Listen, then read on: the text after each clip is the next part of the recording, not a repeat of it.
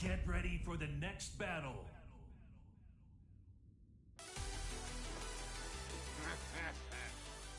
Round one. Fight.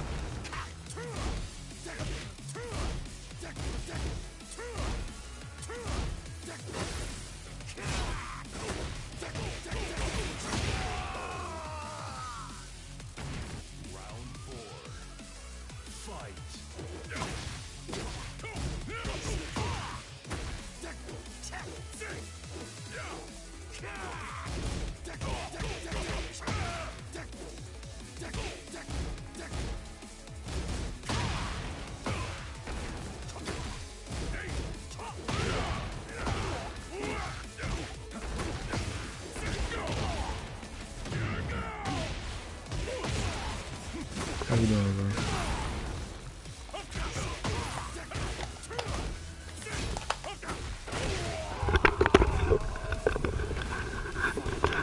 Chiller. I tried to start a stream earlier, but it did not work.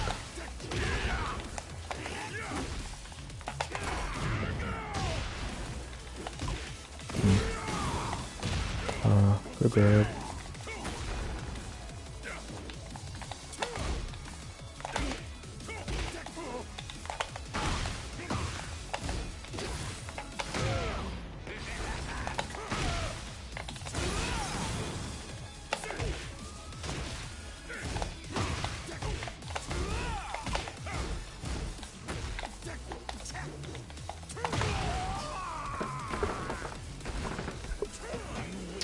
That's good to hear, man. I tried to start a stream earlier, but I think there was a bug going on with my channel. Happy I at least got it going. I wanted to drop that video today, but I got set back, so I felt I should at least stream.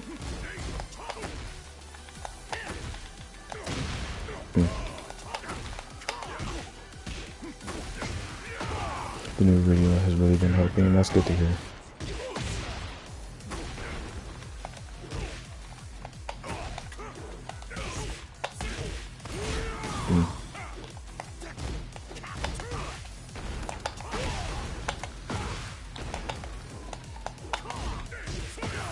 Facts.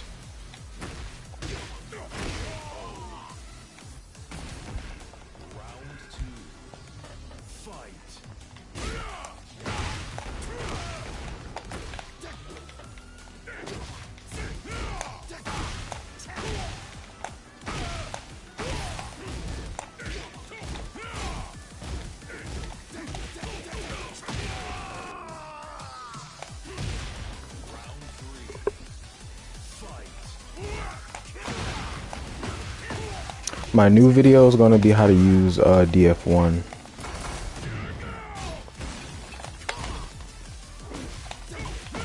Nice.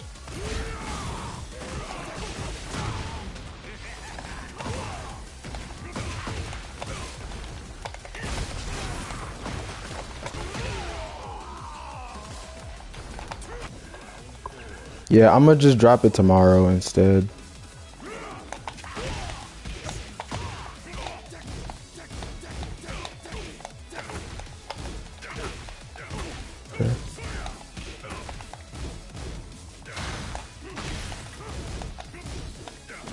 Oh, that was such a good duck.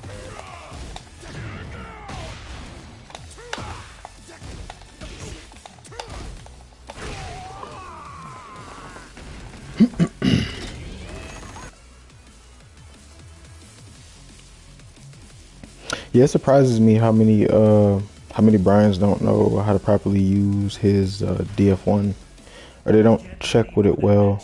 Like, they use it, but they don't really know what they're doing. Excuse me. And I feel like it's one of his strongest. It's one of his strongest mid checks. Actually, no. I think I'd actually go as far as say as far as poking. I think it is his strongest mid check that he has. As far as being something in frame. It's like obviously you got 3+4, but you can't really use 3+4 as a check all the time. Yeah, you're not supposed to just throw it out mindlessly. You're supposed to use it like when you have frame advantage, or like in particular reads where people are gonna duck, so that you can get away with more lows. It's a tool you use to condition with respect, because essentially, like, if you hit someone with 2 DF1s, it's like a combo. You see how much health he just lost?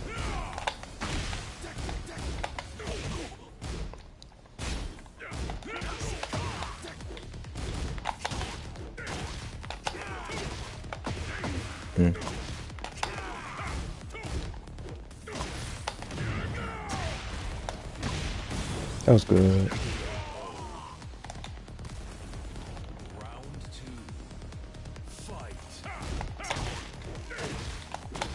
Nice. I shouldn't have taunted right there. Okay.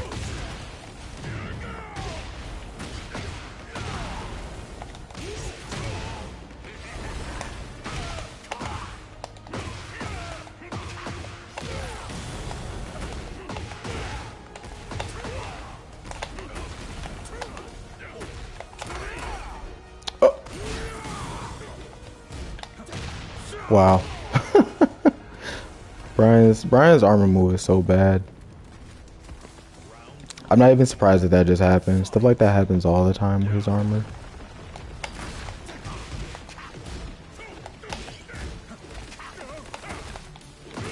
Nice.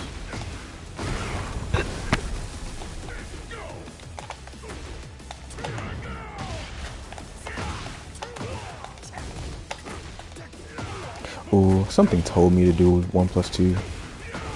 I know I should do 1+2. Normally when people get hit with 1, 2, 3, that's their response. Yeah, I didn't have to lose that.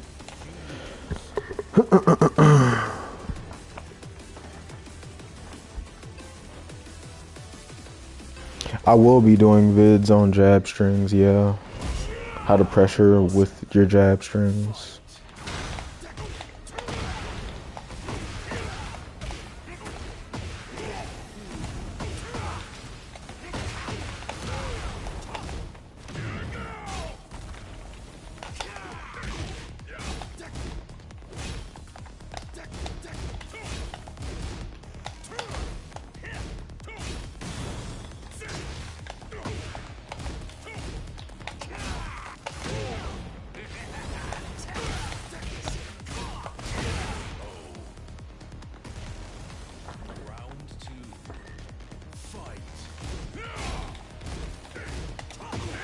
Oh, it crushes. That's why he's doing it. That's cool. -9 DF2.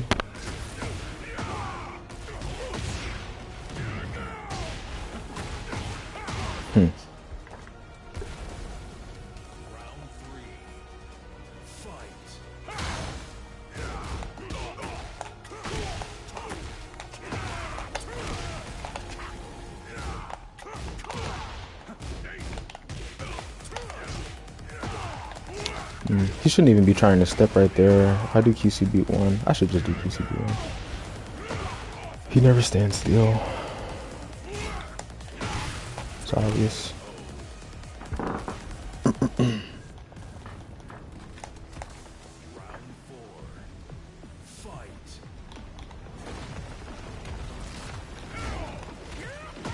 Yeah.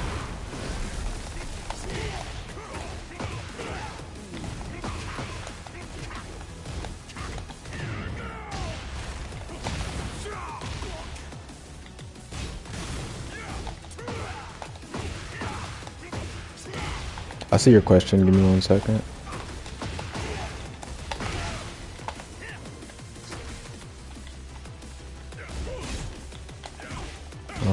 I'm just delaying my option too much. That's all.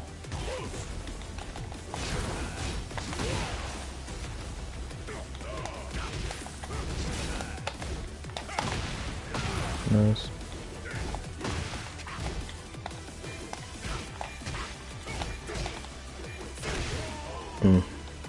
Good job, enforcement. I should have stepped in and did DF1. Oh.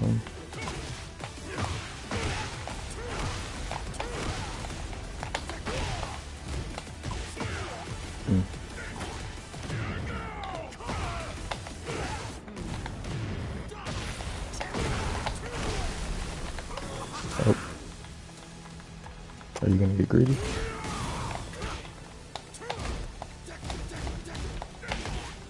Nice. Nice. Oh, I didn't break it. Fuck.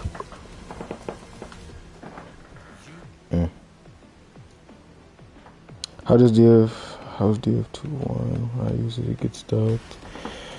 Down forward 2, you don't. Down forward 2-1, you don't really just throw it out like this. You play off of the threat of the mid counter hit launcher and occasionally throw out the DF 2-1 because they're expecting the 3. That's how you need to use that. If they're ducking your DF 2-1, it's because you're doing the high extension too often. They shouldn't even be really looking for it.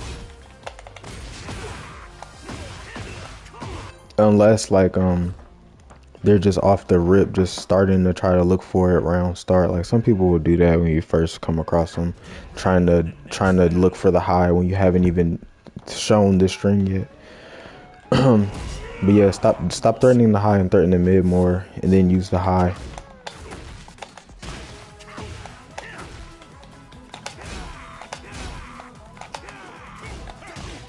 Nice.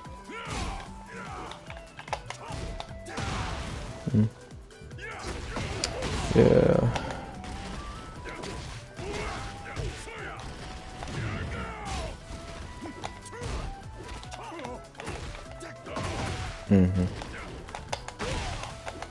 Yeah. You never stand still.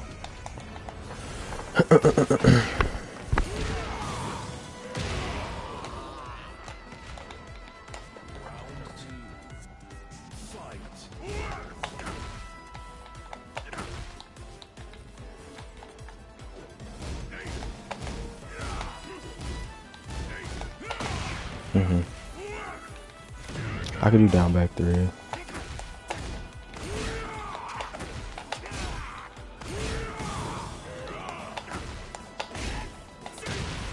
There.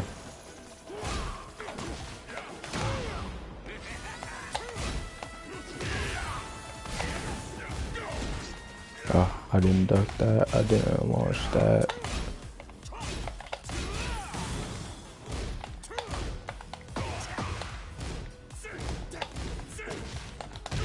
Yeah, like right there, I know he's not gonna take his frames.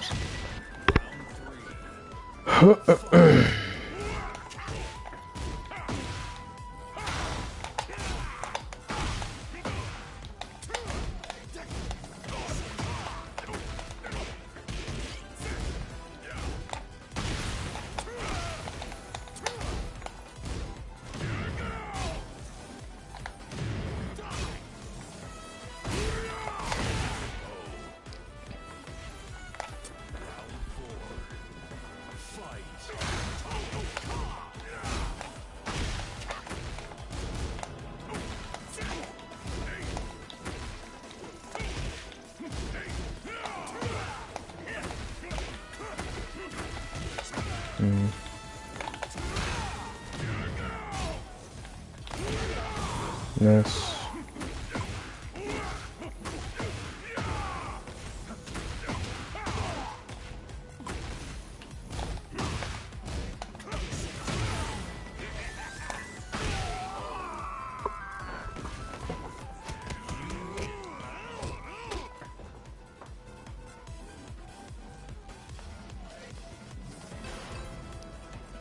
I don't think that I'm going to cover DF2.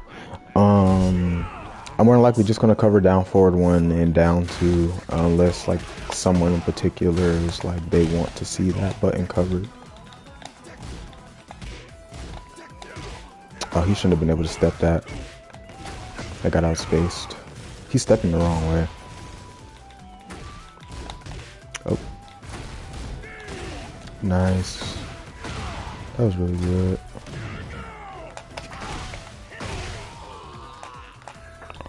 That's my bad.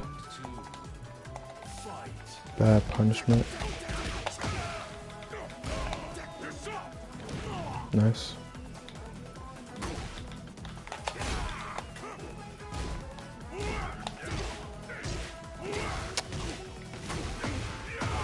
Okay. I just need to keep checking him off of it. I thought that he'd learn by now to stop doing stuff off of it.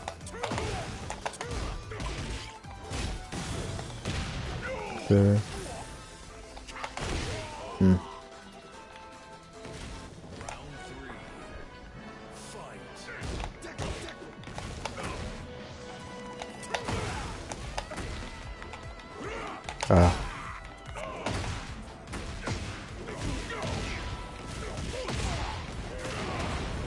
Also getting parried in the middle of down for at once. No, it's just because some people have have options of dealing with it. Yeah, that's fine. He really trusts that scissors kick. Yeah, that was obvious. I'm just not ducking the obvious lows. No, just some people will react to the extensions in parry because they don't want to deal with the mind game. Like Jins, some Pauls. Anyone that has a punch parry will just do it. It's not about your timing. It's just about the fact that you're doing it. They're going to do that. That's fine.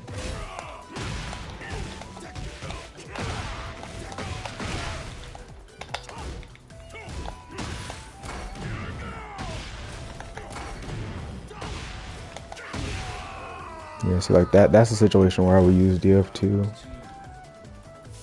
You can also check with DF2 like when they're like -4 and like force a mind game off of it. That was supposed to be down 2 because I know he's gonna step that way. I should do while standing 3 because he's not learning.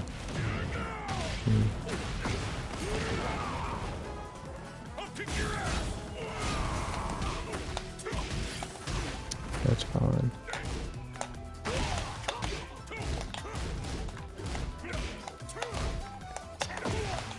Yeah.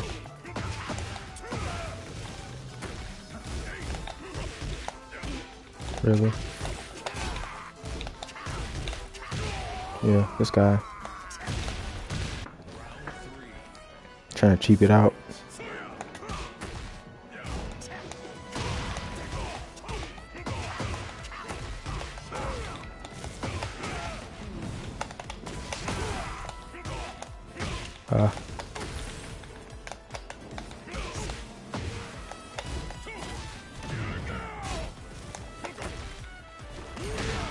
Oh my god, I should not have been hit. Look at all that damage.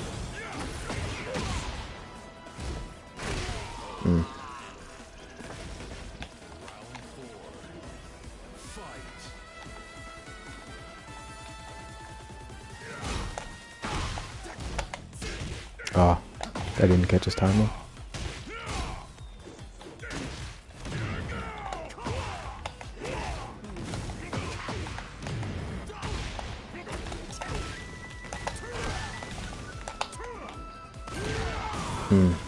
That time I actually did duck. I don't know why he would do that.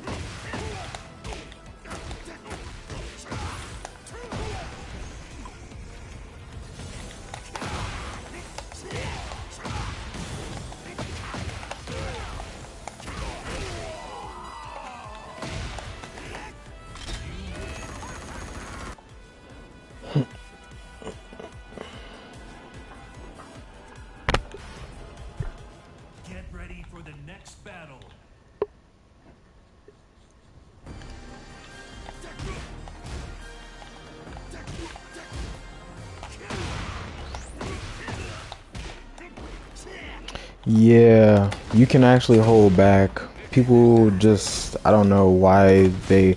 There's a couple of things that you can get out of that people surprisingly don't know. Like that unblockable setup with Asuka, where she does the spinning kick.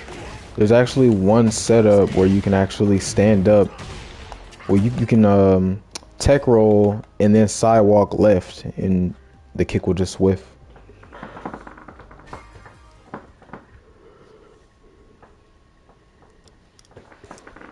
Get ready for the next battle. I guess this is going to be the only person that I fight for the next 3,000 matches. Jesus. That's what it's been like in the high ranks, honestly, bro. Just matching with the same person.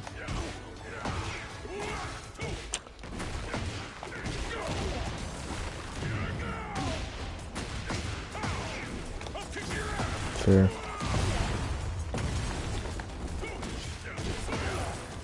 Yoshi's unblockable? No. That's like the one setup that you actually have to take, and it's like really bullshit.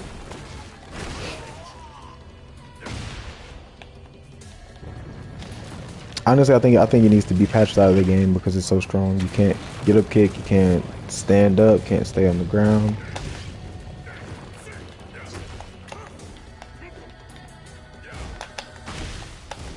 Oh, that was down 4.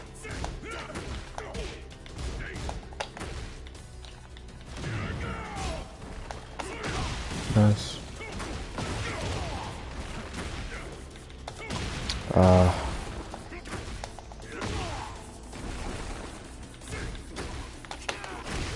Yeah, he always tries to cheap it out in the end. It whiffed. Yeah, down back 3 is really strong, yes. I tried to do 1, 2, 4.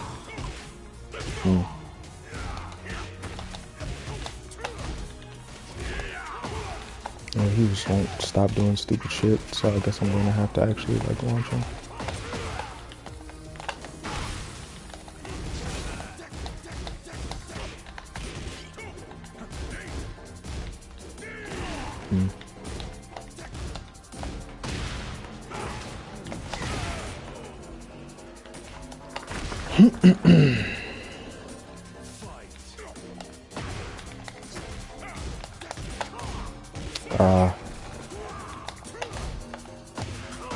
Okay.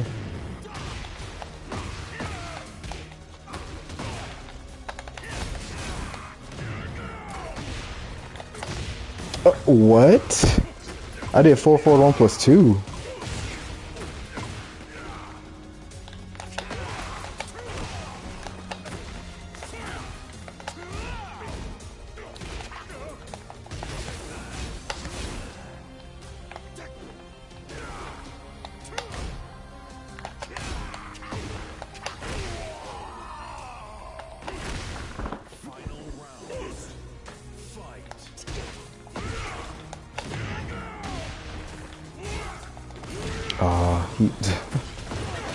That's my bad.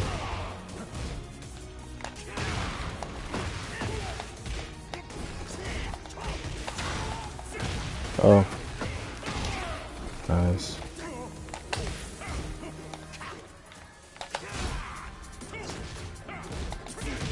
Yeah, you're right, bro. You're right.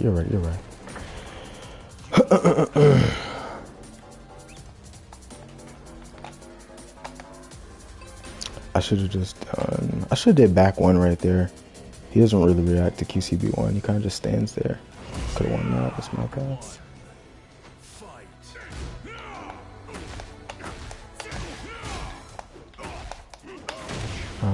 Nice. Are you gonna try and charge something?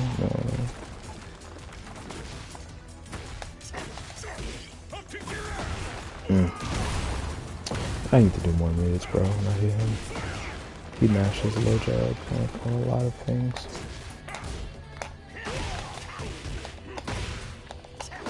Yeah, thirsty as fuck.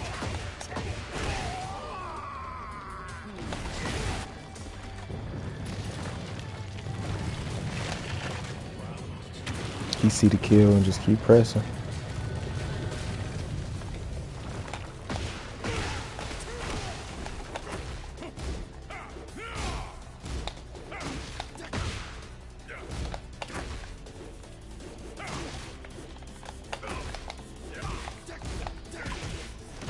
Wow.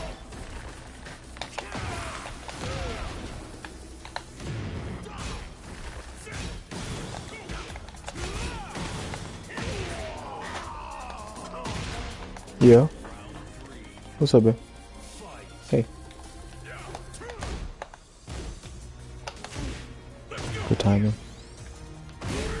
Not too good.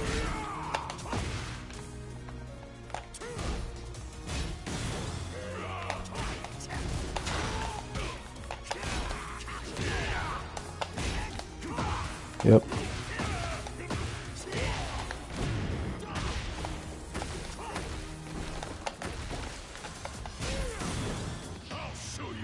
Thirsty.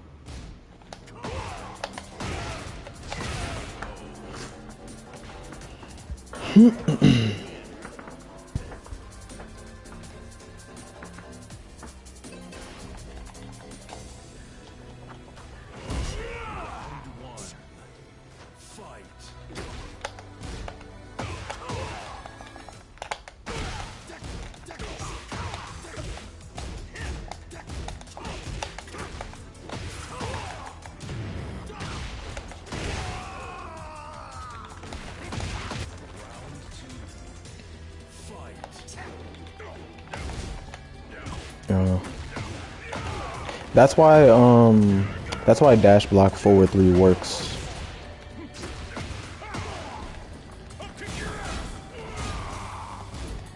Oh, I didn't get my 2-3.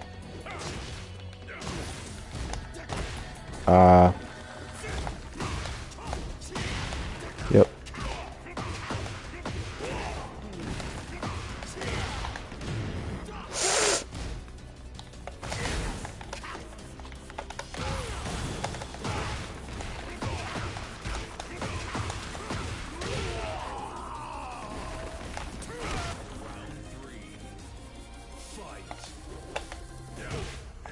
Wow, he stepped.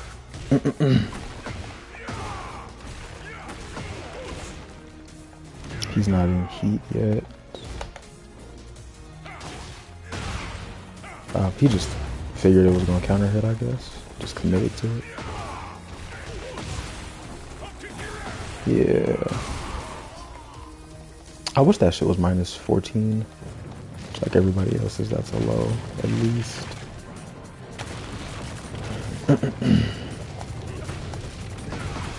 Oh. Yeah.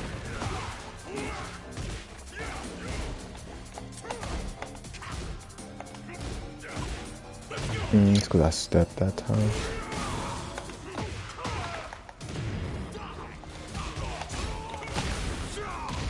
Good choice.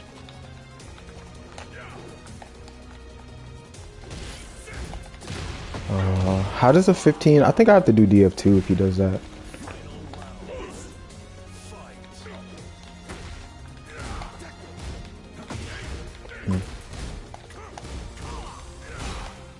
Oh my god. These miss inputs are killing me.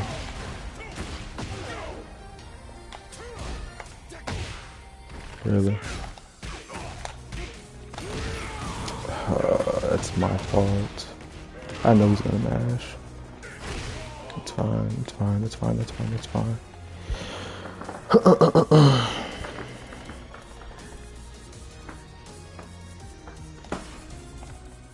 Get ready for the next battle.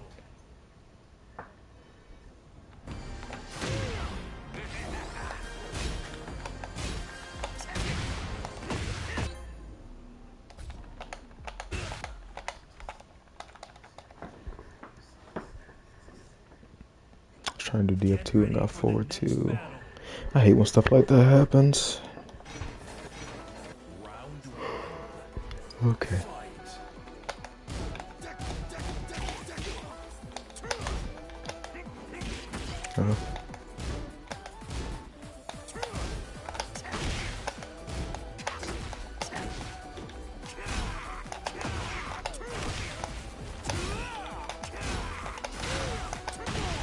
Yeah.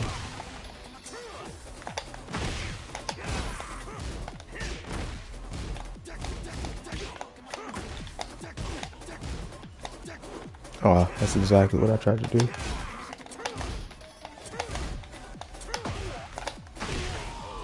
Okay.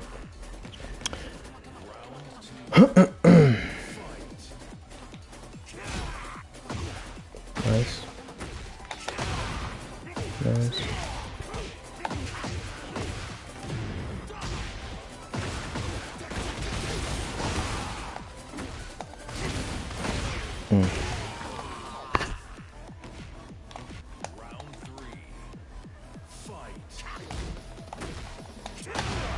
Oh, okay. I'm gonna have to use a lot more forward threes against this player.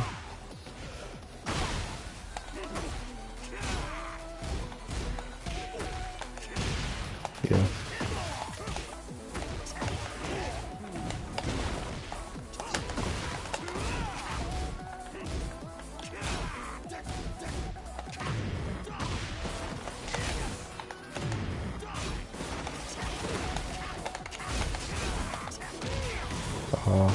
That does happen. Mm-hmm.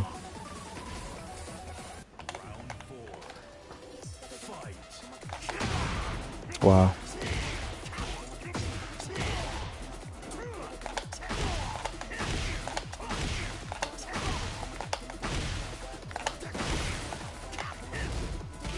Just sit there and die to the mids, huh?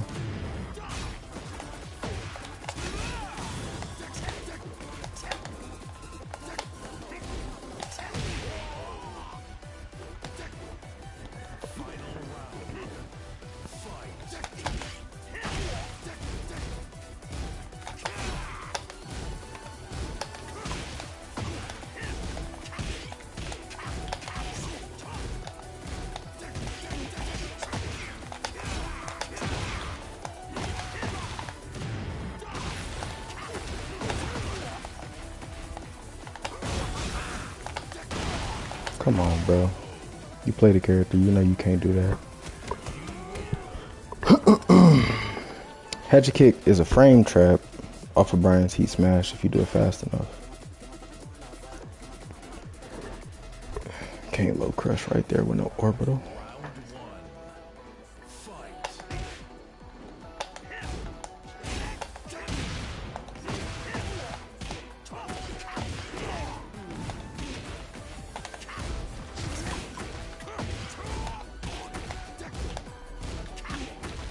Nice.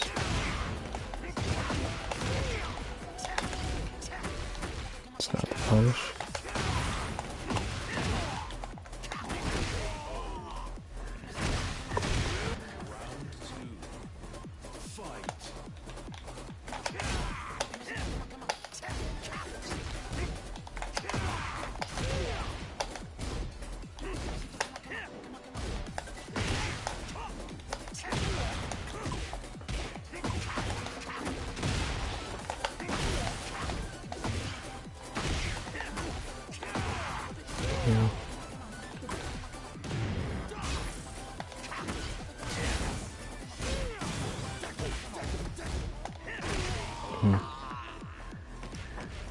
Next time he does down for a one string, I'm just gonna do back one.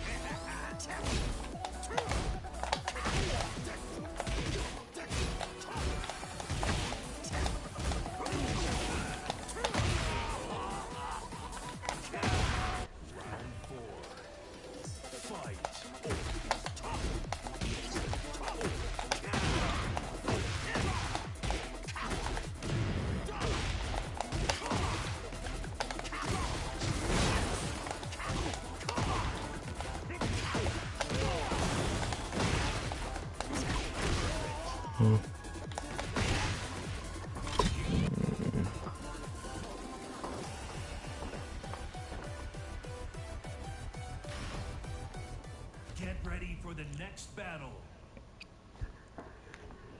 I respect his style of Bryan, but it's not gonna work in this game well against people that just don't care.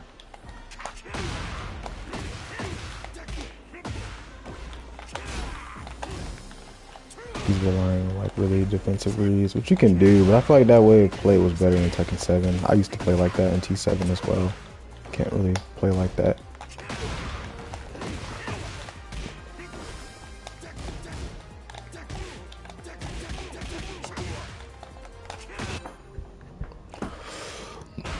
Excuse me, against someone that's going just 50-50 you, that style of Bryan is not super strong. Maybe he'll be more aggressive this time around. Let's see. I hate Bryan matchups. I mean, Bryan mirrors, by the way. Nice.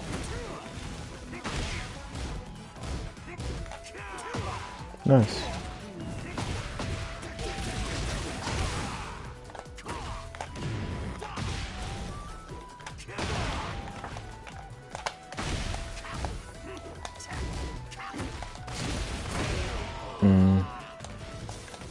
I had to read that he was gonna mash on that down 2 as well. I should just did down 2-3.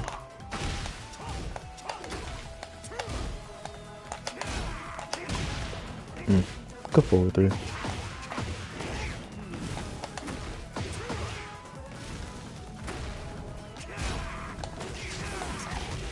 Okay. What?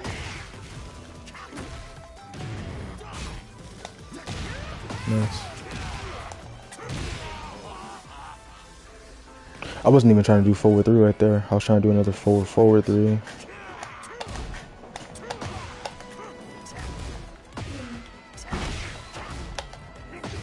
Nice. Nice. Okay. I shouldn't have traded. But nice.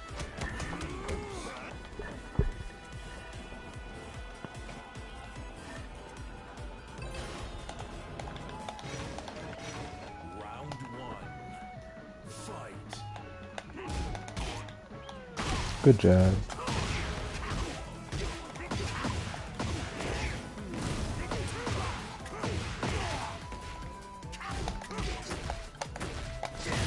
I see.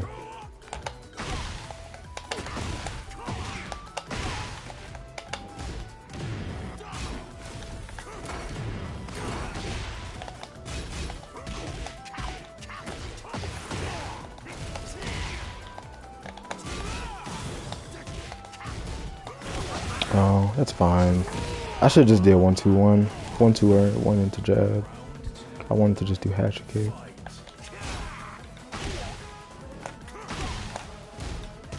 Good.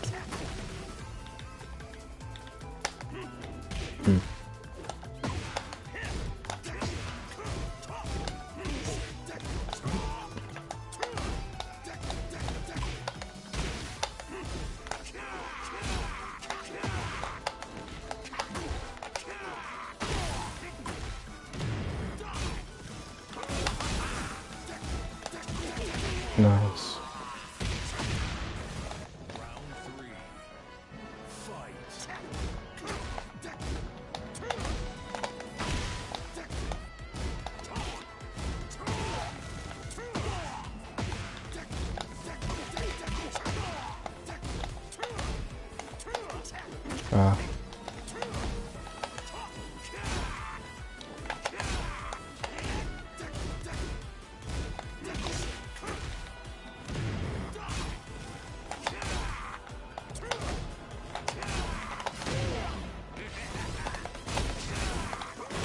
I should just do a jab.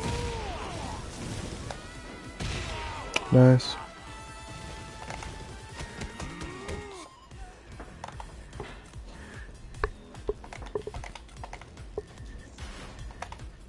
Get ready for the next battle.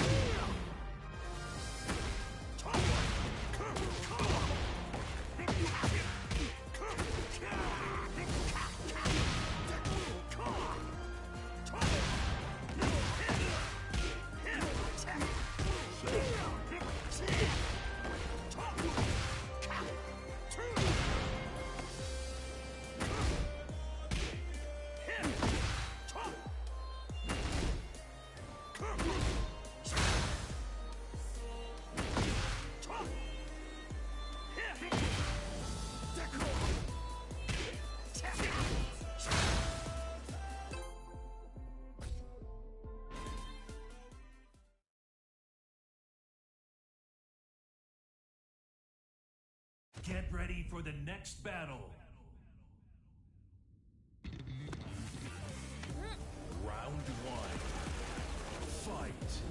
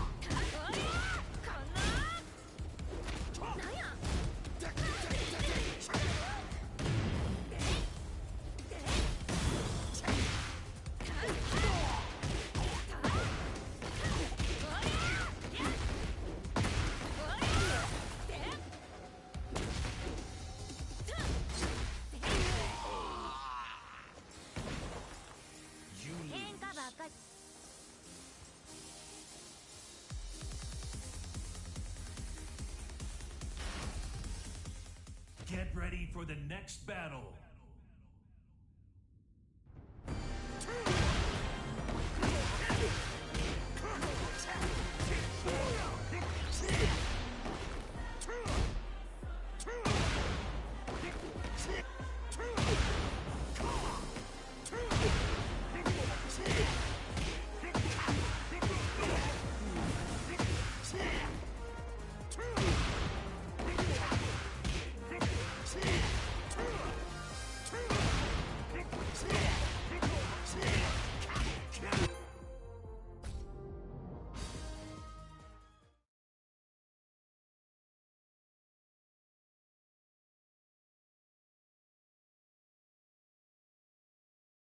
Get ready for the next battle.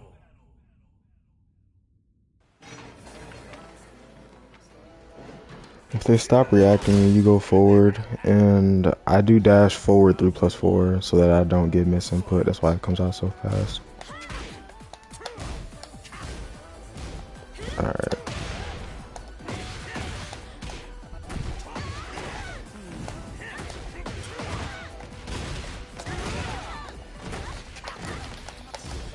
Yeah, I thought he would eat one more.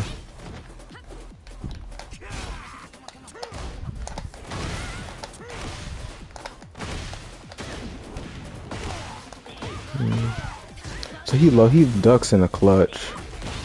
That's what he does. Wow, dog.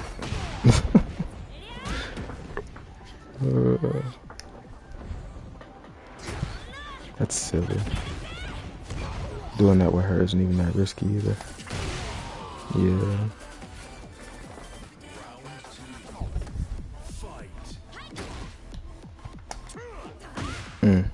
Okay. That's why I think it's better to back one off of mind games, like in particular pokes, because people like this are just gonna sit there. Yeah, I should have checked him. That's okay. I'll be slow.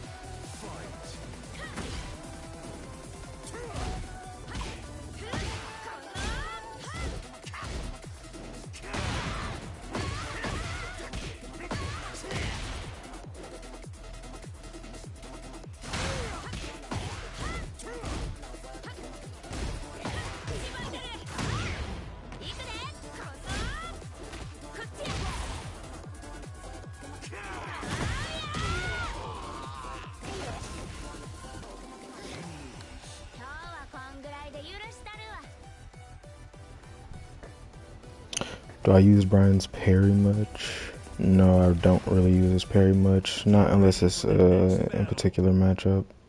1v1. What region are you?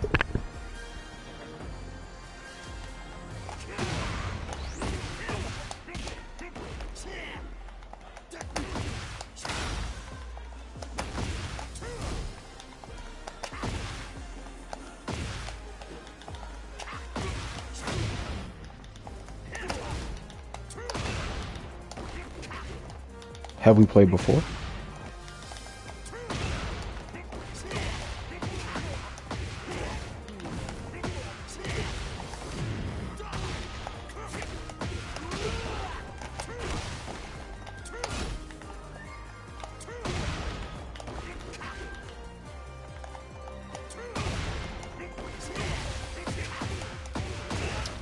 Yeah, give me a little bit. I'm gonna play a couple more ranked matches and then we can.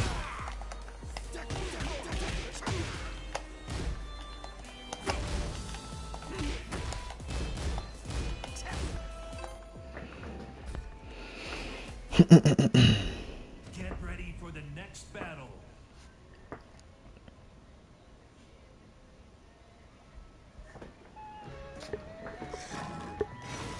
Round one. Fight.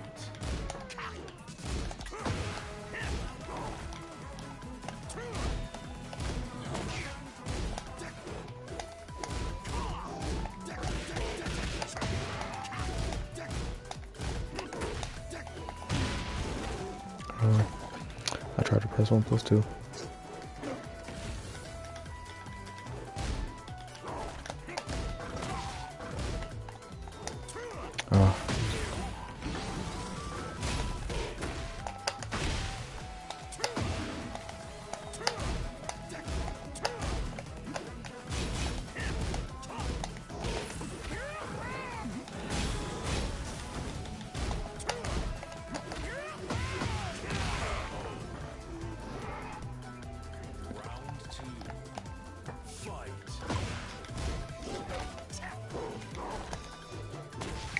I see.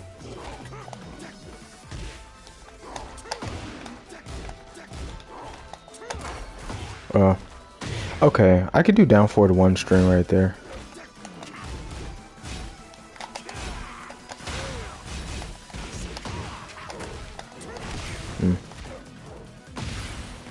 I thought he'd respect.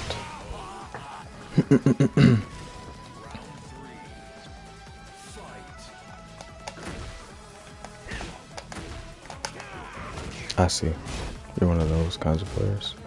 That's fine. Nice. That was a good 4+2 check. He went for the other one. I stood up.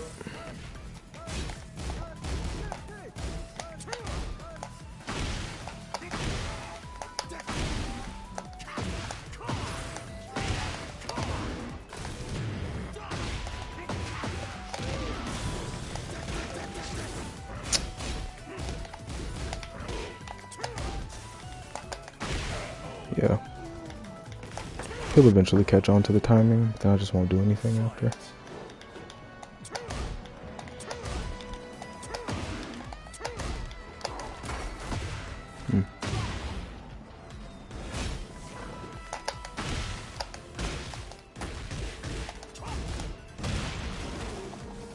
Oh, that's his thing. Okay.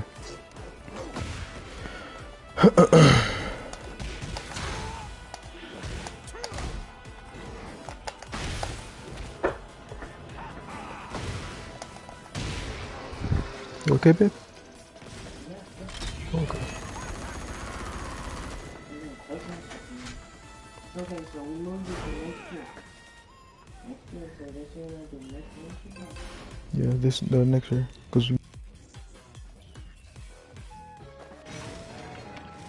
Round one. Fight.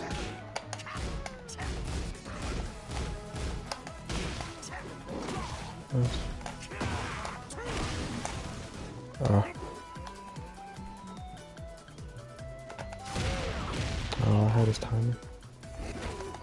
Oh, he's just gonna grab me. Oh, thought I was still in the tackle.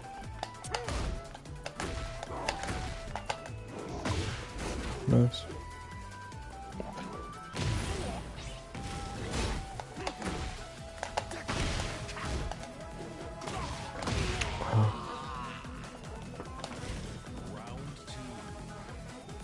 I'm gonna threaten DF1 string a lot more.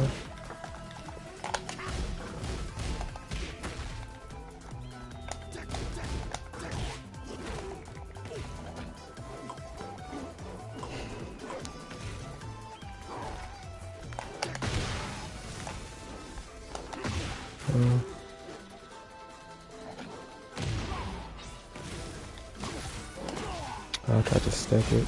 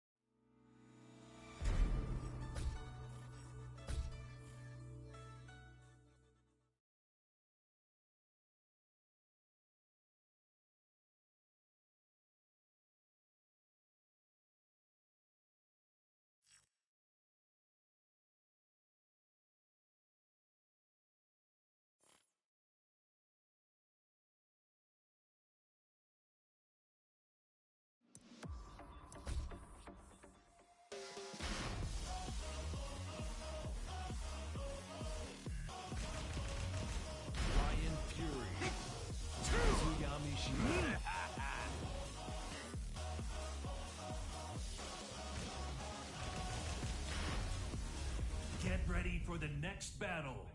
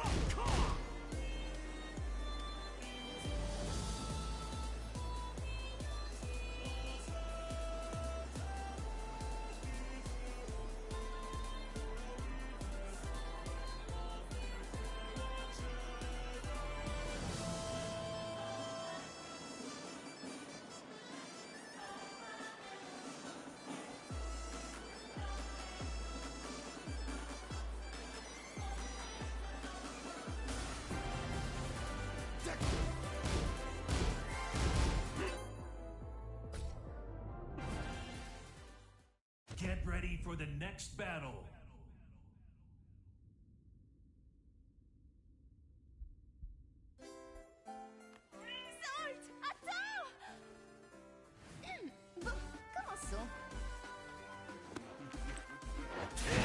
Round one. Fight.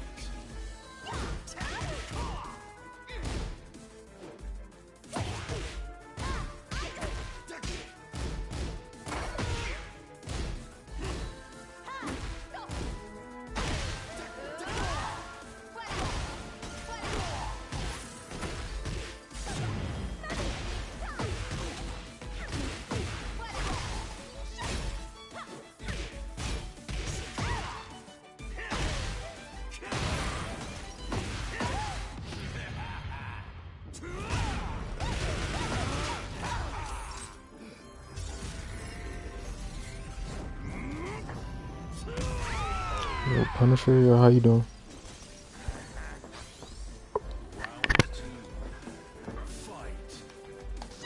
Oh, watch out the jab.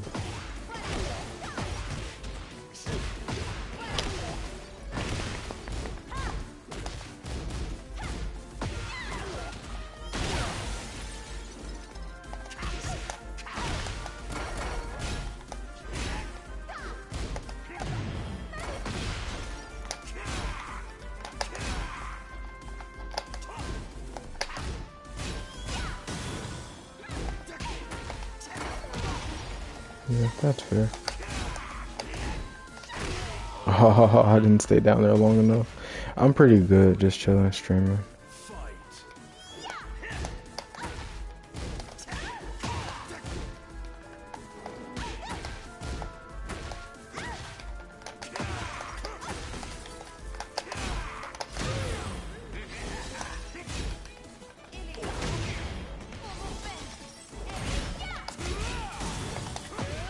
If I lose, you snitching? I think it's pretty out there already if I'm losing.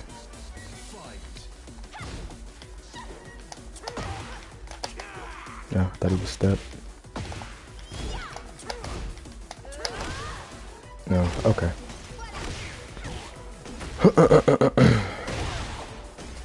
I just didn't do my option fast enough. How you doing though, Dante?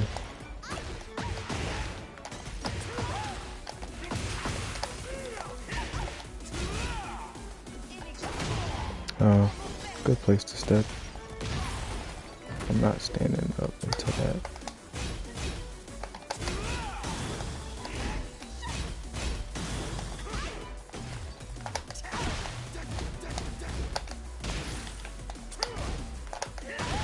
Yeah.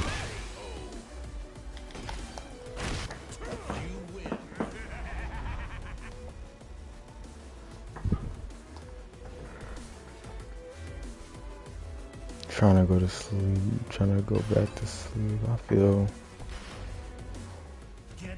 I got a couple days off, so I'm probably stream today. I got a video going up tomorrow. Bruh.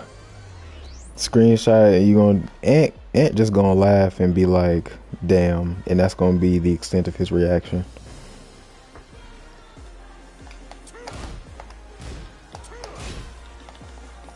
Alright, what's your name? Christopher Lemons. That's what your name is. I'm gonna play one more and then we can run some games.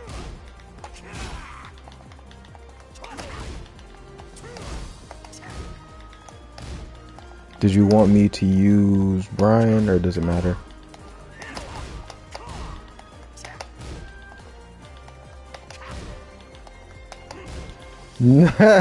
You right, you tried to inspire me to win. I appreciate it.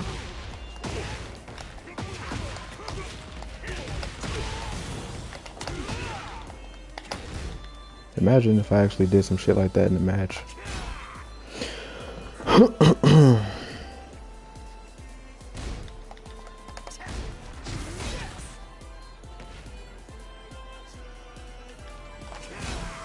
But Christopher, you still in you still in chat?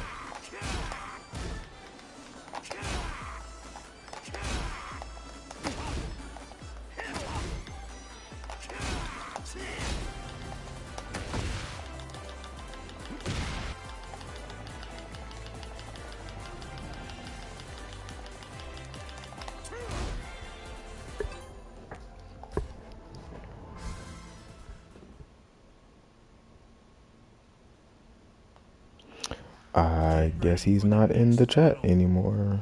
Hmm. Round one. Fight. Nice.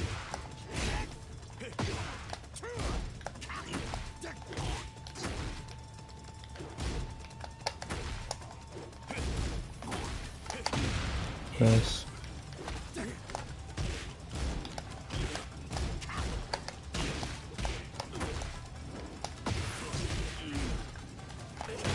Oh, okay. There's a lot of crushing in there.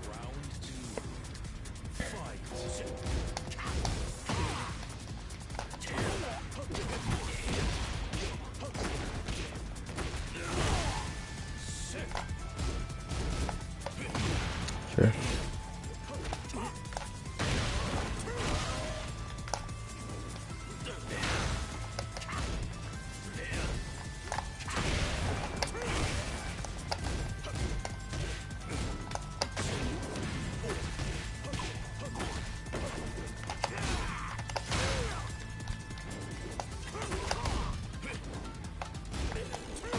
Game reviews? I can do that.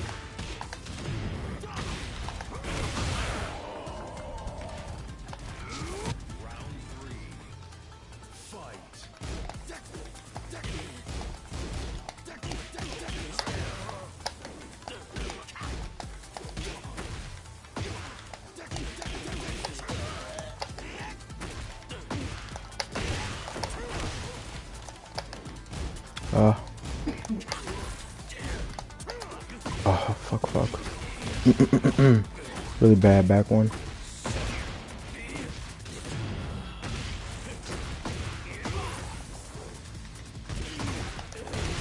Yeah, it's the second time he's done that. Okay.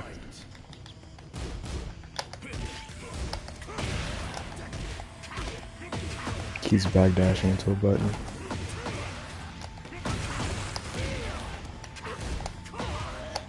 I'll do that.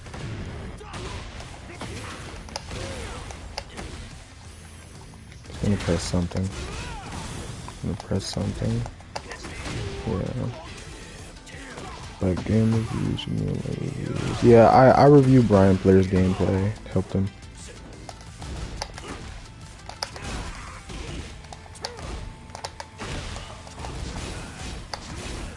No mash.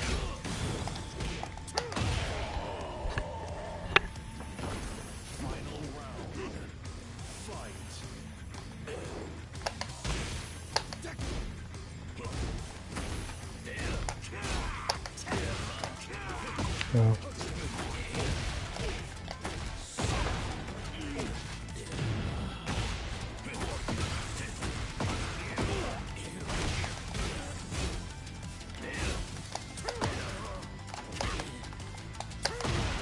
Yeah.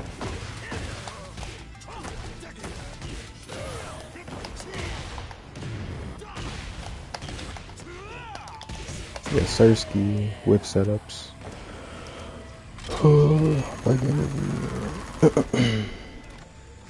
You know, I review y'all gameplay basically. I haven't done it in a long time because I don't stream that often anymore. But yeah, I don't mind. I could review your gameplay. I was trying to give this guy Christopher a chance to play, but I guess he left. He dipped.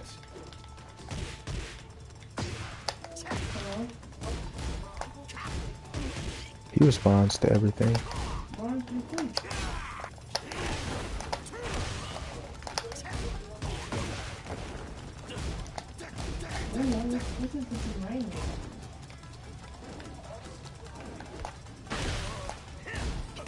Nice.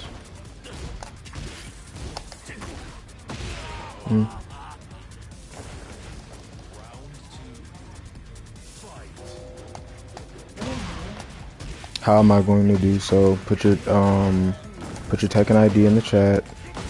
Search it up, and I'll review your gameplay live.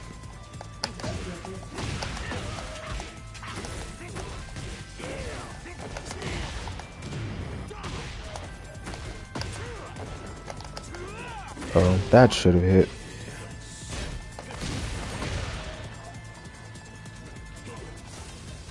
I want to go, but I really want to go. But I don't have my ID. Well, I have it right now. And I still live in Milwaukee. So. Round 3. Fight.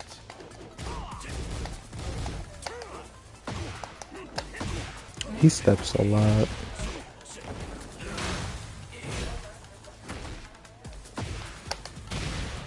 Yeah, I'm gonna just dash in the forward 3.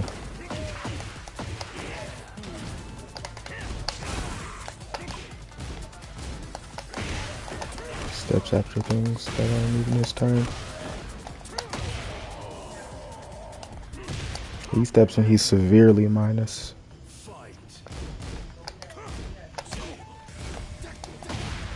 That's fine.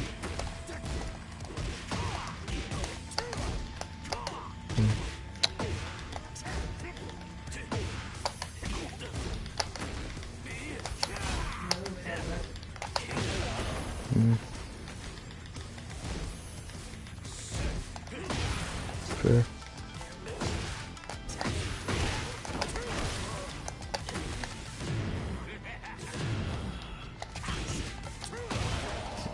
Yeah.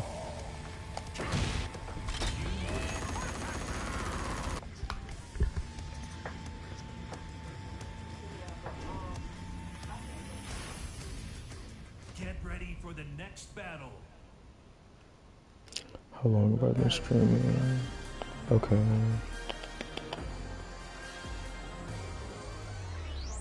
Okay, I'm gonna play one actual final game, and then I will do some reviews, and then I'm gonna end stream.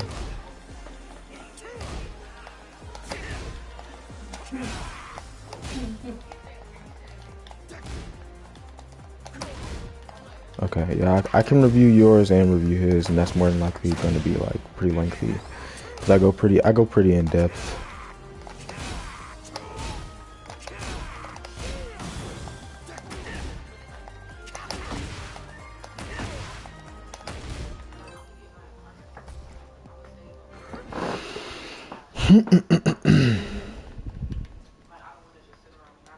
Get ready for the next battle. Steve. Round 1. Fight.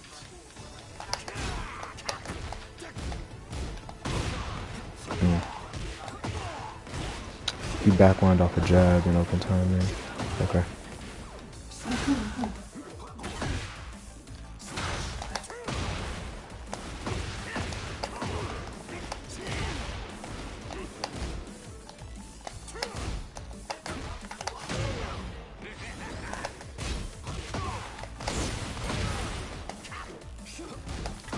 Oh, good. That was good.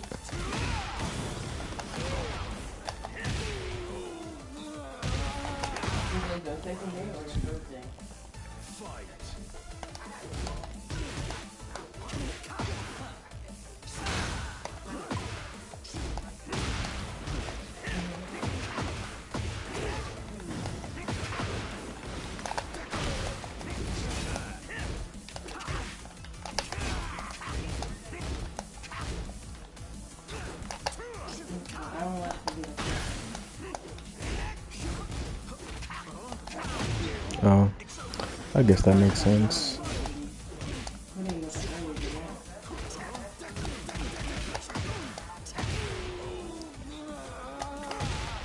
So I DF one is such a goated button that does all that damage, bro.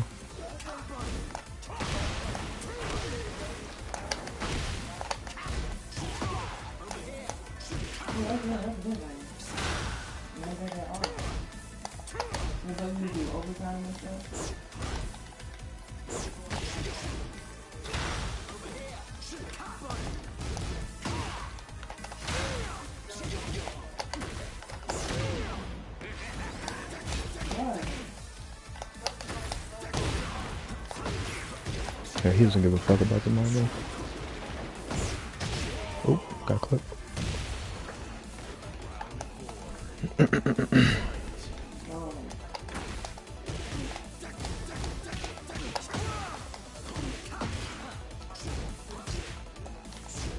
Make sure you take your things one thing at a time.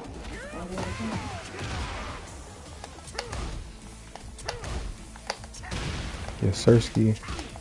I kind of want to make a video on that as well, because I know people don't even understand why that counter hit just occurred right there.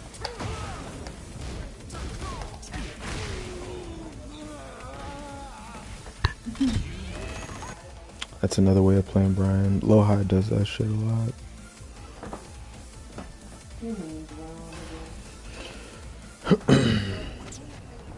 Round one. Fight. Why?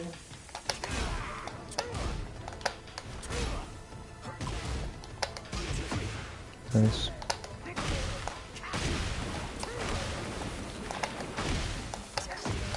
Yeah.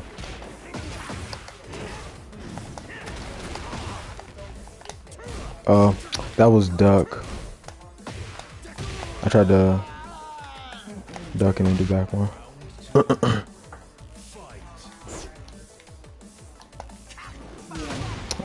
I didn't get my cancel. I used to bait people with that in T7 all the time.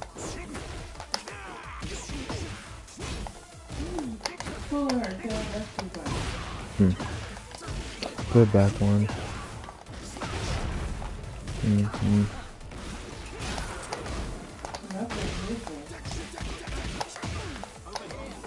Nice.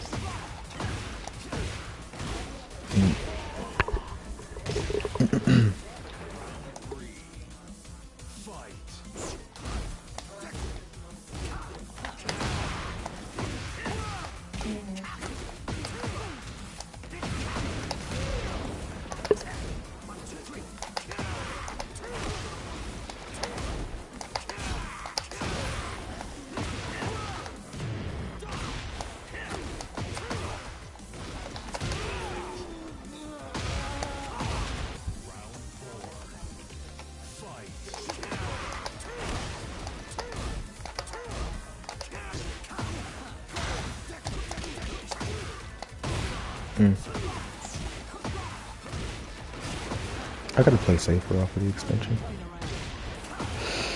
I'm trying to read him swing. Yeah.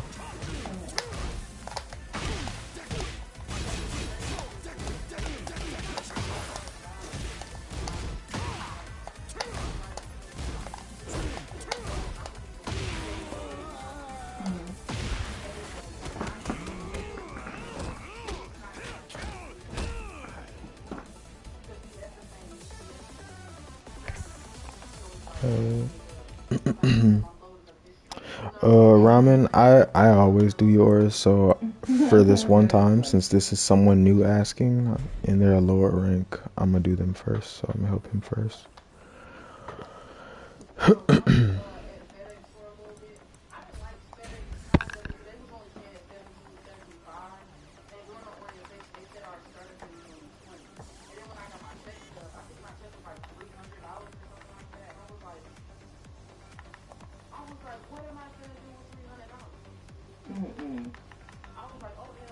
You doing all that work for 300?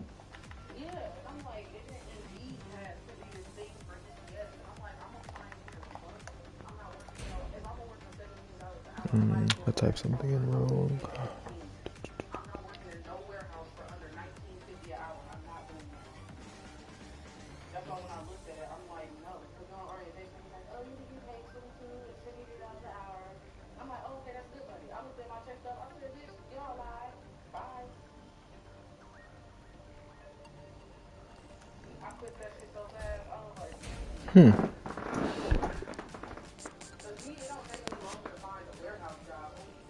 Taunt back 4-4, 2-1-2, 3-2 for wall breaks. I think that makes no sense to do, to be honest, because when you do forward 2-1-2, all those first 3 hits is still hitting them, technically unscaling them, unscaled.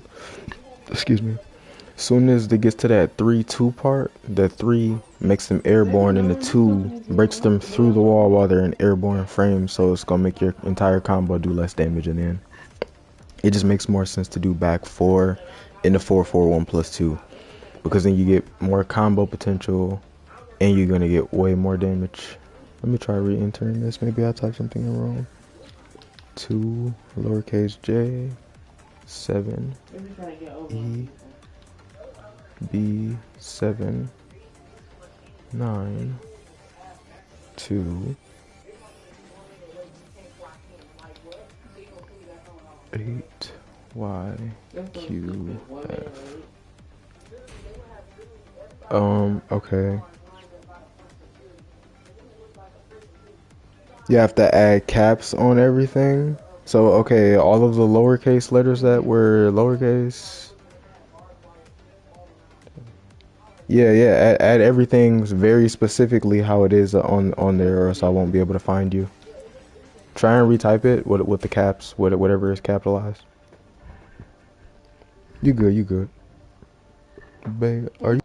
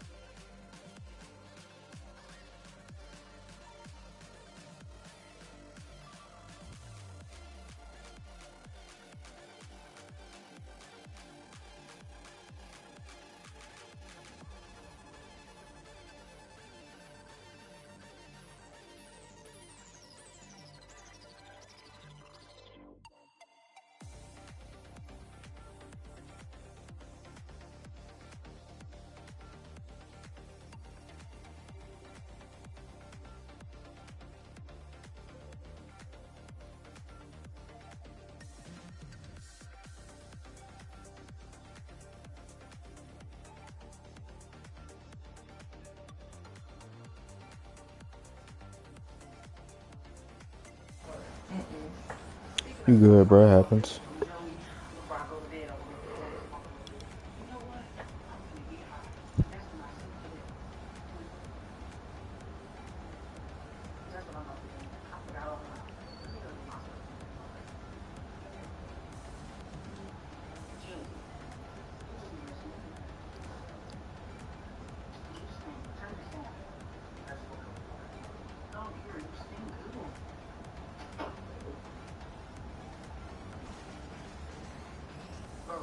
Okay, there we go.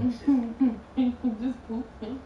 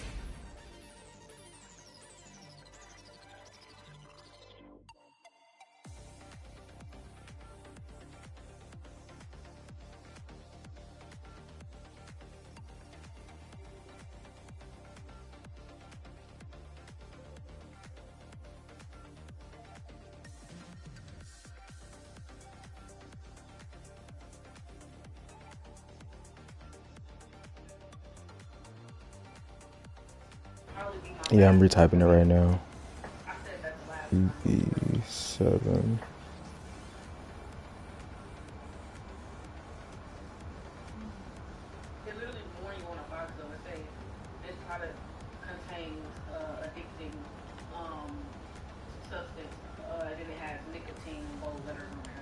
Mm-hmm.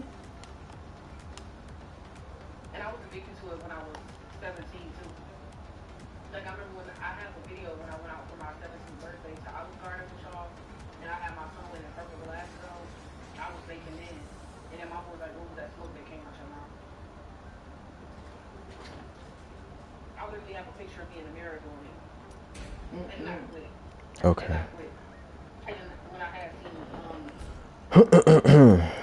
Okay, so we're definitely gonna look at this. I'm gonna look at one game where you did bad and one game where you did good. Not everyone knows the Heihachi matchup at the moment. Kazuya matchup is really annoying. I think I might look at this one. And I want to look at this one. Because this is kind of an annoying matchup because Leah has faster counter hits than you. And they're better on whiff. Stronger keep out. But you got stronger pressure tools. Everybody's different. What else is in here? We fought against a drag.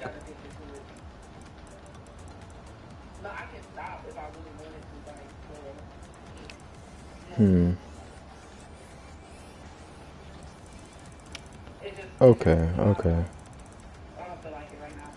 Just do it when you feel the time is right. Don't rush it. I'm gonna do it when my chest start hurting from it. No, don't do that. Because then I'll know shit enough. That's like the worst time to even do it. I'm gonna look at these. Let me see what you did. Yeah, I missed the timer again. It's 7:31. I gotta wait till 8:30 to go to sleep. Get ready for the next battle. I don't know. Maybe if I smoke a little bit of that stuff, I'll fall asleep.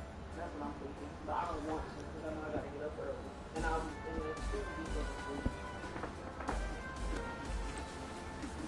Round one. Fight. A little bit of a slow input. Happens. Nice.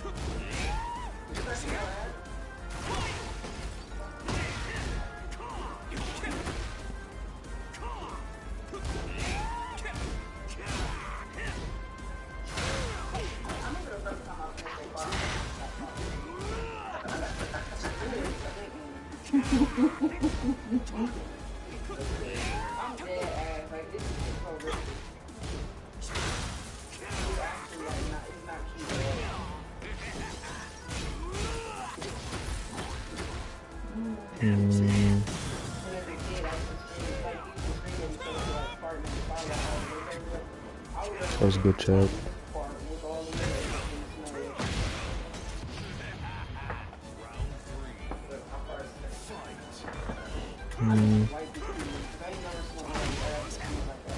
Good jab check.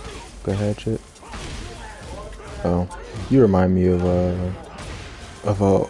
someone. I know someone that would do that same thing. Nice 3+4 too.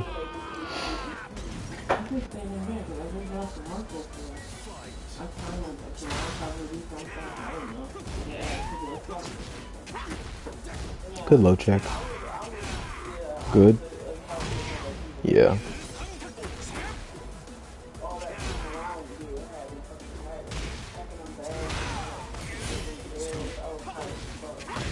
Good ass 3+4. That was so good.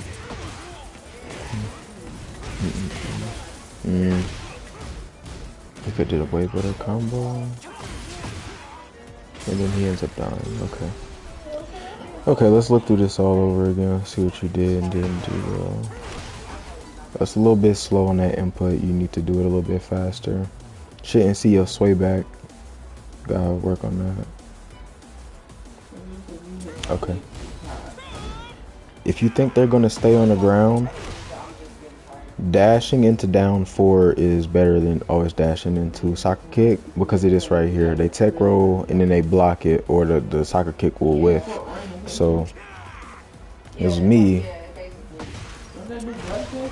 I would have just dashed into down 4 I changed my timing and just kind of dash into down 4. Because if you do QCB4 on immediate timing like that, see, it whiffs. If you do down 4 on immediate timing like that, it whiffs as well. But when you're doing down 4 and QCB4, it forces kind of a mix-up that hits grounded. It's better than just having one option, and if that one option didn't work, you know, being punished for it because it's a mid.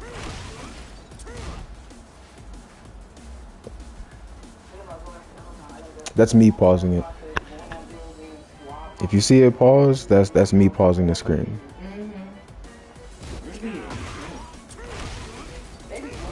So yeah, he didn't punish you for it, so it was okay. This was a good 3+4. Took your frames, but I'm noticing you like this sequence right here, right? I see you like to do this sequence right here, 3+4, and then you dash into QCF 1+2. That's okay, but he gonna check you for it later. You gotta kind of switch up the way that you play off that button. I see what you was doing right here as well. If you're trying to enforce a taunt right here, you gotta let him run longer. Or what you can do, you can kind of dash. You kind of dash and then try to threaten the taunt. But normally when you taunt dash and their backs to the wall, best thing for you to do is just 3+4 2, back 1 for mix up, or just do hatch kick. If you don't want to go for a hatch kick, then go for a down 4. But it's either back 1, 3+4 2. You can also do Neo Incinerator. Right, try to hit confirm it. But that +17 is, you gotta use that better. So you try to go for taunt jet upper. This is completely unnecessary. You don't really need taunt jet upper. You just need taunt back 4. This situation right here should not be letting him just throw this out. He can't really do anything off of it. It's minus, so you can check him with a low here. You could do a homing move like a 1+2. And what that does is it baits him into doing the armor, and then you can just like step and duck the armor. Like step duck beats most options after down 3 and back 4 into Hitman. Yeah, caught your time, man. That happens. It's because you wanna. So I see it. That's what you did. You like to sway. You like to sway. This is not a character when you want to sway in, because he got mid counter hit launchers. Only characters you really want to be swaying against is characters that got threatening highs, like Electric or Steve back 1. It's not a character you want to sway against.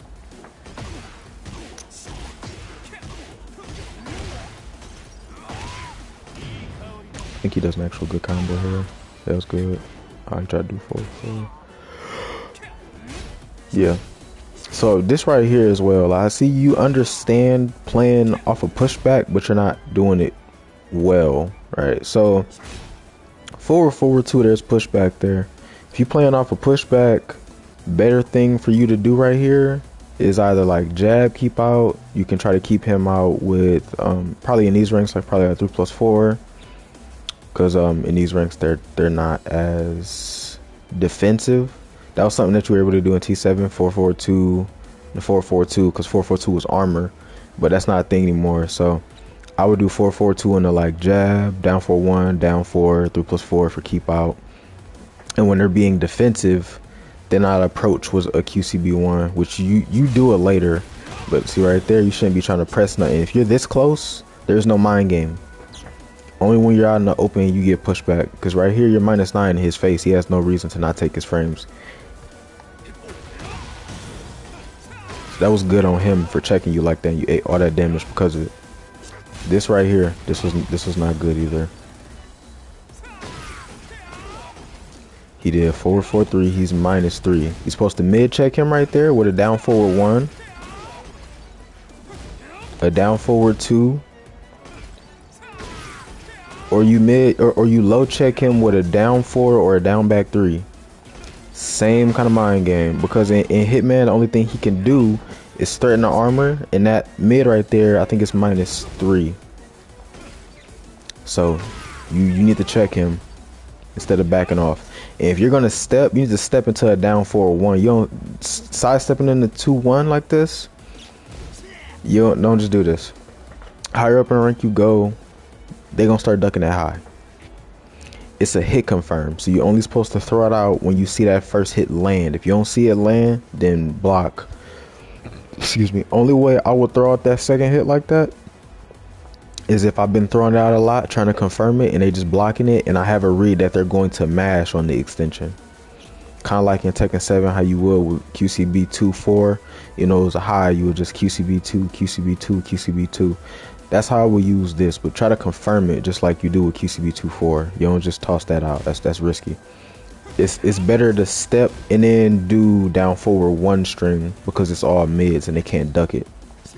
Safer, even though the extensions are punishable, but since so many extensions, they won't always punish. Right here, you should have punished. It should have been a 4-3 or 1-4. Should have been something. Okay, he ducked it. Then punish again. And that kind of stuff adds up. Right here, you already used your tornado. I think if you wanted to say this, you probably could have like maybe heat burst. But I would honestly wouldn't even try and do that in this situation. I feel like in this situation, it's just better to try and set up a taunt. Cause they just, the way that they fall, or you see how fast he falls to the ground, he would tech roll right into a taunt. If you're not good at doing taunt, you need to realize this side wall right here and try to dash in and do a mix up. But don't try to save it. If you're gonna try to save it, probably like do like a low poke or something fast that might hit grounded, but you know it has fast recovery.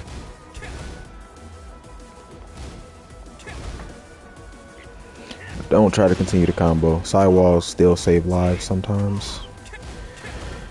Again, I don't know why you are throwing out jet upper so often. He is how minus right here. Let's see.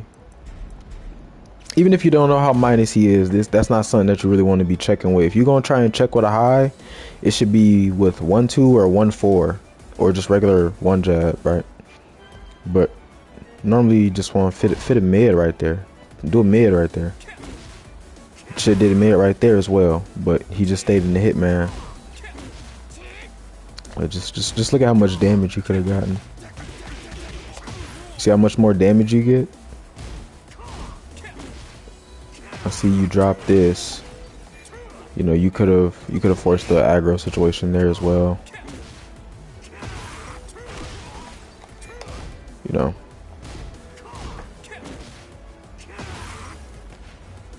I don't know what you were trying to do right here.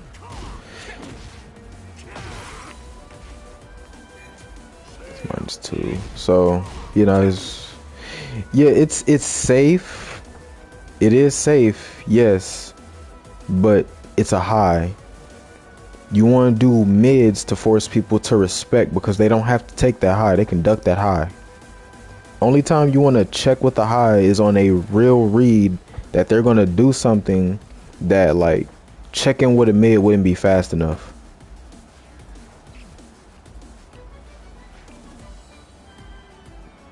You don't know how to confirm DF1? Or you don't know how to mid check properly? Which one are you saying you don't know how to do?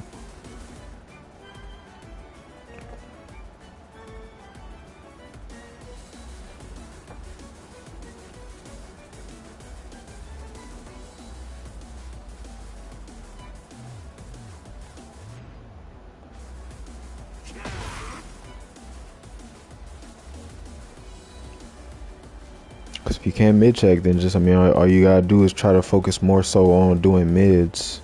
And whenever you know it's your turn, just do a mid. Mid or low. Yeah. Just mid checking is as simple as when you have frame advantage doing a mid. That's mid checking. That's all it is to it. You can do jab and a down forward too. That's a mid. That's mid checking. What's up, man?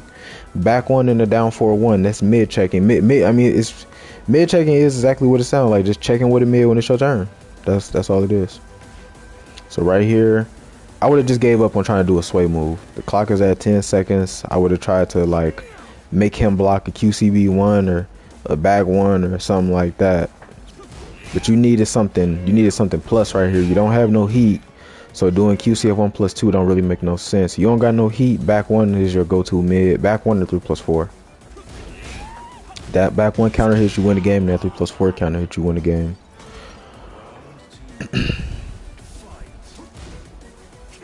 So I see what you're doing right there. I used to do something similar. What's up, so-called in Tekken 7 with the pushback of forward 4. I would do forward 4 and a forward 4 back when it was still a counter hit launcher. But you got to use safer keep out options. If you're trying to play off a whiff like this, just do a jab, you know, or look for a whiff. That's threatening as well, you know, keep out and then looking for a whiff, because it makes them not want to just try to check you. You know, if they start doing slow options to try and check you from doing long range buttons that have pushback, that's when you start doing options like what you just did. Otherwise it's risky, because if you whiff, you die. I don't know why you did this. You're -10. This is where you block at right here. If you wanted to be aggressive here, you should just did the while standing 3 and then took your turn with a mid or a low. Like that. If you wanted to keep your pressure, you could just did a jab. And then kept your pressure going. He fucked up his punish. If you want to do a high from this range, again, you gotta stop with this jet upper. I don't know why you're doing this. It's okay to do it as keep out sometimes. Like I'll do down 4 into jet upper, 3 plus 4 into jet upper. I'll do those things. QCF1 plus 2 into jet upper, but that's on a read when I'm reading that they're gonna approach, because it's a fast keep out option. But if you need to apply pressure, I understand there's a lot of reward off of that jet upper. It's a whole launch. But in this kind of situation right here, look, he backdash. You're far away. You do QCB1 right here if you want to do a high. QCB1 or a jab. You don't commit to something like this, because then he's just going to take his turn again just like he did. I actually got some videos that'll actually be helpful for you though, because you seem like you understand how to be aggressive off of 3 plus 4. But if they're respecting it, you know, you approach with something with some presence, like, you know, do a hatchet kick, do a back 1, you know, make them be like, damn, I have to do something or I'm gonna eat pressure, you know. But if you're just doing 3 plus 4 and then you do QCF1 plus 2 into your pressure right there, you're -9. Now guess what? You're eating pressure again. You continue, if you can continue your pressure unless they're doing something that makes it make sense for you to like end your pressure for information. He's backdashing. He's backdashed every single time that you've done any kind of keep out option that has a pushback, or mid checking option that has pushback. Again, that's not good. You can't be doing that. And then you tried to do another keep out option, but it's not safe. If you're gonna play like this, honestly, I advocate you do something like this. I think that's better. Or something like that, you know. But I would probably just do the 3 plus 4, because like you seem like you want to do mids. You seem like you like 3 plus 4. It's a good button. Only risk about that 3 plus 4 is that if you whiff, you know you're gonna die. So that's why it's good to have options that recover fast, like a jab, or long reaching options that you know won't whiff, like QCB1. So let's look at this. 1, 2, 3 in the back 4. That was good. And I do this sometimes too, even if it doesn't land, because sometimes people react to the keep out, and like sometimes they try to punish and you eat up their option with this 4 forward 2 as a whiff punish. So again, you playing in the dangerous waters right here. Again, you too close to be playing with keep out. He could have did anything that he wanted to right here. I'll show you. You can't do anything right there. It's his turn to mix up. Right? If he wanted to do something right there, he could have. He just doesn't know. He don't know no better.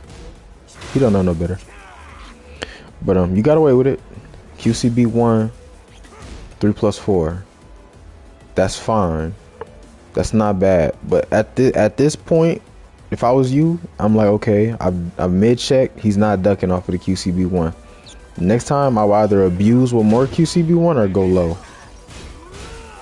We already talked about the mix-up that you need to be doing off of heat dash, so I ain't gotta go over that again. Let me see something. So, if you want a heat dash, right? QCF 1 plus 2 is when you want to do this. QCF 1 plus 2 is your heat dash. Don't do this as a go-to heat dash. Dash in, step, and then do it. I'm trying to see the timing that you did it. Like that. Or down back 1 plus 2. Because that jails. That's mid-high and that jails. They can't duck that high. I don't know why you went for this string. When you heat dash, you either gonna mid check, right, with DF2, down 4-1, or you could check with a low, or you could threaten trying to catch their timing, you know, by taunting or dash blocking into a counter hit launcher, or, you know, a pressure mid or pressure high like a jab. So you didn't punish, but you pushed them back to the wall. Let's see. Excuse me. Oh, okay, it's not punishable. Okay, that was good then. You did right. You backdashed.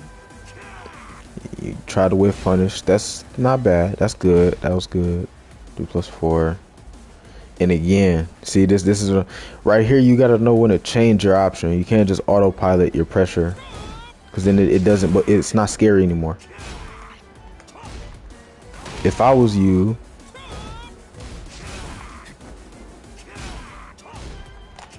that's what I would have done. Or even if you don't want to commit to something like that high, because they could duck and they can launch it, just dash and do down 4, because down 4 keeps them in the same position. They're back still to the wall.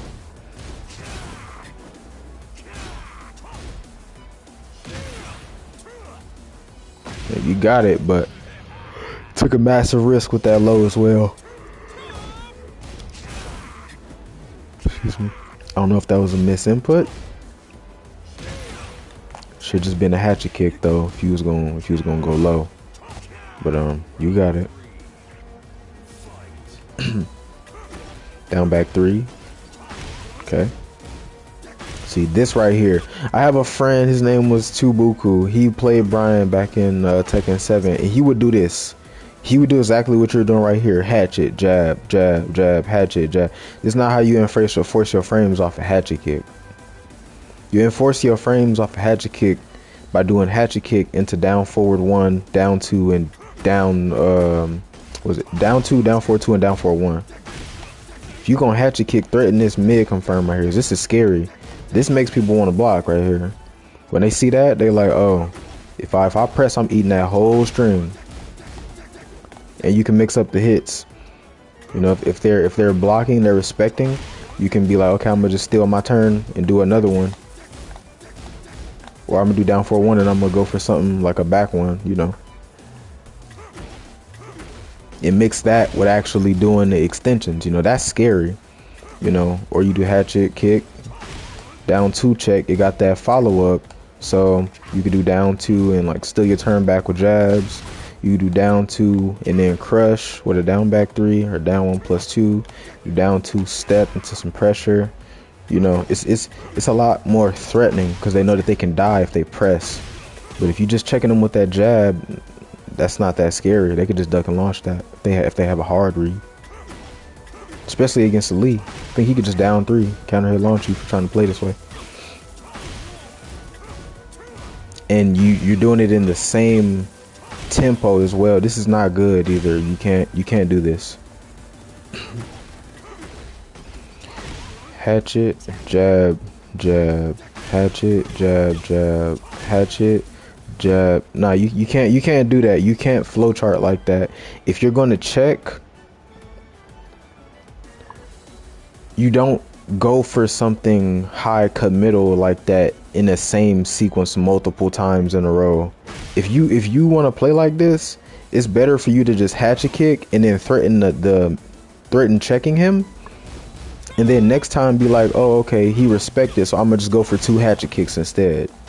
Cause you did hatchet, jab, jab, hatchet, jab, jab, and then you did back 1. I would have just been like, okay, he's blocking, I'm gonna just go for another hatchet kick right away. That makes more sense, you know,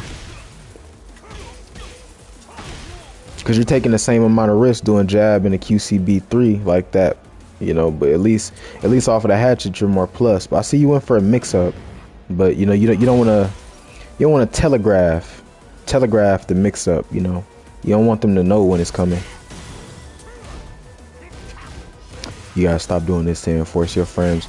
You need, actually, I have a video on the channel actually, how to use back 1 and how to use 3+4. They should be, yeah, within the last, those are within the last 3 videos that I have released. You should definitely check those out. They will help you a lot, so you can learn how to properly use back 1. That was a very fabulous mid check. That was really good.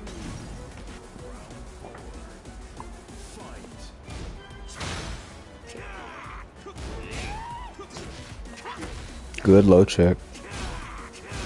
Good. See, and that's why you got to change it up right there, because he caught on. He like, hold on, he keeps on doing this mid kick and then dash. I'm gonna just wait, fit a mid in that stomach, and then now he's in heat and you're eating a mix up. Yeah.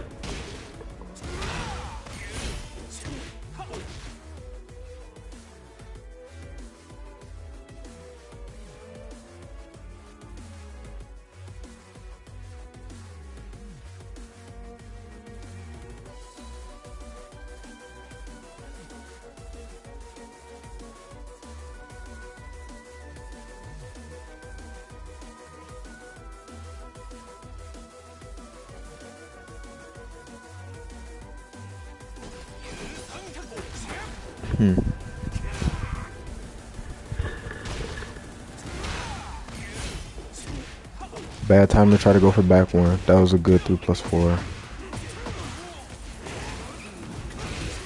Well, Lee is just, to play Bryan into the Lee matchup, you just got to know where to mid check and try to bait him to doing his armor high when he goes into Hitman. That's really what most of the mix up is when he's in Hitman. But as far as approaching, dash block a lot, because they gonna want to try and keep you out with that back 4.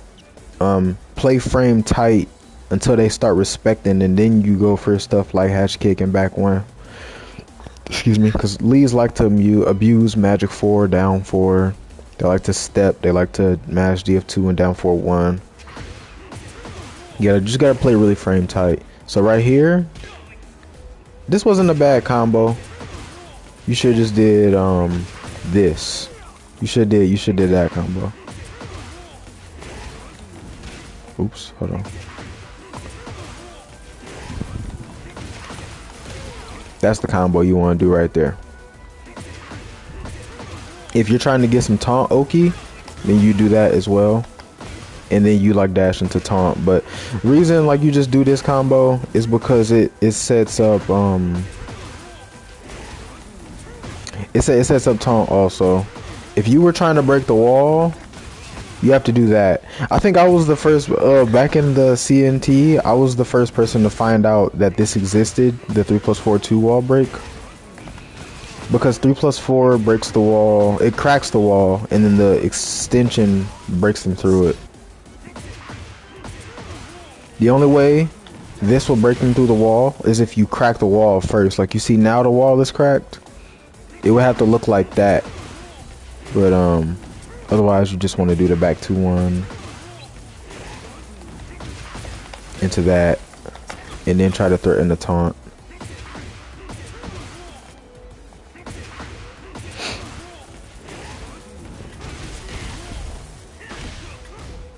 Yeah, man, you gotta get out of that right there. Hatchet kick mid, hatchet kick mid, hatchet kick in the hatchet kick, or hatchet kick in the low check. Don't do hatchet kick, jab, jab, mix up, jab, jab, mix up. That's gonna get red.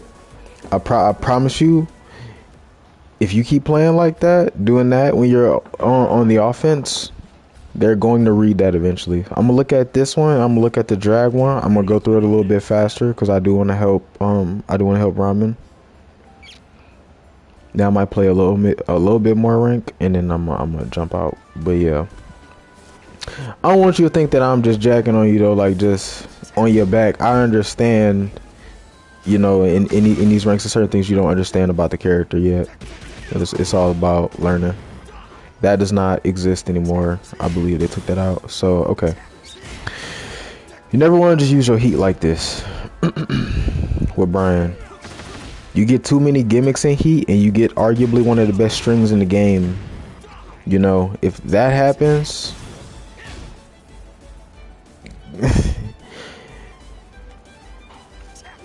I see what you were going for right here, and I have seen that still does hit sometimes, but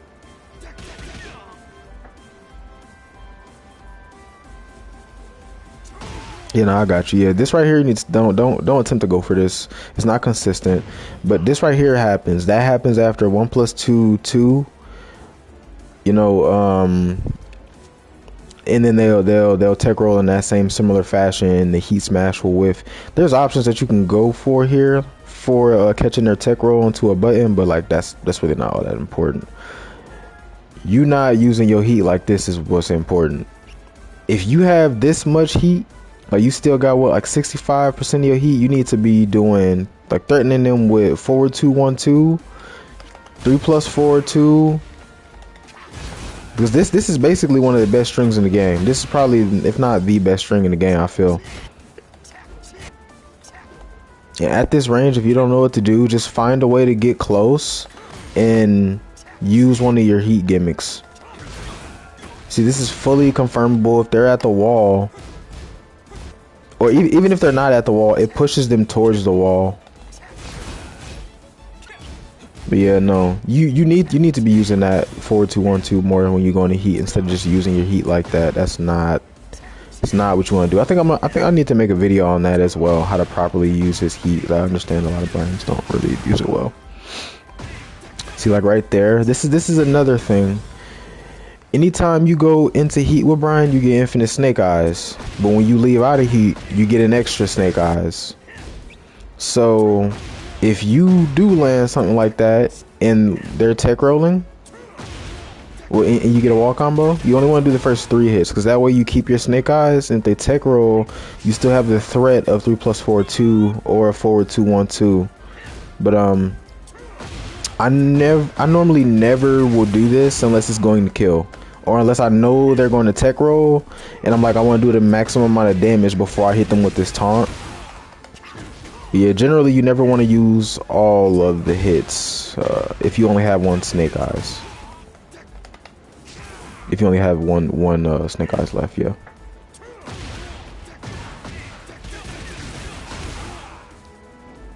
I like that you try to threaten the taunt though. I do like that. If they're not standing up, you just taunt cancel into down 3 + 4 2. Like this. If they want to stand up, okay. Yeah, bop, bop, bop, bop, bop. Just down 3 + 4 2. Or yeah, because it resets them. And then they have to eat a taunt or eat the same situation again. You know, or another thing you can do down 4 here. They can't do anything about that. Or what I like to do down back 3 because it flips them over. They're still staying on the ground. You can CC in the down 4. But normally the mix there is either down back 3, flip over in the dash taunt, or down back 3, sidestep down 4, dash taunt. If they don't tech after getting hit with down 4, then just keep hitting them with down 4. Make them stand up. Don't just let them stand on the ground like this. Because although this is what you generally want to do, it's what you're looking for, this can become very predictable if you're never switching it up. So you messed up your taunt option, it's fine, it happens. Let me take this away.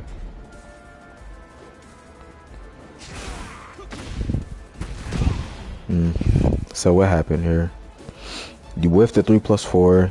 I do this sometimes as well, whiff 3+4 too, because people try to whiff punish it. You're -1 right here, right? So this is actually good for Bryan because you can still move. There's some pushback there. You can still mash as well. What I like to do, I like to either move right here and try to bait a whiff, or I'll do something like really fast to counter hit whatever they might do, like a down forward 2 or like a 1-4 or a 1-2, especially when they're at the wall. If I haven't went in the heat, I do something like that, right? Or if they're close to the wall.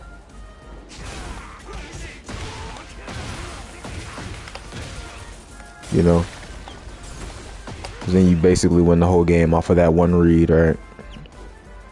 But yeah, off of 3+4 2, you really don't need to block. You're only -1, so you can still play the game. You know what I mean? There are certain, when you're like -8, -9, you have to just block. You can't really play. You gotta let the opponent play.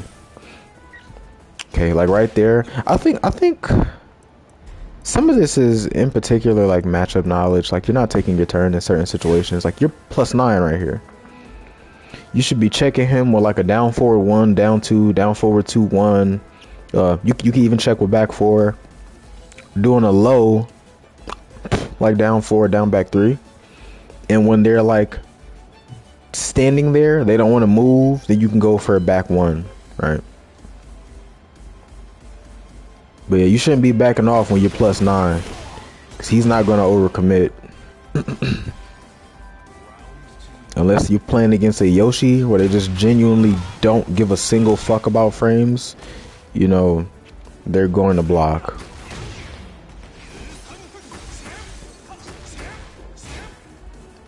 Didn't punish that.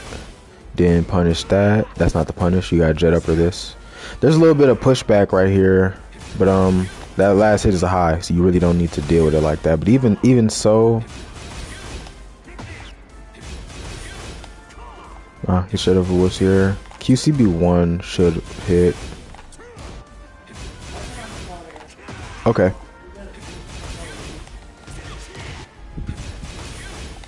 Yeah, but generally you want to duck that high. That's a high.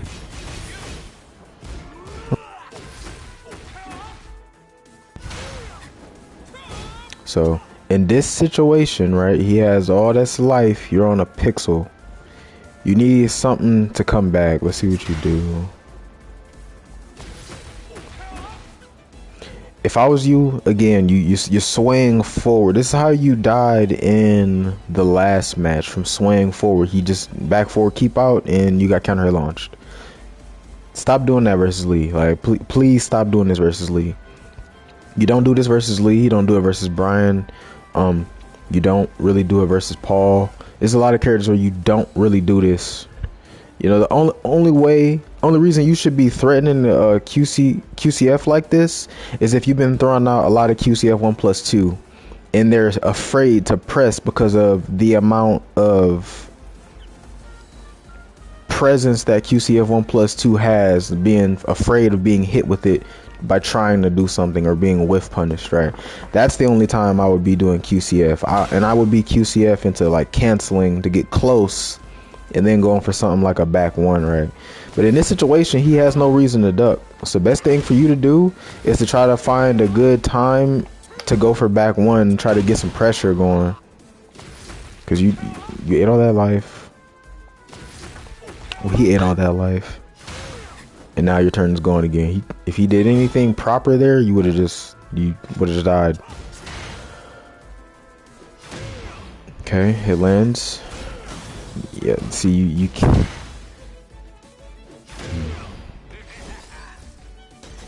3+4 2, and honestly, this is honestly the best situation. This is the best like setup for to do 3+4 because his back's to the wall, so you can charge the 3+4. Hold on, and then he'll hit the wall, right?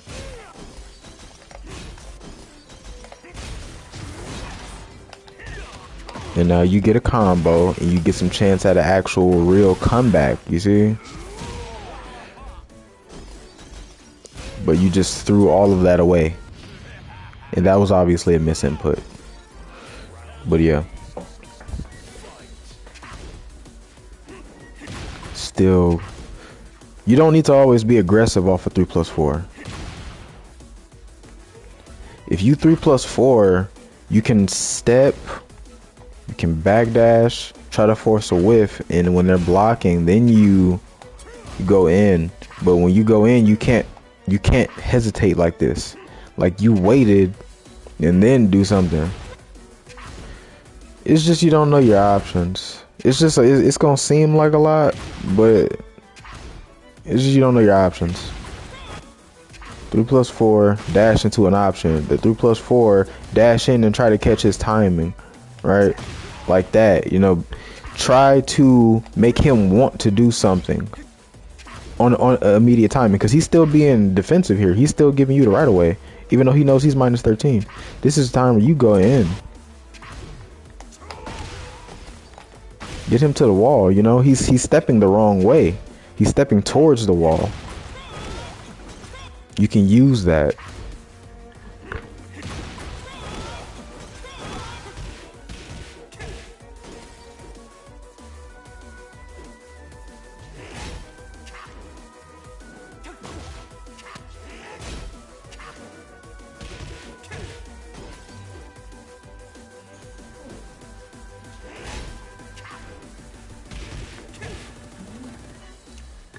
Hey.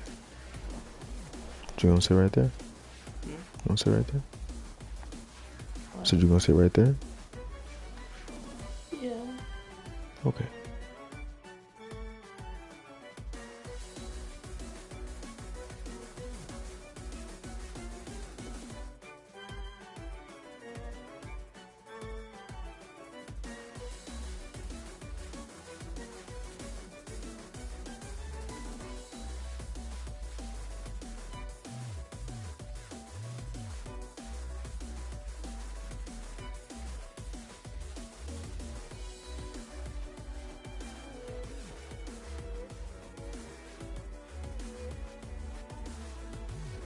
Okay, my bad. I've been watching it. I know.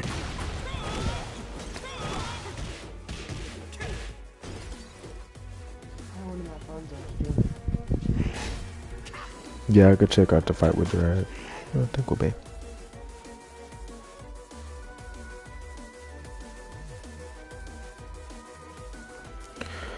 Alright, so off of 3+4, you can't really enforce your frames with forward 3 because it has too much pushback. My bad. You gotta enforce your frames with 3+4 and down 4. So you would check like this, right? Just like how you were doing off of QCB1, it's the same with raw running 3. Either that or you do a down 4. That's how you take your frames off of this. And when they start respecting, you know, get in their face and try to, you know, go for some more pressure. Try to catch their timing with a back 1 or a QCB1. You know.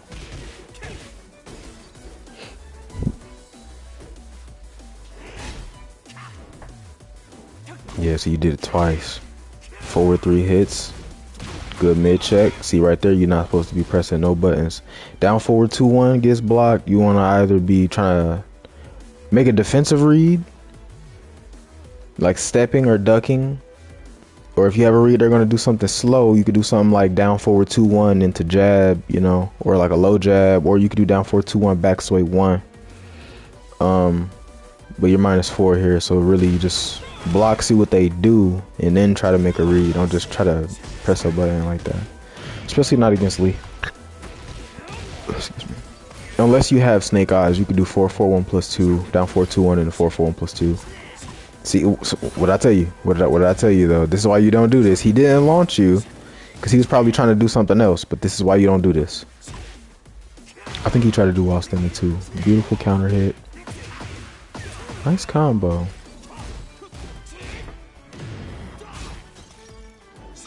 Let me show you how you could have went about this though. You could have did this.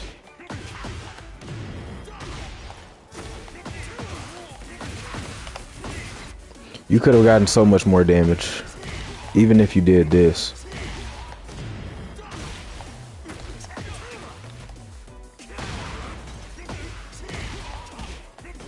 Oops.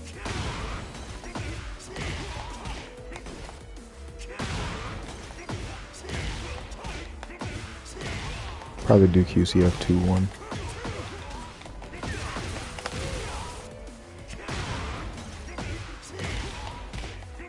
Yeah, the best option would have been to do this though.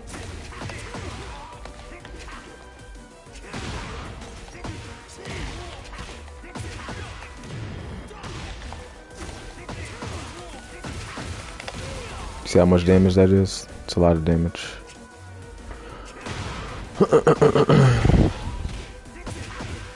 Especially if you were gonna go into heat anyway. Anytime you're at a health deficit like this to the opponent, you always want to go into heat in combo, because anytime you heat burst, you're essentially in a mix-up between the opponent stepping, high crushing, or doing a fast mash option because you're only +1. And against characters that have good defensive options, they're not going to respect, because really they don't need to. Especially, I mean, higher rank players, they're not going to respect heat burst because it's not plus. So you can take your frames, but it's a risk. That's why normally, if you see me heat burst with Bryan, I just block. I step and I backdash. See that? See he mash. That's why I don't do that. And you got hit with the low. Okay, I'm gonna watch this fight with the dragon, and I'm going to help Ramen. I already know the things that he struggles with. You wanted me to look at this, or was there a set in particular?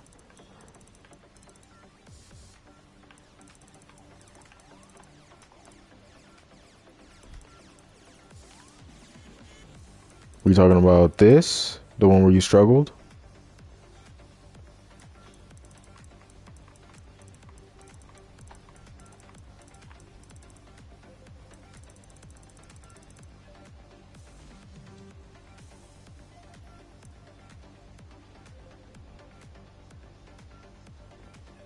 I don't know why it's saying Smokey. I'm just assuming that you changed your name at some point, but the first one was Jimmy.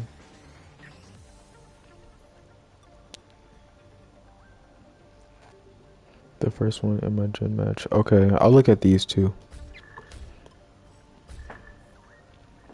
Get ready for the next Yeah, man, you need to mid check. That's what a lot of Bryan's problems is, not mid checking properly.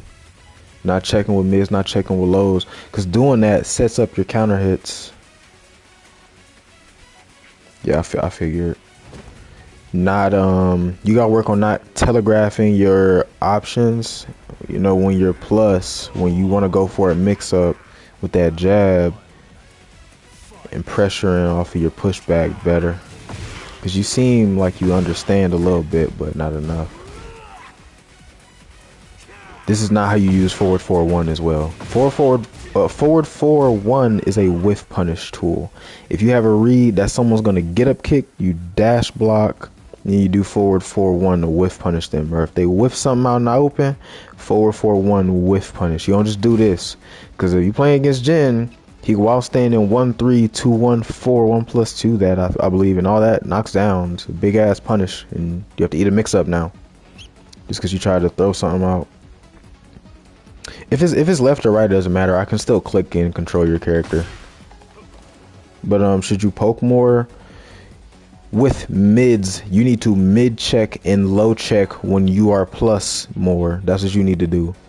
And you need to, when you realizing that they're being defensive off a pushback, you need to be better at understanding what you need to do instead of just doing the same option.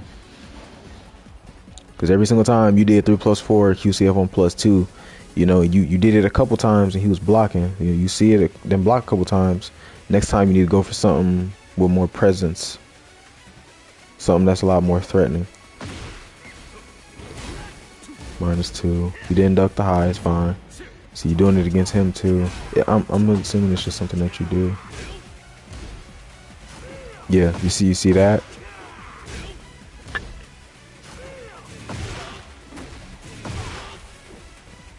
Down back 3 is a good low check. Down back 3 and down 4 are good ways of taking your frames when you are plus. Yes. And you mix those low pokes with down forward 1 and down 2. That was a good low check. Even though he ducked it, that was a good low check. He ducked when you did back 1. That's a read you could use. Next time, do back 1 into down forward 1. Going for unnecessary options.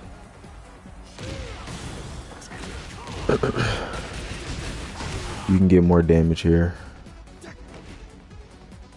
If you did this, you got more damage. But if you hit this, normally you're just gonna want to go for this, because then you keep your snake eyes. You gotta use your snake eyes and your heat better as well. Like, you don't use your snake eyes or your heat like how you should. Like this right here, that should only been three hits. Force them to tech roll and then threaten them with a taunt, a hatchet kick, or a 3+4 2 wall splat. If they get hit with that wall splat, that's basically death. If you use it in that combo, you get them a chance to live, because you're not killing them. You gotta stop doing that as well. Honestly, I would feel better. It's because I've been playing Bryan for a long time. I would feel better if you replace this forward 4-1 with a QCB2. Like, I would feel better if you even threw this out, even though it's a high. But it's safer than doing this right here. You need to really stop doing that. That's not how you use that button. Especially if you're playing against a Kazuya.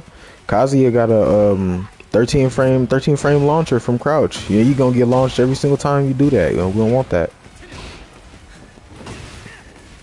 Okay, that was good. I don't condone snake edge, but it worked.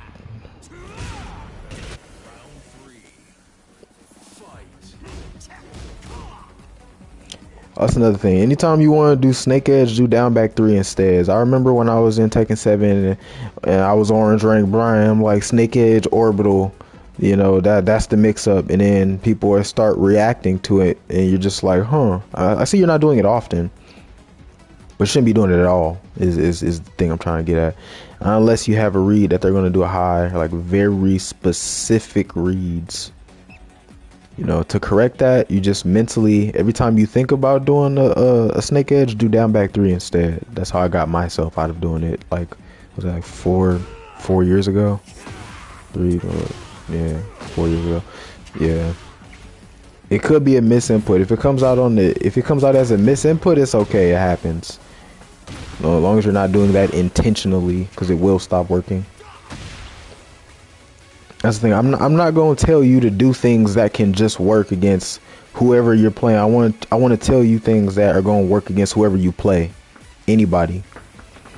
You know, some people got good reactions, some people don't. I'm not going to tell you to snake edge just because this person ain't blocking it. If you want to, go ahead, you know. But if he does react to it that one time, you die. No, I'm not going to give you that kind of advice. So you did this, right? Okay. This is where you use down forward 2 and like down 4 right here. Since you're +2, down forward 2 is a 13 frame mid check. Worst thing that can happen is they do while standing 4, since it's 11 frame mid and it trades. But at least you don't just get counter hit like you did here. So he waited, stood up, and that was enough time for him to get another button off right here. You should just took your turn immediately. Like, if you was gonna do something that was out of frame like this, I would have just did down forward 1 right here. Try to confirm it, or go for like a down 2. But the reason he's doing that is because you're not checking him with mids. You gotta make him stop ducking. This down forward 1 is how. Once people start getting hit with that down forward 1, they're gonna start holding back. I promise you. It does too much damage. 34 damage. They get hit with that twice. That's 68 damage. That's a combo. That's a standing combo essentially. What they just got hit with. The whiff punish. That was good. That was okay. It was the low that would have killed. I don't know why you're using 1+2 in this situation. If you see somebody whiff something, this is where you need to be checking him with a 3+4, because sometimes people mash on keep out, a down 4, or like doing a back 1 to check that whiff so that he's not mashing the button after. Not with a 1+2. See, you're not checking. See, this is it's not his turn. He shouldn't be feeling comfortable doing this to you. He should get hit right in his face for trying that, you know. And you know, like going for 3+4 right there is a risk. You know, I would, if I was you, I would probably try to DF1 right here. DF1 or like a down forward 2-1. That's what I would do because it's fast. You know, he's trying to do a 21 frame option. 4-4-3 is really, it's extremely slow. Good back one check. That was beautiful. He's -9. You took your frames properly. This probably one of the best things I've seen you do up until now. This is good. And then you went with a high. See, where you take your frames. Back one, DF1. All of that, you see the damage he eats, and then he has to eat more mix-ups. If you don't want to try and confirm that down 4-1, then do down 2. It's the same thing. Again, right here, you're not mid-checking. See, this is why I was telling you, you can't be throwing out highs like this. You need to throw this away right now. Put a mid there, man. QCB1 3+4. QCB1 down 4. QCB1 down 4-1.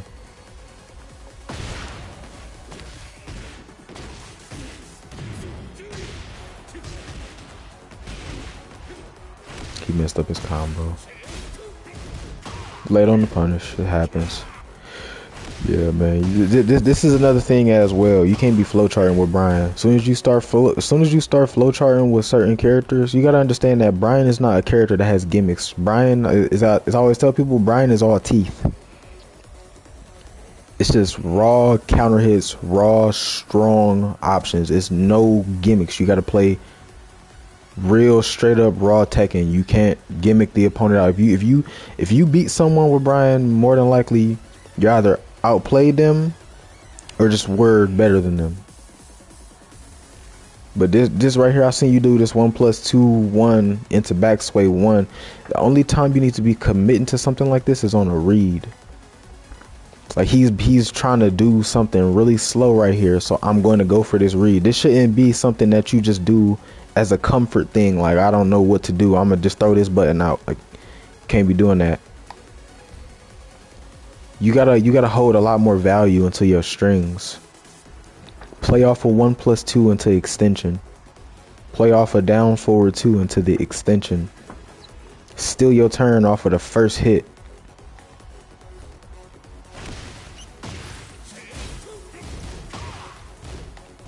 Like, I would have did something like that if I realized he was expecting 1+2-1. I would rather, you know, throw that out. Do 1+2 and then go for like a back 1 or something. Would you do 1-2-1? That's what I would do, because he's gonna block, you know. Yeah, man, you have to mid check. You see in there right there, you +5. You're not taking your frames. Again, this is another situation. Even though, again, this is a flow chart and I don't like this, he should have died for mashing right there.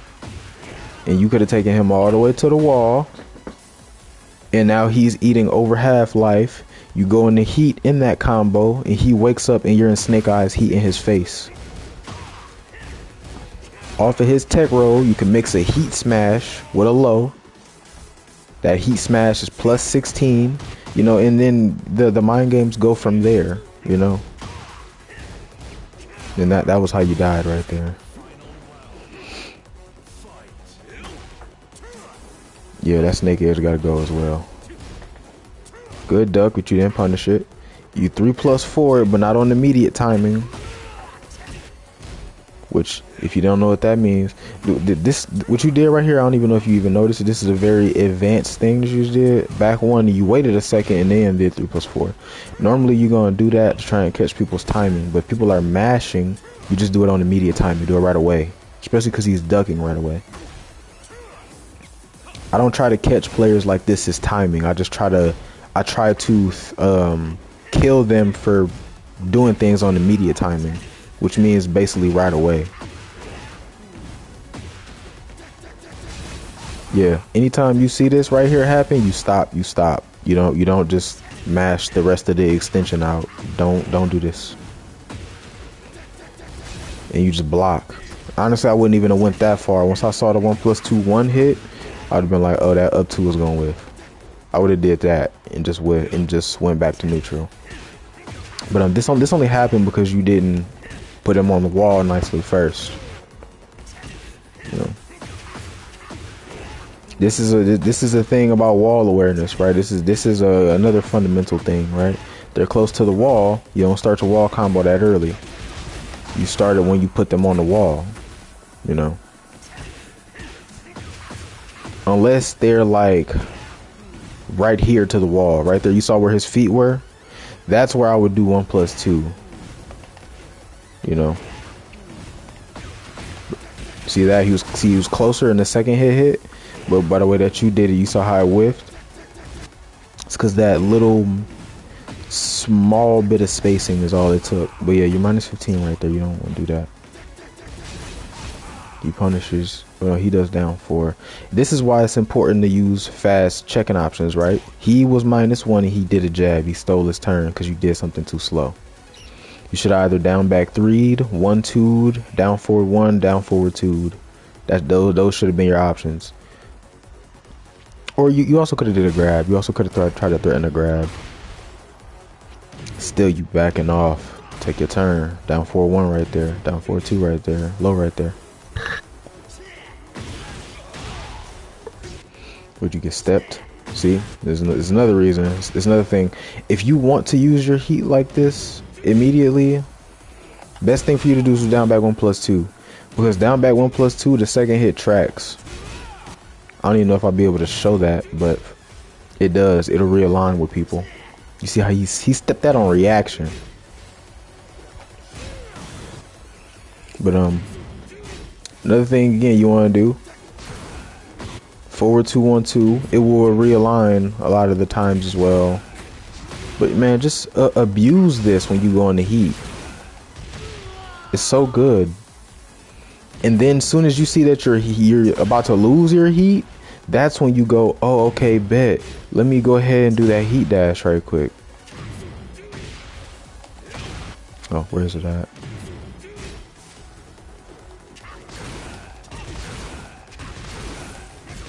You get so many times to use that, and if you don't want to stay close in his face like that, you just do 3+4 too. Right?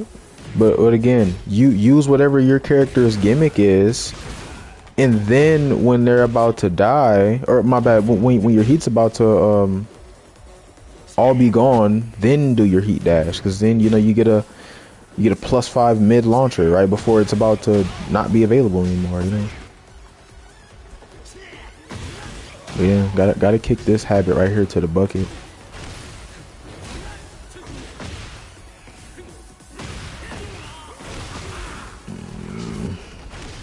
That wasn't bad because it did a lot of damage. I did a fuck ton of damage, but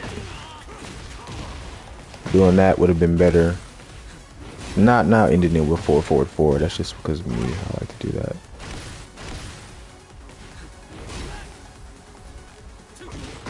But yeah, down 3+4-2. You could have done that. Try to get them close to the other wall, and then try to pressure. Or you could have stepped and tried to realign him with the other wall a little bit more after the down 3+4-2, and then try to keep him. Hold on.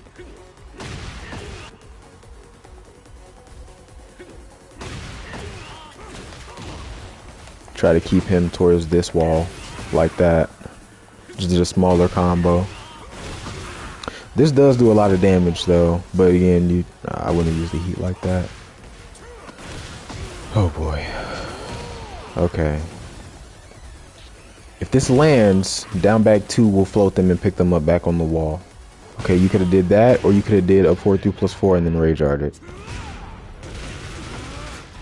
You know, would have killed. Honestly, you didn't even have to do that. You could just immediately rage art it right there, and that would have done the job.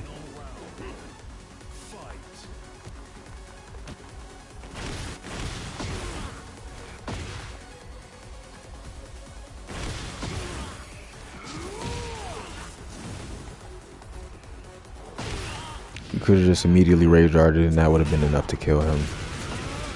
Like, you know, don't ever do more work than you need to, you know? You can just kill them, then kill them.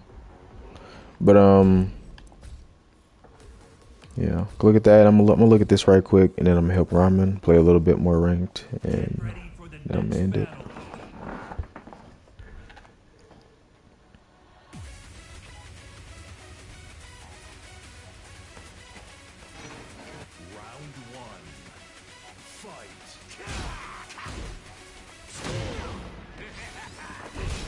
What'd you do? QCB1.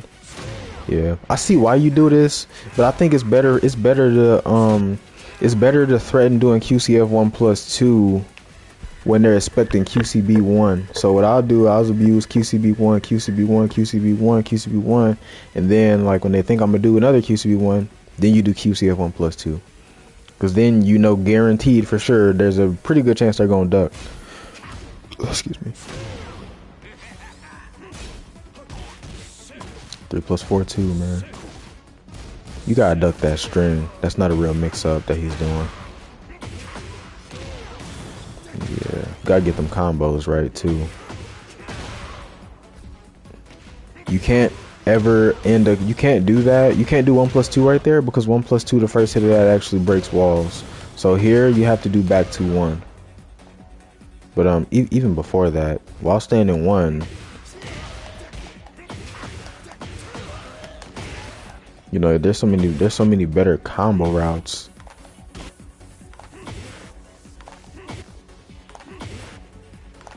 Oh.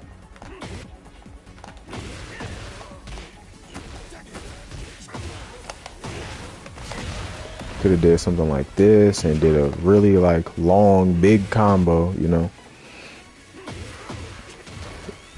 I have combos on the channel as well, you know. This used to be a combo channel, and I changed it to being guides included.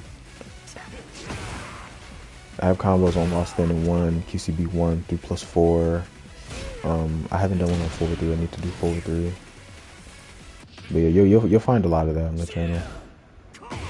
Great punish. I'm a dickhead. When people rage at me, I rage out right back in a combo. You're better than me. No break. Bad beat. Yeah.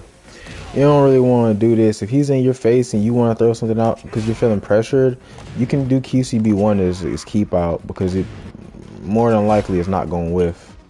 You know, you don't need to stand up and do this, because if he was a good drag player, he would have launched you.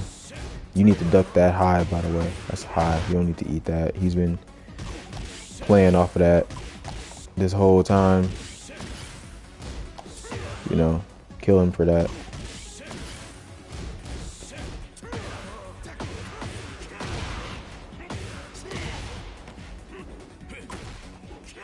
If they're on the ground, I see you dropped a combo. It's because you delayed the while standing 3.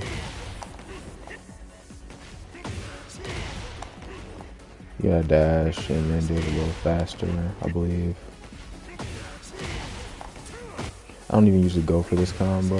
I think it's easier to go for what'd you hit him with? Did you hit him with Rocky CB1? Or did you do? Oh, you went for this again. That's why. Yeah, man. You gotta do a better combo than that. One of Bryan's biggest strengths is his combo damage. If this is the combos that you're doing, that's part of the reason why Bryan is struggling. You need to do actual good combos.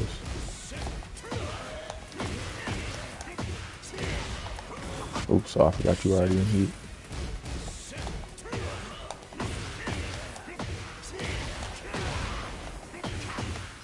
Take him to the wall, you know. And you see that's gonna be at least 65 damage. You know what I mean? And then they gotta wake up into a taunt. This is a 2-touch character. You know?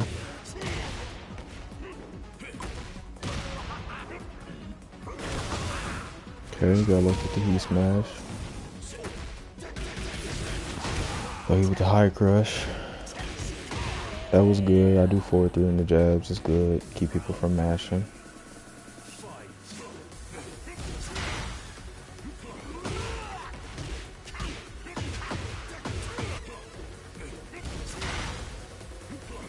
Yeah, see, man, this honestly, I'm seeing a lot of like very lucky situations that would not work on a good player. You cannot. Well, I mean, we already went over it. You know, you already know. You got to stop doing that flow chart. You got to stop throwing out 4-4-1 like that. You got to mid check more as well. See, that was good. That time you did, that was good. That was the max damage too. Good. That was all good. But yeah, man, you gotta, like I said, stop just throwing out that 4-4-1 like that. That's gonna get you killed versus a Kazuya. It's gonna get you killed versus a Dragunov. It's gonna get you killed versus a Bryan. If your back is to the wall, you know Bryan can punish that with full crouch down 4-2-1. Definitely kick that snake edge into. It's gonna start getting blocked. Promise you.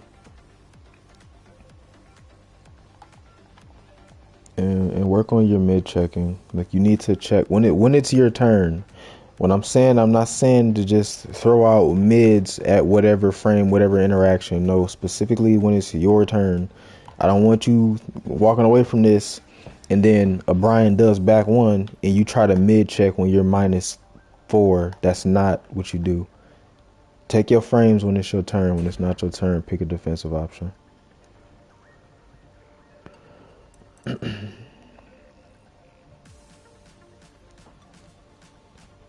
Alright, Ramen, this is you, right? You changed your name. And stop with this side step 2-1 as well. If you want to use your heat, do QCF 1+2 and then heat dash. Mid check, yeah. If you're gonna do a high crush, do down back 3. No, I'm gonna be putting out guides on how to use all of these buttons as well. So you know, don't worry. You're gonna have guidance, you know, on how to use these tools. Is there a line? No, it was just these two, and then I was gonna play some more ranked, and then I was going to get off. Fathom, you already know I give you personal one-on-one Bryan lessons anyway. You get enough help. He said, "Oh, is there a line?" Like he was trying to be next, bro. You know, I help you all the time.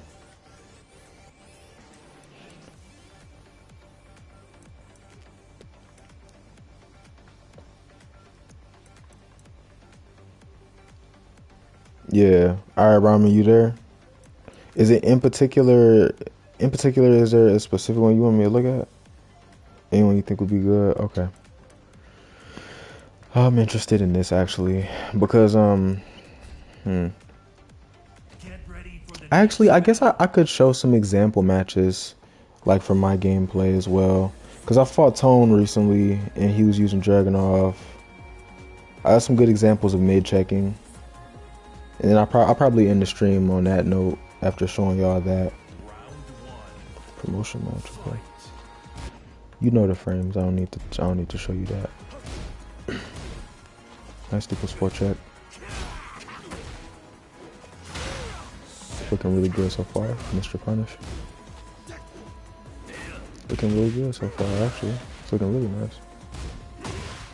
Probably thought he was gonna tech roll, so he did the hatchet kick. I understand. Can't do that versus drag. Drag players like the back 4. They take their frames into that. Nice grab check. Nice mid check. Didn't duck the high. Didn't duck the high. Nice. Ooh. Yeah, you never want to go. You never want to go for an option like that after heat burst. That's why I was literally just telling. I was literally just saying in the last replay, you can't really do that because people just mash. Everything else is looking good so far though. You gotta punish that. That's I think -14. I think it might be minus 12 actually.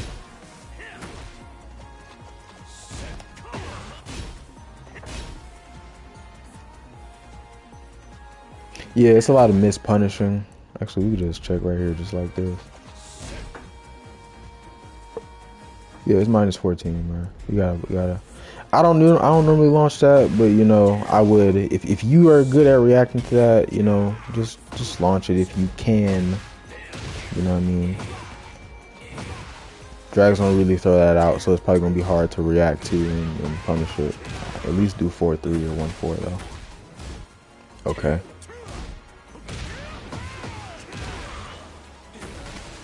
So, actually, Punisher, this is actually a good for you to see what I meant. This is how you would use down 4. In this situation, he did down 4 and he get up kick, right? That's a situation where I would try to bait. Well, I would try to bait them to get up kick because they're not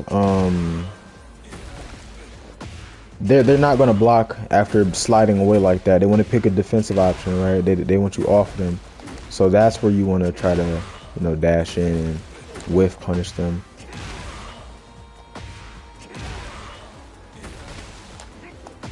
Even if this was something like a QCF 1+2, I think that's a good option as well. But if you can launch him and kill him for it, do so.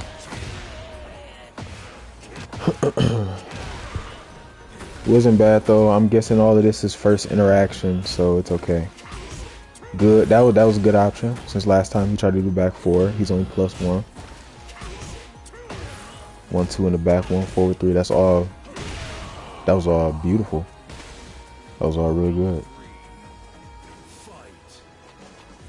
I'm actually happy to see how much you've actually improved since the replays. That happens. People are gonna crush sometimes, but you're playing really well so far. Beautiful punish. Nice. Nice, dude. Beautiful. Yeah. I'm actually really happy. See, this makes me really happy actually. Dr. High. Nice. You kept him in the negative frame, stepped in, went for a mix up. That's good. The timing mix up. Nice. But it didn't work, but you at least went for it. You collected the information. That's good. Step. That was a weak punish. You should have jet up it, but it's okay. At least you punished.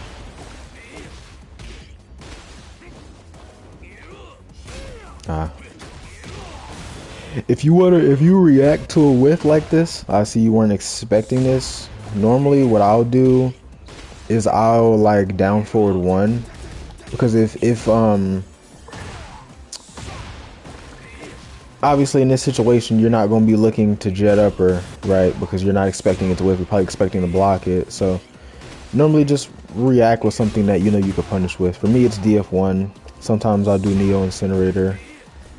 But yeah, just something, even if it's something as simple as a 1-4, because you weren't ready for it, you know. That's normally really hard to do, punishing with launches and reaction, but you never want to do something slow like that to try to punish an unexpected whiff, because you won't get the punish 9 times out of 10. Ooh, okay. So in this situation, I see what you tried to do. That recovers really fast, though. Ooh, best thing you could do right here is dash into a hatchet kick or dash into a back 1, because you weren't going to be able to punish him. If you were going to try to punish him in this situation, you should have did DF2-1. That was an amazing sidestep, though. Smaller whiff punishes on surprise. Yeah, even Knee does it. Knee will never launch things on reaction with like if it's a small whiff punish, he will. If it's an unexpected whiff, he will never launch things with jet upper. He'll always do 1-4. But yeah, if you step them like that, just try to do down forward 2-1 in the back sway 2-4 confirm, because they can't get out of it. If they're back turn, that's all guaranteed. Yeah, instead of dashing in the QC before, it takes too many frames. This is a little bit of specific matchup knowledge. This is jab interruptible. You don't need to eat that. I think it's steppable as well. It might be. Oh no, it's not steppable, but it's jab interruptible, so you normally want to mash right there. Good back one.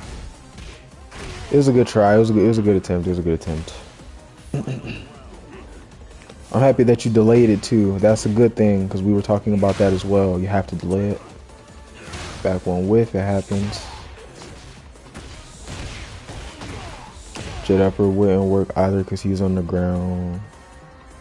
He's on the yeah, because he's you mean because he's in crouching? Yeah, basically. Like, I've tried to whiff punish things that recover and crouch and then jet upper goes right under their head, and if they're like a really online ass player, they're going to try and do things like that on purpose, and then they're going to while standing punish you.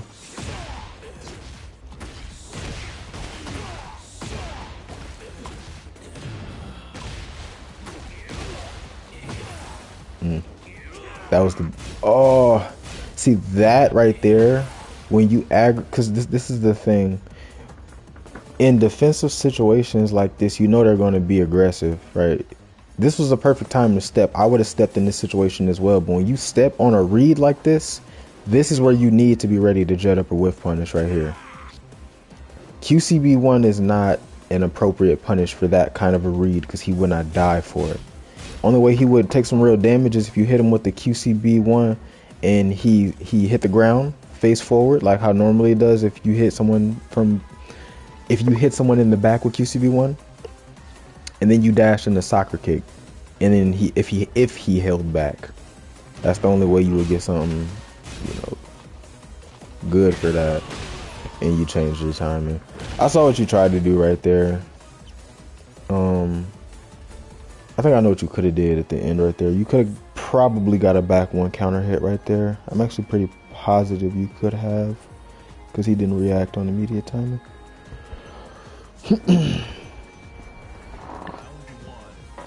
This is why I wanted to make a video covering how to use the jab strings as well. So I think you did 1-2 dash block down back 3.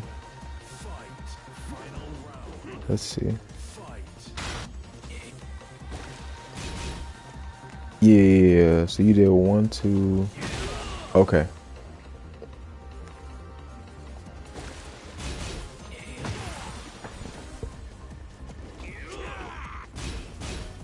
Excuse me. You did 1-2. You should have went straight in the back one right off of that because you knew he wasn't going to take his frames. He wasn't going to take his frames because of the counter hit launching extension. Normally the mind game off of 1-2 is either you do either obviously the green rank 1-2-1 1 into 1-2-3. When you get higher rank, obviously you're gonna threaten the counter hit launching mid with stealing your turn. So you could have did 1-2. If you stepped in the back dash, you should have went back in with a QCB1, or you should have dashed back in his face and did a back one or a hatchet kick to create some presence like that. Or the replay always gets fucked up. Or you could have did this. Right, get in his face, right, Be confident in the fact that he's not going to mash on that 1-2 and be aggressive, so you can force something and try to get that counter hit. Because in that kind of life deficit right there, you pretty much need a back one counter hitter. You ain't gonna be able to make nothing shake. Get ready for the next battle. Yeah, you could do that too. You could do 1-2 and then do a hatchet kick as well to force a reaction. And then like what I like to do, I'll do 1-2 and I'll steal my turn with a jab for like low risk, because the only thing that they could do is mash like a 13 frame mid no trade. If they mash anything faster, they really wouldn't because of the threat of the 1-2-1. 1 second.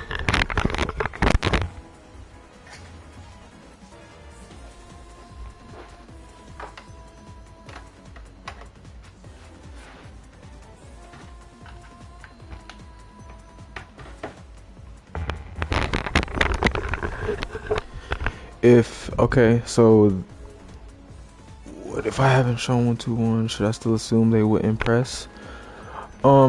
There's certain sequences that you can do to gauge their reaction to 1-2 without finishing 1-2-1. You could do 1-2, step, and then block, and then analyze what they do. If they don't do anything, then you go back in your pressure, like by poking, like a low, or like a jab, a back, you know, or doing something big. I don't always recommend doing that because back when it's really linear. But you're not finishing the string with getting information. You can also do something like 1-2 into jab, like regular jab, like 1-2, you're -3, and then you do a jab, because the highest risk that you face is them doing something like a magic 4, but magic 4s don't launch in this game anymore. So it's relatively safe. The biggest thing that you risk is just like trading or just eating pressure if they do like a 1-2 check or something like that, you know. But they're risking being counter hit launch, so most people are just gonna let you steal your turn. And if you're scared of doing the high after, then that's when you know, show 1-2-1, because they'll allow you to get away with it because there's a mid extension, kind of like off a down forward 1. If you watch Incog or Jimmy, they'll do stuff like down forward 1-1, you know, try to confirm it, and then they'll do down forward 1 in a jab. It doesn't matter what kind of character you're playing, what kind of crushing, they'll always get away with these kinds of sequences because of the threat of the mid. It's the same with 1-2. You know, if you do 1-2, there's a mid counter hit launching follow up, so you could steal your turn safely with a jab. They can't do a hop kick because you're only -3. If they try, they're just going to get counter hit without you finishing the extension. And that's really good because Bryan thrives on pressure pre-extension and post, which means however you can get the most value out of not finishing your strings, you want to maximize that as much as you can, so that when you do want to finish that string, you know, you reap the benefit of that extension knowing that they're gonna mash. You know, like how I play off of down 2, like I was saying, down 2 in the jab strings, down 2 in a high crush, down 2 in a step, you know, down 2 into down 2 because of the timing mix up. And then when I'm like, okay, I've been annoying them for, you know, playing around this, I'm gonna just finish the string. It's basically the same, you know. Try to find ways to get value before you finish it with regular fundamental options. Yep, that's why I don't do that right there. That's a perfect example. This is why I punish with down forward 1. Best thing you could have did though is try to punish with forward 4-1 or QCB 2-4. I'll do that a lot. Try to punish things with QCB 2-4 confirm because it's relatively safe. Good mid check. Great punish.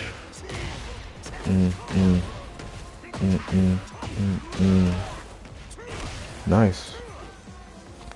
Okay.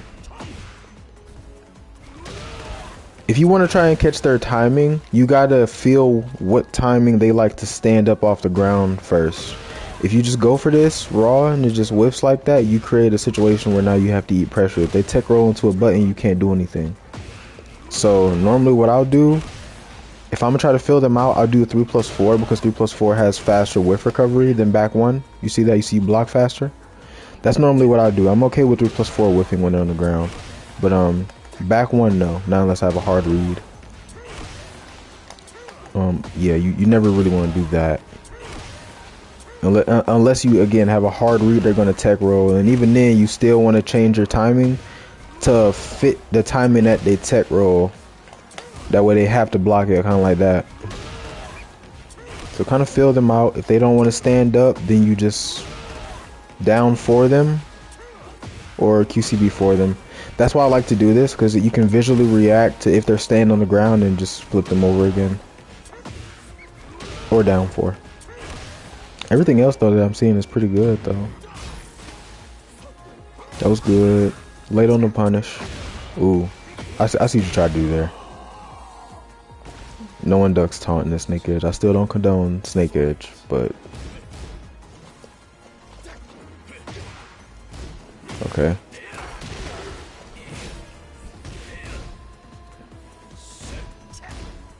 Not punishing. Not a bad check. That was beautiful.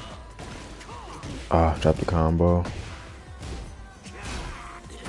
Good low check. Beautiful. That was all amazing. So good. Nice.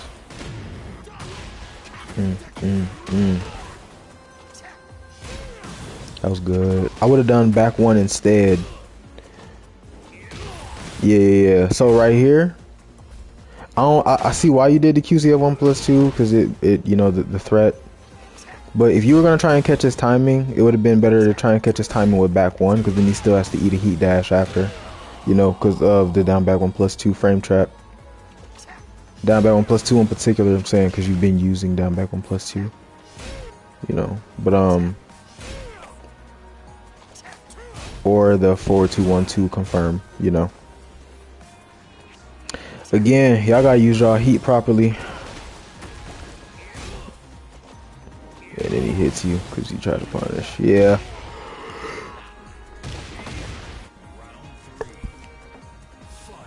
Just small stuff though.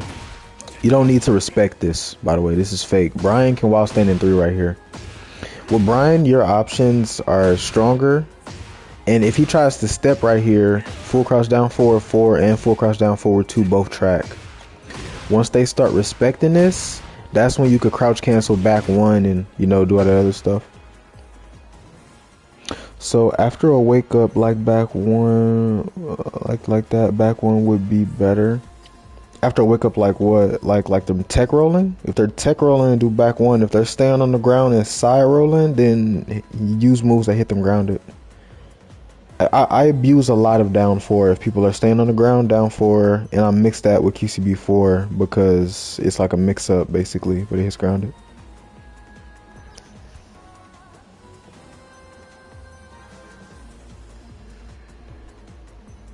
Oh, the previous round. Okay, I see.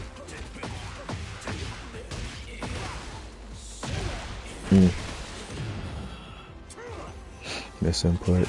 Yeah, I get that misinput trying to do QCB1 as well.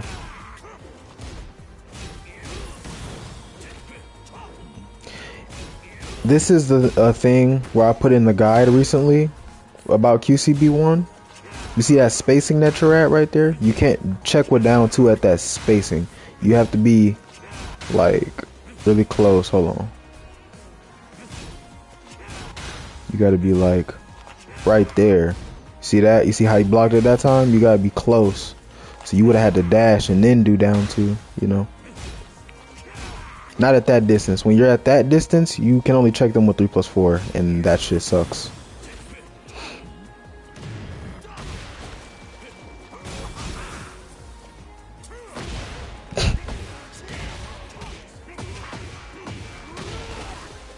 If he ain't, but if it's working, I guess I still don't condone the snake edge. Down by 1+2. Down by 1+2 work.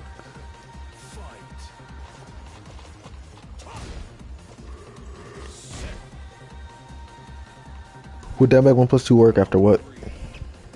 Let me see.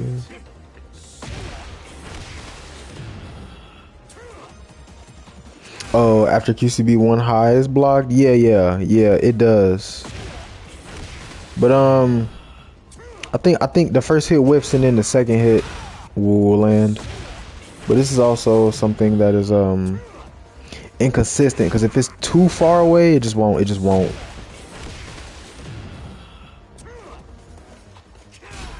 Like if you're out here and you throw it, it just won't. It won't land sometimes.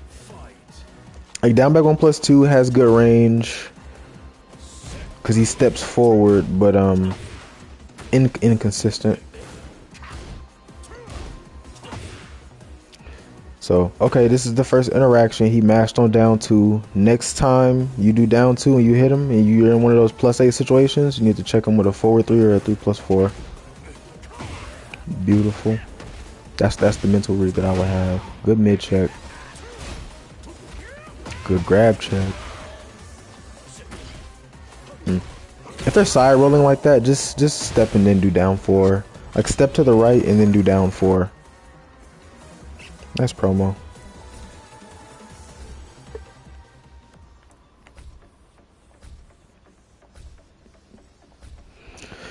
see this, and then I'm gonna try to find a match where you lost. I'm gonna see what you did wrong. But from what it looks like, it looked like you took all of the advice that I gave you.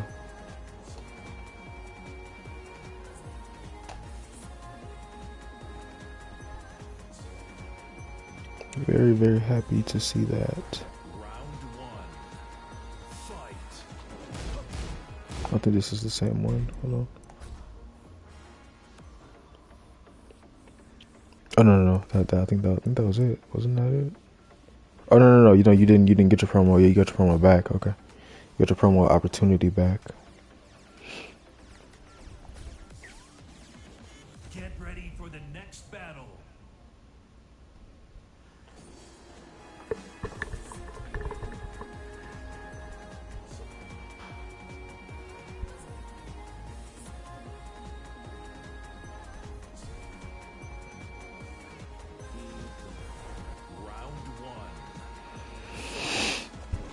Back to 1. Gotta duck that high. That's minus 14.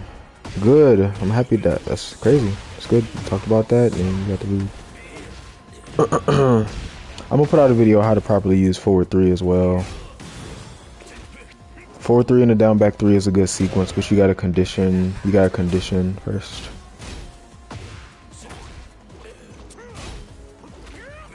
Nice. Good low poke. Good low poke. Good punish. You should have been looking to kill him with that punish, but it still worked.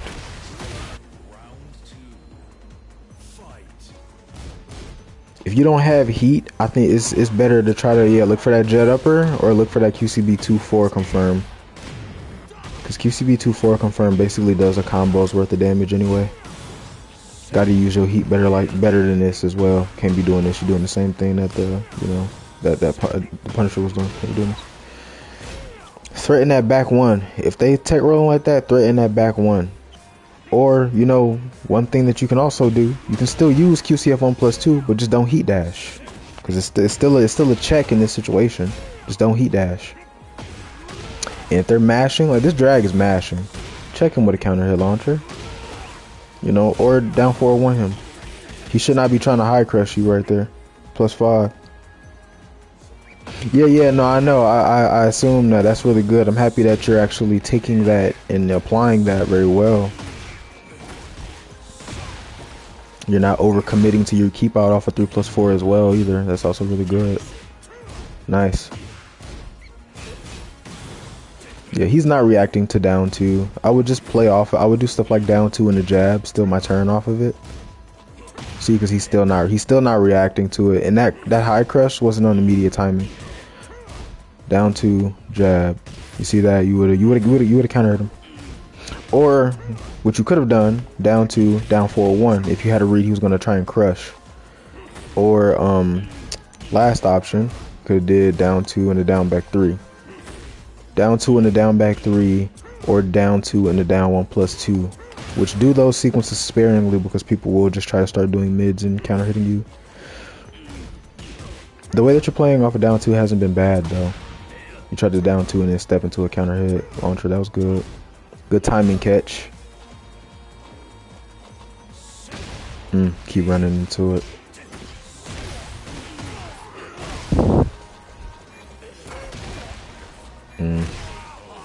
Yeah, when you're low HP like that, people are gonna try and do cheeky stuff like that. Like, people don't like blocking versus me in those situations either. He seems like he's just trying to counter hit you coming in because he doesn't know how to deal with your pressure. Nice while standing 3. So yeah, anytime this happens on trade, you cannot pick it up. So what you have to do, you just dash into pressure right there. You master while standing 3. And then you try to like get in their face and like hatchet kick them or something. You mash it up the heat smash. Like that, or do down 4. About to hop off in a ranked match. I'm gonna wish you luck. Make sure you work on the things that we talked about though. Yeah, see, in that situation, if the down back 2 whiffs, you gotta do something fast. So if I was you, I wouldn't went for a hatchet kick right there. I would have went for like maybe like a 3+4 or something. You know, or I probably would have did a down 4 or down back 3. You know what I mean? Yeah, you can't, if it trades, if while standing 3 trades, you can't do a combo. Check. Okay, that's good too. This is a really aggressive Dragunov.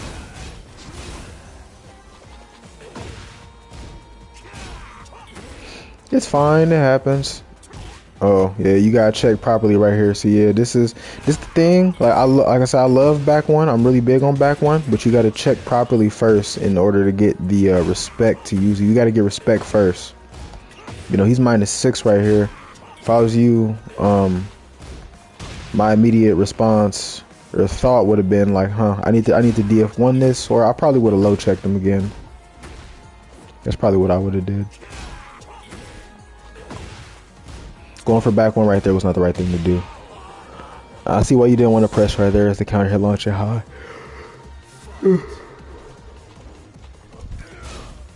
Okay. Yeah, it's not a character you want to crush against as well. You don't really try to crush against this character. Too many threatening mids. You're gonna eat all that life. You almost died because of that one thing. There's a setup that I like to do here as well. You know, if you get them back turn like this, you can just do this. My bad. And then do soccer kick. And if they hold back, they'll get counter hit. The down 4 here is guaranteed as well. They can't do anything about that. So if you do a good decent combo, or something like, I don't know, whatever combo that you would want to do in that situation, end it with an orbital, and then soccer kick them in the back. If they hold back, they get counter hit. If they're holding up, then go for down 4. Holding up is the only way to get out of it, but down 4 is guaranteed. You don't need to respect that down 2. Stop respecting that down 2. Mash while standing 4, mash while standing 3 to try to bait him into stepping, and then step. If on that read that he's gonna step, and then do a counter hit launcher or do a low poke. But yeah, when drag does down 2, if he tries to press, you while standing 3 him every single time until he starts stepping, and then he starts stepping. You could check him with full crouch down forward 2, or you know, you could crouch cancel into like a 3+4, or like a 1+2, or dash forward 3. You know, something to realign with him.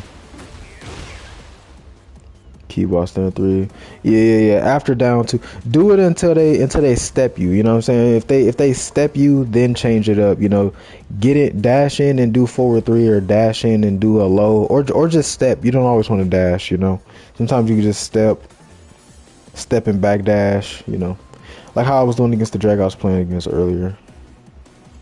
You do walk into the launchers a lot, but that's a player thing. That's something that you need to figure out about yourself. That's not a Bryan thing. That was a good confirm. So this is something from Tekken 7. Yeah, I've been a T7 Bryan player to know about this. There used to be a situation right here where that was like guaranteed. Let me see.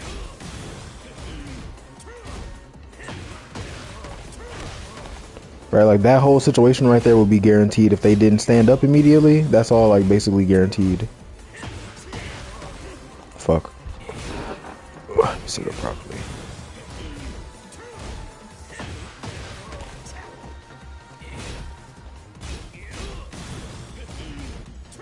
Why can I not input quarter circle input? Yeah, and all that would be guaranteed just like that. If they weren't standing up, that would all be guaranteed. It was really, really annoying.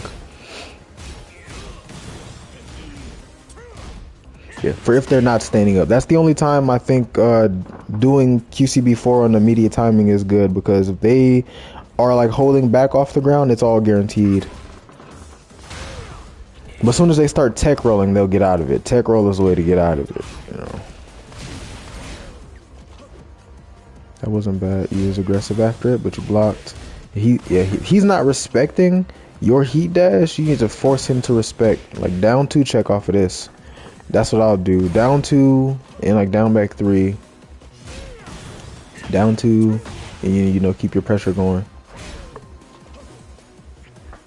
If they're jabbing in particular, when they jab and you're +5, it'll trade. So that's the only time you don't want to do DF1. Good mid check. Looks like you tried to do QC before, but missed it.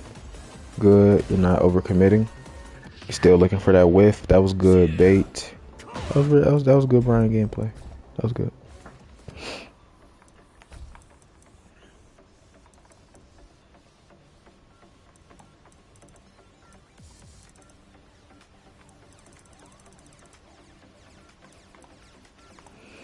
Okay. I'm gonna look at this Lars game, and then I'll probably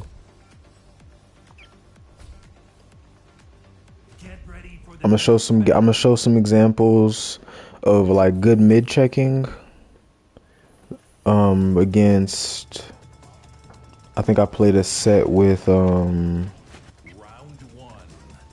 Shinblade and with Tone, and I think there's some examples of some things I talked about. Nice. Good, you're playing well right there. This is what happens sometimes if they're stepping. The way you enforce forward 3 is with forward 3 into DF1. Excuse me, because it'll stop them from stepping. Forward 3 into jabs and forward 3 into DF1. If they're stepping into a button, then you do forward 3, step, and then do forward 3. If they're stepping into a button like right away, you can do forward 3 and a forward 3 sometimes, but if they're stepping to punish you, you know, you can step with them and then do another forward 3. Or you step into a DF1. That's how you play on forward 3. And on hard reads that they're going to step on your forward 3, you just do forward, forward, 4. Hit them and then try to force an aggro situation off of the tech roll. Yeah, after down 2, 3, yeah, you gotta, if they're staying on the ground, collect that free damage.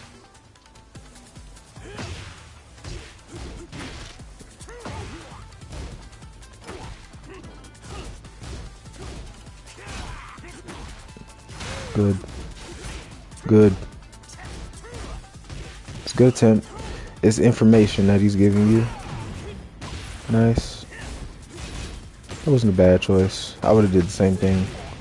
The Northern Cross right there.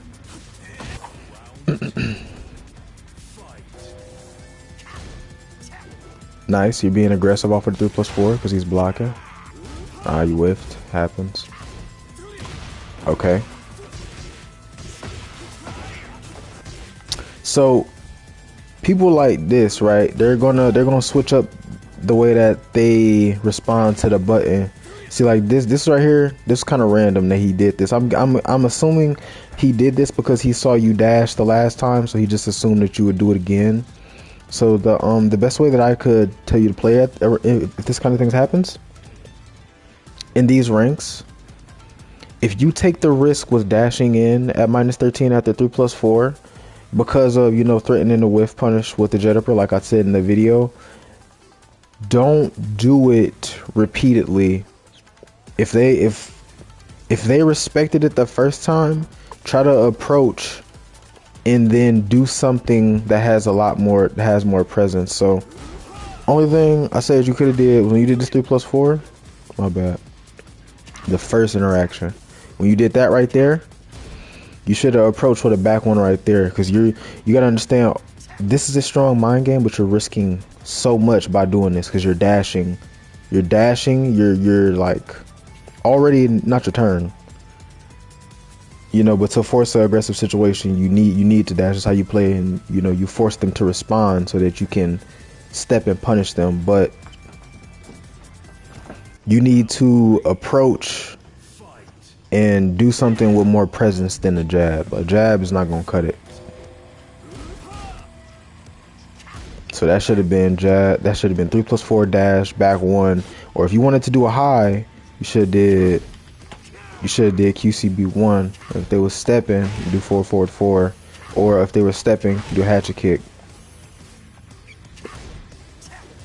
Or what you could also do, you do 3+4, change the timing of your high, right? You don't have to do all that movement. You could just dash and then wait a second.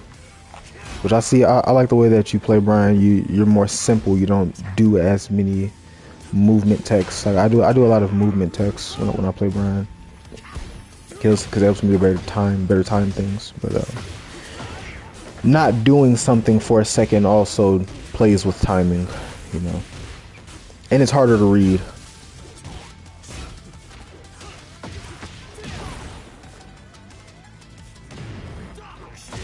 That was a really good step. So normally if you want to go in the heat like this, you never want to dash in and do that. If I was you, I would have offered a tech. Oh, wrong fucking character. Offered a tech. I would have. Let me see what you did first. You held back, sidestep, back dash. I would have dashed in, stepped, and then did it, because then there's no way he would have been able to punish me. You always want to step and then heat smash. You never want to just dash in the heat smash, because it's still linear. You think because you're running in like that you're realigning, but it's still linear. That's like dashing in the 3+4. It's still linear.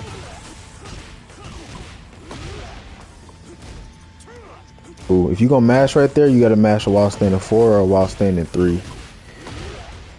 Bait him into doing highs,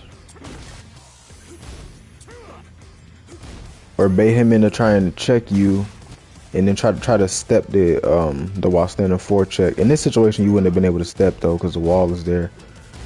But that's how I would deal with it, because he has to block.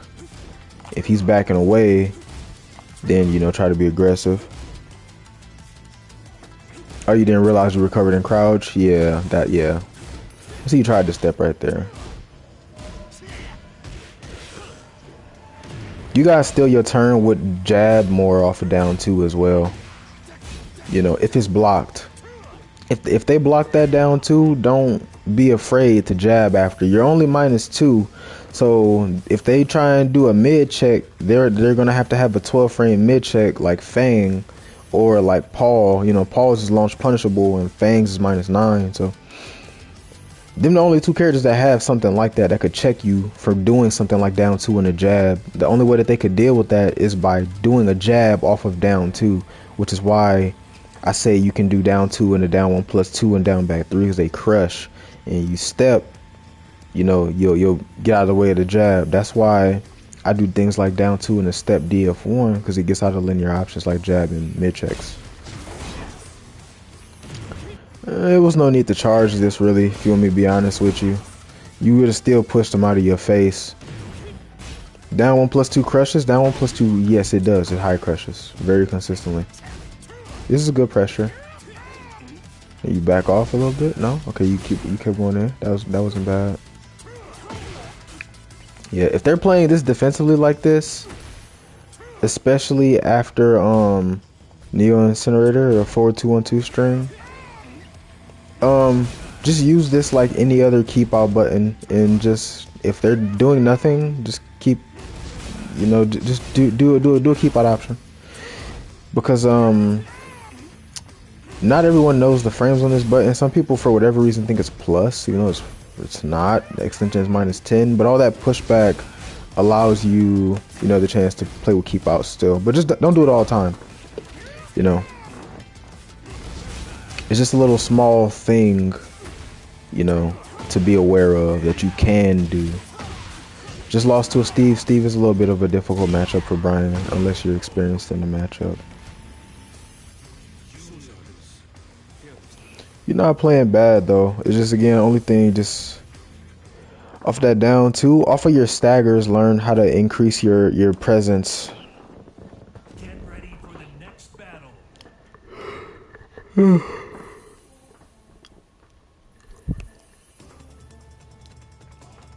I'm gonna look at this one and I'm gonna show some gameplay examples, and then I'm going to end stream. I was gonna play more ranked, but I actually have to do something after. Okay, that's okay. Yep, that's the adjustment.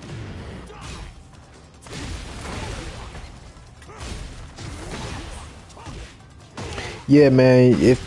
That's how Bryan is, man. I know we talked about that. If you do an extension and they're respecting the extension, still your turn. That's how you bait people into pressing on the first hit of the extension. Otherwise, no one's ever going to mash. You could do down forward 2. You could do back 1 into down forward 2 5 times in a row, and they're not going to do anything. They're not going to be scared. You can't do back 1 into down forward 2 3, 4, 5 times and then expect on that 6th time that they gonna press and try and do the extension. They just gonna block. Why? Because you're not giving them a reason to mash. You gotta steal your turn. That way they feel like if I stand here, I eat pressure. If I don't do anything, if I don't do anything, I just sit here and eat pressure. So I have to mash. Make them feel like they have to mash on your extensions. You know, when they feel like they have to mash, that's when you be like, all right, bet, got you. I'm finna throw out this extension. And now, because of the way that I played, because I was still in my turn so well, I'm gonna get this counter hit and try to make the most out of that counter hit. If you land any kind of counter hit launcher on a DF2-3, a down 2-3, a 1-2-1, you take that counter hit, you try to take them to the wall, and you try to kill them as fast as possible, because you want them to, in their mind, be like, damn, I lost that whole round because I got counter hit that one time. That's what makes Bryan strong.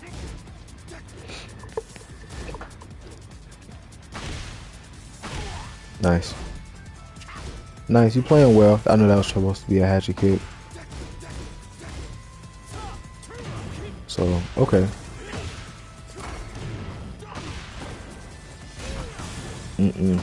Wrong choice. You gotta take your frames more too, man.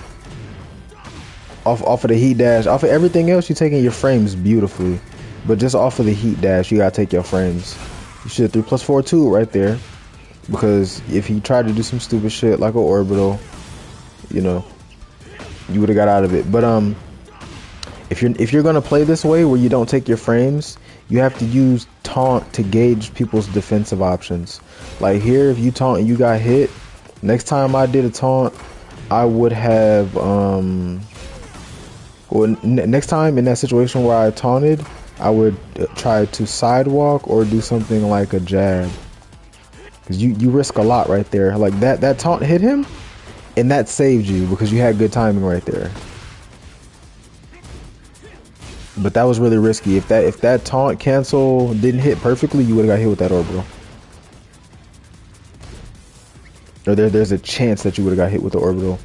The back 4 probably would have came out fast enough to save you, but it's unnecessary risk.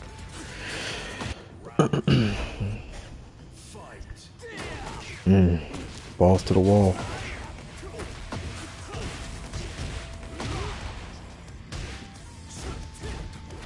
Jab pressure. Yeah. Yeah. Honestly, this just seemed like like you didn't know how to open him up kind of thing, and then you just did lows at the wrong time. That's just something that you gotta work on. I didn't know there was gonna be another pad. Wait, what? What's going on? Did this already occur? This did not. Huh. Okay. Patch notes. This is new. Okay. That can be looked at off stream. Anyway. I don't know if the Punisher is still in here, but I can show him these games. I'm gonna show him these games if he is here.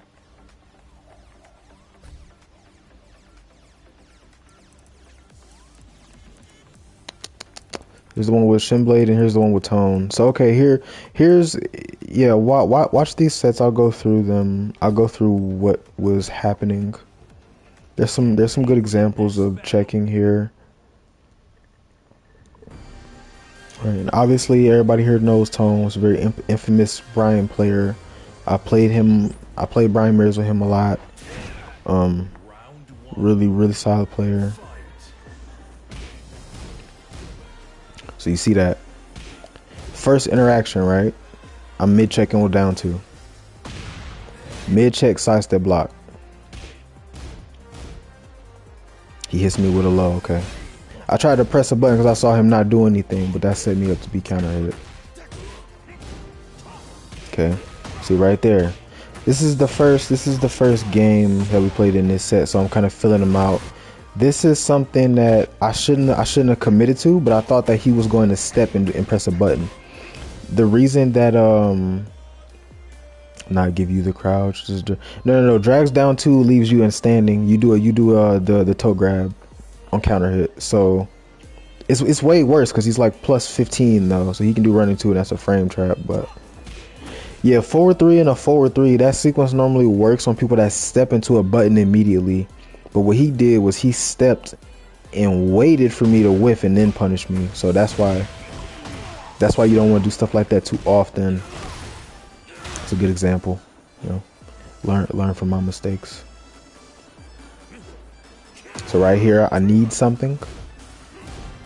Where I was saying that, I was telling you that, the Punisher, you like to do QCF 1+2 in this situation. You need to go for a QCB 1 high or a back 1. I missed that follow up. See right here. This is again like a really there's a lot of layers to doing this right here. Like, I know I was saying like in this kind of situation you should mid check. When you playing against a player like this that is stepping so much, you need to realign with them. You need to do homer moves, right? So I could have did forward 3. I could have did 1+2, but the best thing to do in this situation was to dash and do forward 3.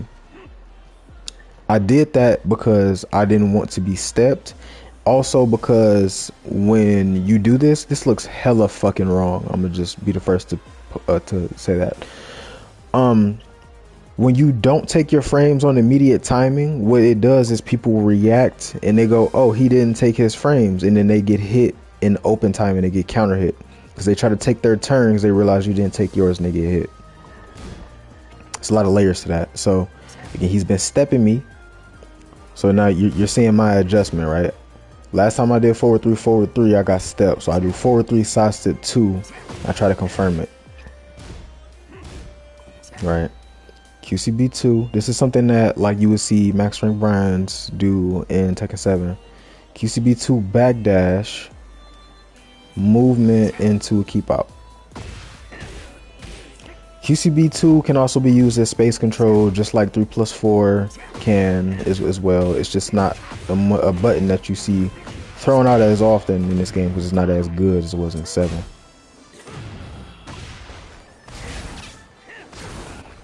So again, this is a defensive option I like to pick. This again looks terrible on the screen. Like why do I keep choosing like the worst points to pause? Anyway, this is one of the situations where I would do 4-4 1+2 when people go in the heat. Even though you're -2, you can eat up whatever they do.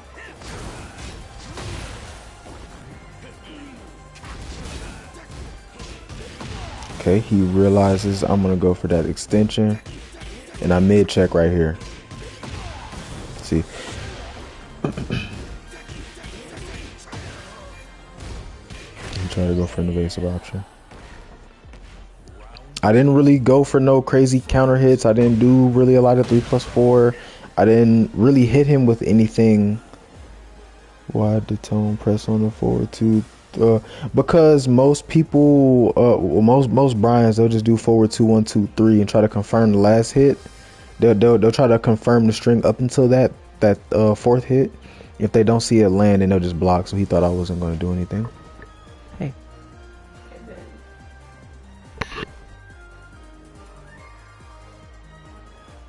So that's why he mashed. So this is again is what I was talking about. There's a lot of layers to why this counter hit work right here. He did down 2. He knows that I can counter hit him if I do while standing 3, while standing 4, full crouch down forward 2. Any of those options, right? How you doing? How you doing? How you doing, me?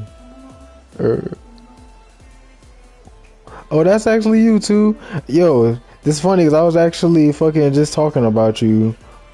That's the Bryan player that I was talking about that you have a similar habit with. He would jab off a hatchet a lot. How you doing, Tubuku? It's been a minute since I seen you. But yeah, he knows that I can counter hit him with that. So what he's gonna do, he's gonna change his timing. So I'm gonna change my timing with him. So instead of me doing something on immediate timing, I'm gonna step because I know it's my turn, and I'm gonna, instead of checking him, I'm gonna catch his timing. I'm gonna throw somebody to catch his timing, and it worked. He got hit with that 3+4. This is a tech roll trap that I like to do. I like whiff traps. I've liked whiff traps since T7. If you do back 3 on hit, and then you whiff another back 3, proper cancel. They can't mash a button right here. This is something I've been doing since 7, but these kind of things are things that you gotta kind of find yourself. Everyone has their own personal setups. This is mine. That counter hits whatever he'll do. I could have did 3+4 there. So I hit him with the back 3, 1+2. I was plus. I took my frames with another back 3. I went for the counter hit launch in mid. Right, this is a hit confirmable mid. 4-1 is a hit confirmable mid. When you do back 3 in a forward sway, you're plus like 12, I think. Plus 12. So if he tried to press anything after that, that would have counter hit launched him. He didn't do anything, but since there's a high, you know, people will normally react to a high and they'll try to duck and try to punish it. So I did back 3 forward sway 4 into the 3+4 to keep him honest. Kind of like doing QCB2 in the 3+4, just mid check. I try to go for it again. QCF 4-1 confirmed is a counter hit launcher. Yes, Bryans don't use it often, but it's actually really, really good. I don't use it often myself. This right here, you can confirm this if you press forward. See right here, I tried to confirm to see if I would hit him with it, but he didn't get counter hit. So I canceled the 1 extension. You see he ducked, and I went for a jab check. He got hit with the extension trying to move. Strong mix up, right? Mid check. Okay, cool. He didn't respond to the down 2. I think he does something really crazy here. See, you see that right there? That's how you should be using your heat. I could have heat dashed, but I instead used it on that string, right? Last time I did down 2, I did the extension. He didn't respond to it. So this time I did down 2. I timing mixed off of the forward 2-1-2 because I know that he might expect an extension, which he did. He blocked though. I down 2. I stole my turn. Then I stepped. Last time, if you was paying attention, I stepped and I backdashed into a button. So this time I stepped into a button to mix up the timing. He blocked that. I stole my turn again because he's expecting the forward 2-1-2-3. I stole my turn again because he's expecting the down 2-3. You see, like this is the kind of annoying mind games you gotta play to get people to mashing into the extensions, and then he presses because he didn't want to block anymore. You see how just by playing with the first hit of the button like that, stealing with a strong option that you can make someone mash. See that? He didn't have to mash right there, but he felt like he did.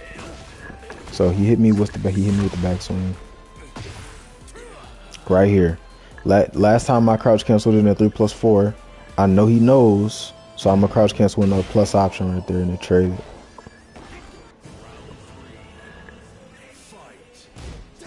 So again, strong mid checking, right? Last time I did down 2, he's still trying to play mind games off of this DF1, thinking I'm gonna be scared of the extension. I'm a down 4-1. Low check, I'm +4. I could take my turn immediately, but I changed my timing and I go for something strong like a back 1.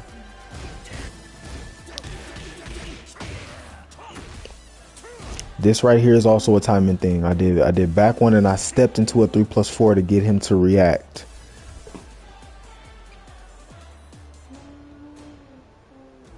Will drags normally respect after doing down 2? Should you always go for while standing 3? You should go for while standing 3 if they're trying to force you to respect down 2 mind game, because you don't have to. Once they know, like, oh, he has that button, he gonna use it, then you don't need to do it as often. Just try to do it on a read, you know. Kind of treat that mind game like how you do with back 1. Like, you know, with back 1, you go for timing mix, or hatchet kick, and then when you think they're gonna read, you take your frames with a down 4-1, a down 2, or a forward 3, right? Or a jet upper, jab strings, or a grab, or a low. So you get hit with down 2, it's the same kind of mix up. You know, either you gonna check him for mashing or you gonna go for something big. So again, this is again a timing thing right here. He steps. This is another thing you can do to realign with people. If they're sidestepping, if they're side walking, this won't work. He does the mid, he's minus. I dash block in his face, and then I do back 1, and it tracks him. See that? Now this right here, I think I did something I shouldn't have did right there. Down 4-1, I didn't confirm it. It's fine. I'm plus, so I'm gonna take my turn again. I hit him with 2 down 4-1s. He knows not to move, so I'm gonna go for back 1. Right, that hit him. I thought he was gonna respect, so I tried to catch his timing, but he just mashed. That was my B. I should have went for another mid check. So I do 1-2, a down 2, still my turn, punish. Since I was playing off of the first hit, you see, look, down 4-1 on hit. The first hit is +1. But since people are normally expecting you to follow up, people don't normally mash on the first hit on hit. They'll mash on the first hit on block. But I guess this is kind of a little bit of showing an example what I may explain in the video tomorrow. See, from how I was using down 4-1, I was just throwing out down 4-1, down 4-1. I didn't really use the extensions. I just threw it out by itself. Made him feel like he had to mash. I did down 4-1. He tried to jab. He gets counter hit. I reaped the benefit of the string. See right there again, same mind game off of down 2.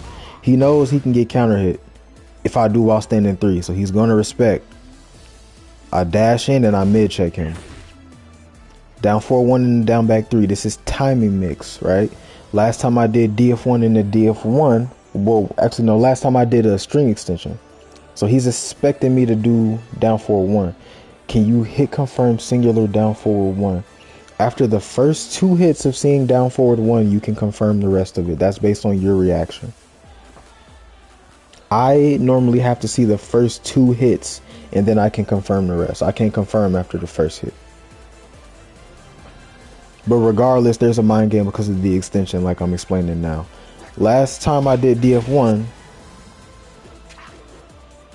he got hit because he mashed, right? So I know that he's scared of this extension now, right? Then I took my frames with a 1-2-1. So this time I'm not going to do the extension because he's expecting it. I'm going to do down 4-1 and I'm going to steal my turn with a low. I caught his timing. He's -4 now. That's on counter hit. He goes for backswing and I punish him. Again, I did not really do a bunch of crazy counter hits. I just played small in-frame Tekken, small pokes. That was it. That's really all you need to do with Bryan. Once those pokes add up, then you can start going for them counter hit launchers more, you know, safely.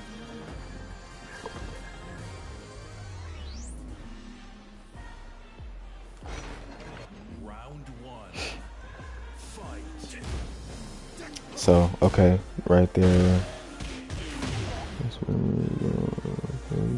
Since early Tekken. Hey, how you doing? How you doing, man? Yeah, we could. Damn, after I'm done showing these matches, I'm finna get off. But shit, if you want to play some games, hit me in the DMs. We could get something going. So this right here, this is my fault. I should have kept checking him with DF1. But hatchet kick tracks as well. That's why I went for that hatchet kick right there. But this is why mid checking is important, Punisher, if you're watching still. Right here, I thought he was going to respect, but he was like, nah, I know you're not going to take your frames. You're going to go for something big again because you think I'm a block. So instead, he just mashed. That was good. Then he grab checked me. That was also good. See, we're still playing the same mind game.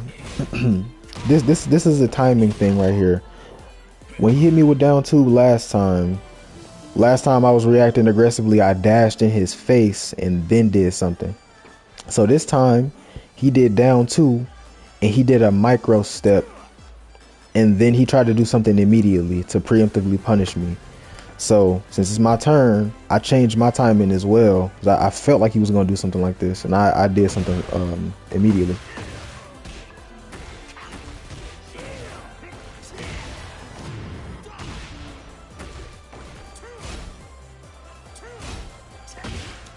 Still haven't used my heat yet. See, this honestly, even I should have used my heat better here, but I wanted pressure. In this situation, I should have did forward 2-1-2 myself, or I should have did 3+4-2. Looked for a situation where I could go back in and then use heat, put him back to the wall. 3+4-2. Small pokes, like, you know, not committing to anything big. Sidestep block on my frames because I don't know what he's gonna do. I thought he might rage art, so that's why I did that. He didn't do anything, so I 3+4-2. I had a feeling he was gonna try and do something, so I did a high crush. I did a fast poke, counter hit him. It's my turn again. I backdash because I think he's going to do something. He didn't do anything, so I back one. After all of that waiting and not taking my turn, I was like, he's definitely gonna do something now, which he did. I mid-checked him. I took my turn. I think he ends up blocking. He ends up winning this because he does like something really crazy where he blocks low. It's like a crazy ass low player. Yeah, that was really good. Mentioning that was like one of the first lows I did in that situation off of back one. I haven't loaded him off of back one. After 3+4-2, no, you're -1, but you can still do stuff because you're not super minus. So again, this is the range where you want to be doing this at as well. Punisher closer. I seen when you was like playing, you was like whiffing a lot of QCB1. That really shouldn't be happening unless you're just spacing it back. Mid screen button. So y'all, you see this right here? This is this is probably for you, Ramen. I didn't do anything immediately. I felt out his timing when he liked to stand up. I saw him stand up and I was like, okay, I understand when you want to stand up. Now next time I'm gonna commit to something. See, okay. He wants me to respect that down too. I've been stepping into a slow button. I tried to step into something even faster than back one, but he dashed into a jab. So I took that and I was like, okay, now I need to show you the option. And now I'll step in 3. He gets counter hit. Like I said last time, right? When he stood up off the ground, I felt his timing out, but I didn't do anything. But I had his timing when he was going tech this time because I felt it out last time. And then on that same timing, I ran in and did a mix-up. You don't always want to immediately do something. So now he's trying to enforce it. So now I'm gonna throw it out. I'm gonna throw out the extension.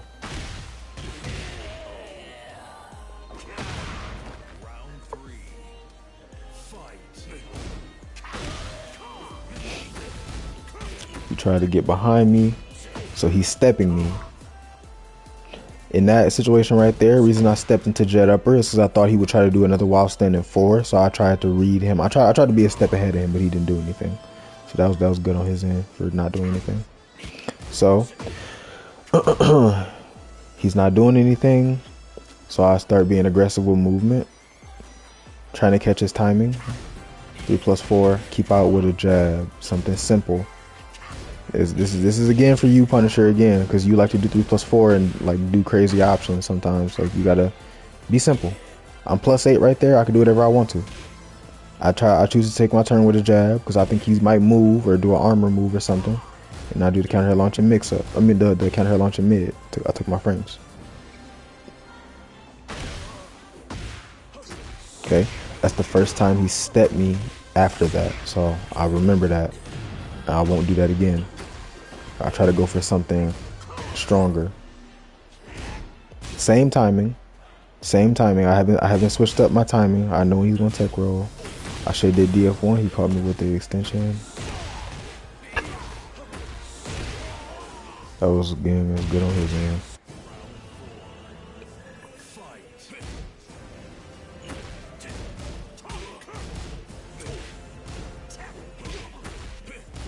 So what's going on here? Round start. I've been mashing on the DF1. So this time I ducked to see if he was gonna do the high. He didn't do the high, so I'm gonna start going in. I do a low poke. I dash block off of the low because I don't know what he's gonna do. He 1-2 check me. I took my frames. He's stepping off a 1-2. That was supposed to be a down 2. That was a misinput. It's a good low play.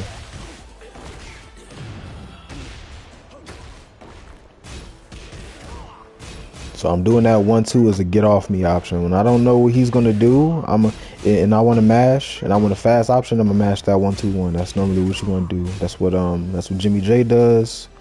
Low high does it. Knee does it sometimes, but you know he can usually count on his defense because he has such good defense. But yeah, you know how Steve got back one and Fang got back one. That's your back one basically. So he was mashing on my down 2. So I took my frames. Back 1. He was step blocking off of my back 1 on hit. So I just did another back 1. This was risky because he could have sidewalked, but he blocked. He's never committing to a sidewalk. That's why it still hit him. This is again what I was talking about with string offense, right? So you keep people wanting to mash without getting counter hit for committing to stuff. I notice him stepping. I check with a 1+2. I'm not gonna do any extension. I'm a step. I'm a block. If I see him do nothing, I'm gonna do something. So I back 1 to make him want to do something. Same thing with the back 1. I did the back 1.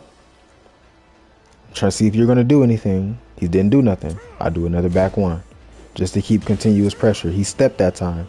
He got hit with the 1-2. He's -8. I'm gonna do another back 1. Y'all can look at the whole sequence. Just so you understand, you know, it's a lot of small mind games happening at a fast pace. It might look like I'm just throwing that out, but I'm really not.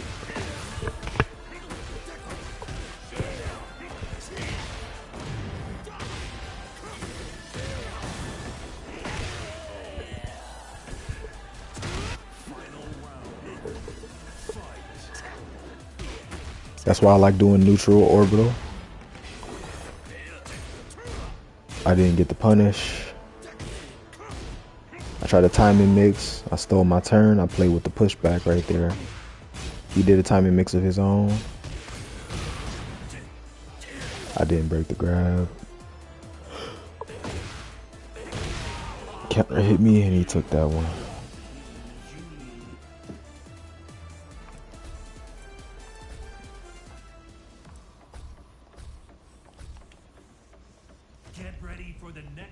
It's Bryan is a very strong character, but it's harder to play against players like this because not only do they have tournament experience, they have tournament experience with your character. Round 1. Fight.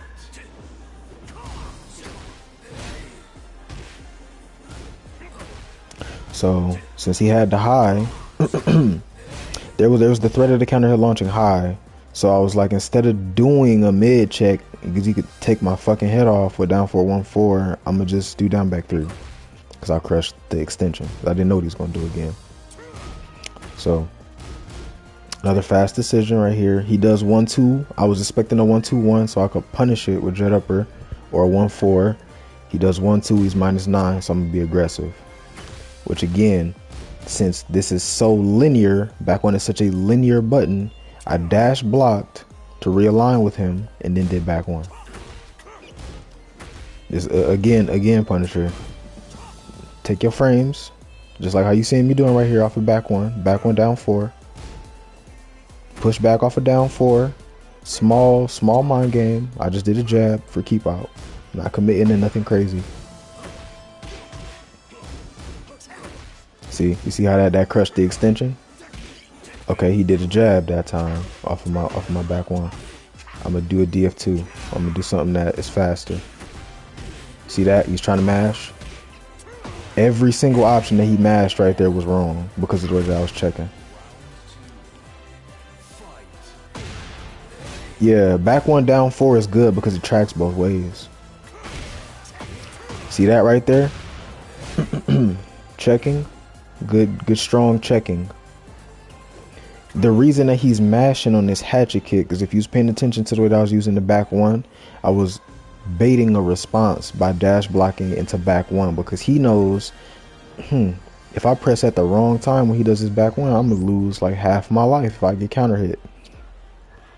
So he was like, you know, I'm gonna just mash on hatchet. Also, in the match before this, I did hatchet kick and a hatchet kick. So again, very small adjustment. Just take your frames. Dashing in again. Remember when I said don't take your turn immediately on their tech roll? Like Bryan, this is a counter hit character. It's not a mix up character. So I'm gonna dash in. I'm gonna try to catch your timing. I know he's not gonna duck. So I'm gonna try to counter hit you with a hatchet kick instead of a 3+4 back one. Reset the same situation. A down two. I thought he would mash. He didn't. You got hit. I get punished because I tried to overcommit to the extension. It's okay. Right there, remember I was talking about the situation, how this happens sometimes? He was too far away for me to do an option comfortably, so I just dash block. I took my frames, see right there, he's -6. Like, when you're really good at understanding when you should check and when you should go for timing mix-ups and hatchet kick, you're going to be a very annoying Bryan player. Because it feels like it'll make them feel like they can't do things that will give you your turn, because if your checking is on point and you're going for big things when you should, you're getting so much reward every single time. Every time you guess right. So that was good. I thought he was going to mash because he kept mashing. He did a slippery option. That was good. I thought he was going to do like a running two or something right there, so I mashed, but he smashed. So same mind game. See, right there he did it. I should have down two'd right there. So this is another thing. It took me. I didn't learn this until like when I was getting TGO with Bryan. When I got it and like I was in ranked, I realized you shouldn't just use the options that like everyone uses so often for keep out with this character. There's so many other things that you can use for keep out outside of 3+4, up 4, and jab. While standing 4, it can be step, but he has to. I think he has to step to. He got step towards the background. I think he can backdash it too. Yeah, so I was saying I didn't learn what I was about to explain until like T7 Bryan time when I was getting TGO. When I finally got it, it kind of expanded my idea of like the moves I should be using for keep out with Bryan. While standing 3 and down 4-1 are also very strong keep out options. So right here, I did DF1, 1-2. Let me see. Because down 4 is a really strong keep out option as well.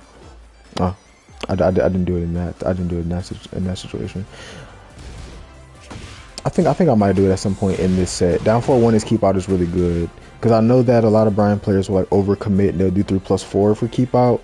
But in T7 when I was in rank and I was trying to get to max rank, I was like, I could use DF1. I could use DF1. This is actually really strong because you're stationary, just like with up 4.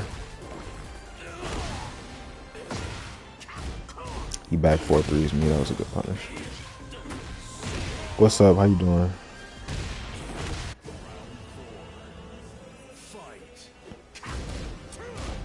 So that's timing mix right here. This is also, you know, what I was talking about earlier. If they're respecting off of 1-2, just steal your turn with another counter hit launcher. That way you're threatening 2 counter hit launchers in the same situation. You threaten the 1-2-1 and you threaten 1-2 in the back one to catch and timing. Either way, it's the same benefit. Yep, take my frames, 3+4. That's what I'm talking about. He doesn't want to get his timing caught with me dashing in his face. So he's like, I'm gonna just mash, and I'm just like, I'm gonna just take my turn. It's hard to deal with. This is very, very hard to deal with when you know how to apply it. So again, on your timing, I do a mix-up or a counter hit launcher. This is again why you always pay. This is why I say you don't really want to flowchart with this character. You don't pay attention to every little small thing that you're doing. Last time I did hatchet kick, last 2 times I did hatchet kick, he got counter hit for trying to press. So I know he's not going to press again. Also the time before that, last time I did back 1 into sidestep 3+4. So I knew he's going to block. In this situation, I'm trying to kill him as fast as possible. So I hatchet kick, and instead of stepping into a 3+4, I step into a pressure mid. He mashes.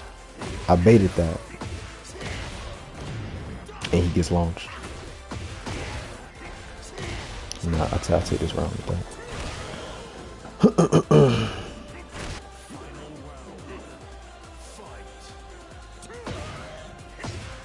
So again, he saved that read as well because I wasn't taking my turn again. So I thought that he would respect because of what I did last time, but he was like, nah. So he stepped as an adjustment.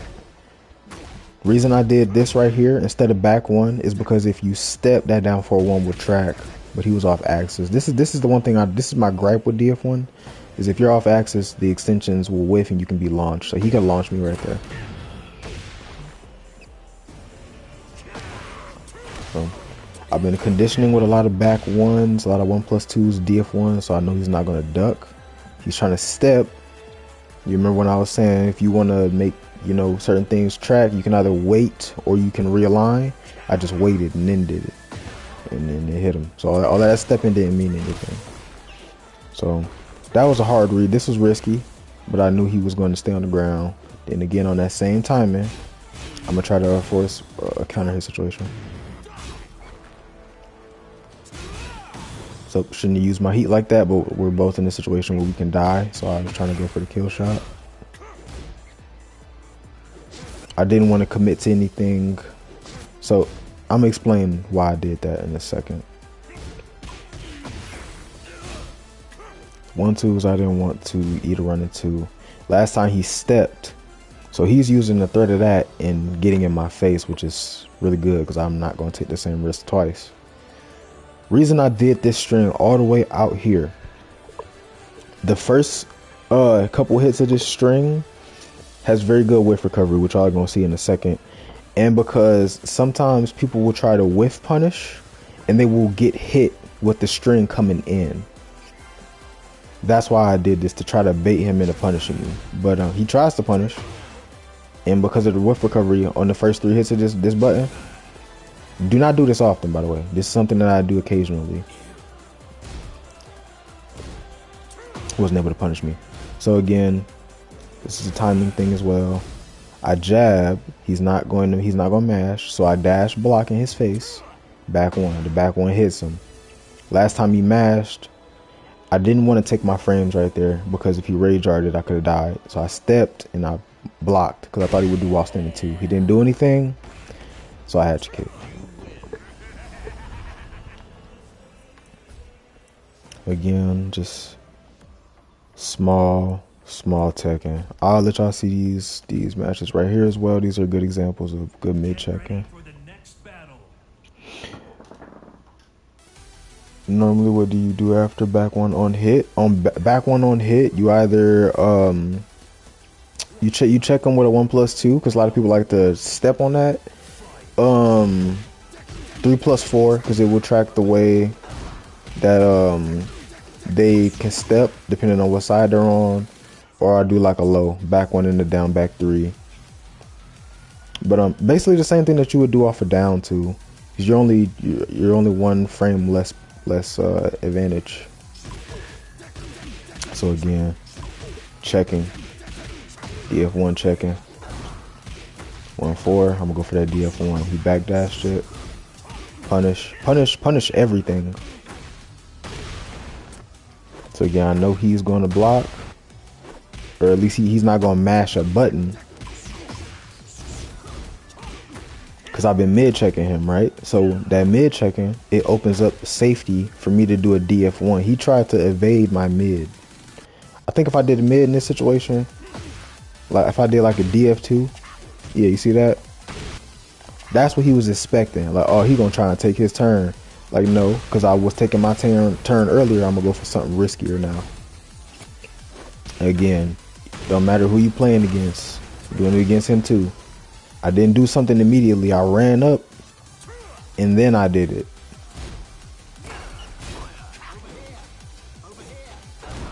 Just be patient sometimes.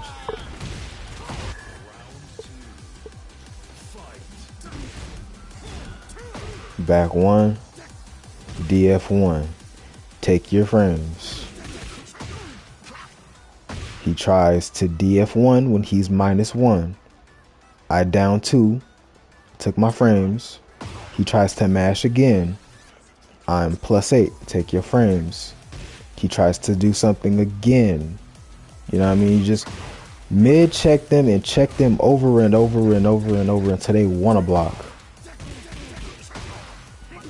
I honestly don't even think I counter hit him a single time in this match. I think I only counter hit him like, yeah, no, I think I didn't counter hit him until the next game.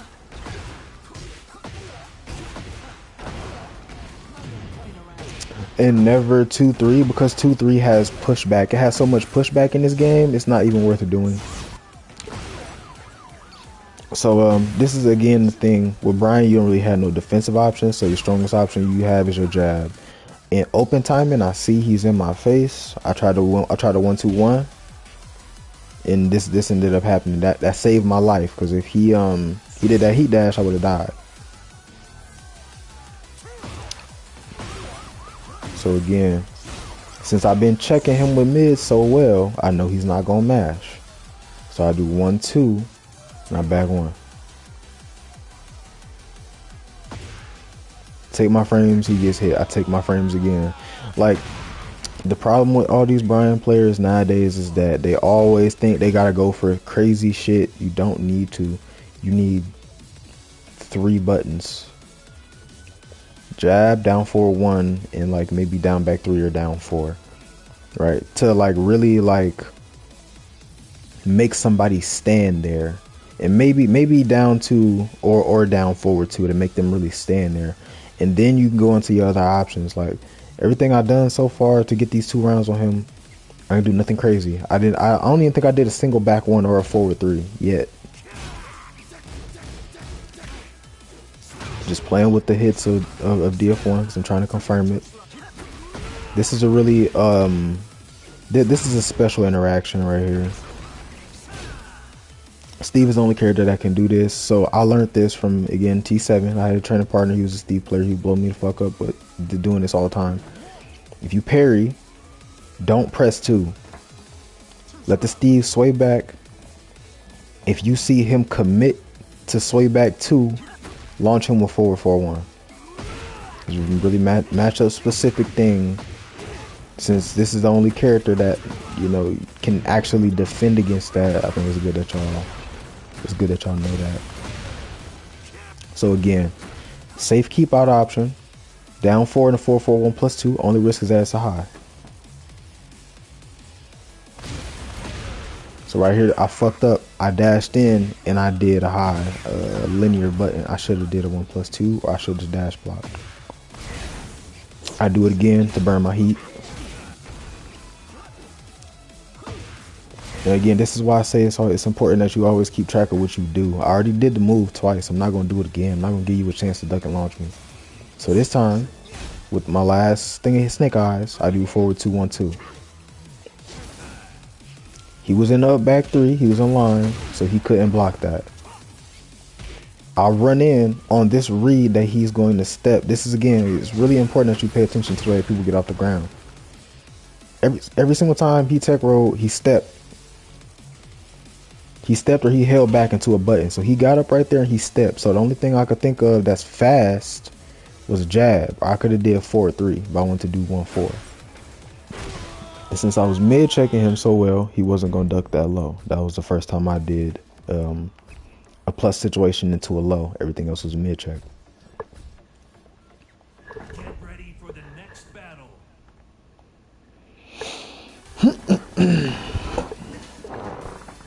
Small mind games, man. Small mind games. You know, you gotta do more, but most of the time, less is more. Especially against players like this, where it's like, even though we talking about Shinblade, you know, he don't block. He don't really block. So you know, you gotta force them to. You gotta force respect first before you can try to catch their timing. So, round start again. I'm taking my frames. It's DF1. 1-2 is a pretty safe option to do after that on hit because you're only +1. The only other option that you can use is DF2-1 or down 2 safely. So normally to enforce like them not mashing on machine gun punches, if I confirm the whole thing, you either do 1-2, DF2-1 or like down back 3. I only do down 2 on specific reads, so it's better to just do down forward 2 because it's faster. But he tries. And again, this how you create pressure with this character, right? Stealing your turn. 1-4, DF1. Since I've been checking so well with the DF1, he's not going to mash. I know this for sure. He's not going to mash. Just him specifically, right? Maybe I was playing against somebody else. If I was playing against somebody else and they were mashing every single time, I just try to confirm it again. I just try to keep on confirming it until I'm like, okay, they want to stand there because they know. He's at that point where he knows now. So I'm going to steal my turn. Plus mid counter hit launcher. Now you got to eat more pressure. And he knows that. I've been mid checking him this whole time. That's why I went for this low. That's why that low is safe to do. Again. Mix up your options. Do I got Discord? Yeah. I do have Discord. I didn't know if he was gonna stand up. Remember remember Ramen, I was saying like you should do down 4 sometimes instead of doing QCB 4. Oh no, I was telling Punisher that. You wanna do down 4 sometimes instead of QCB 4. This is why. It's kinda like a mix up. If I did soccer kick right there, because I thought he was gonna stay on the ground, he would have just blocked it. Last time I did down 4, I committed to a long range option. I'm not gonna do it twice. I don't know what he's gonna do. You can't just try to commit to the same shit every single time, even if you got a feeling, because it's not always going to be safe to do whatever you did that worked last time. Just because it worked that one time don't mean it's going to work again. You know, unless you confident, like they've been reacting the same way every single time, you know, then you go for it again. But, you know, he did something different that time. Just like right here. I tried to realign with him because he was swaying a lot, but he didn't do anything this time. Instead, he actually swayed the other way because the wall was there, that was good.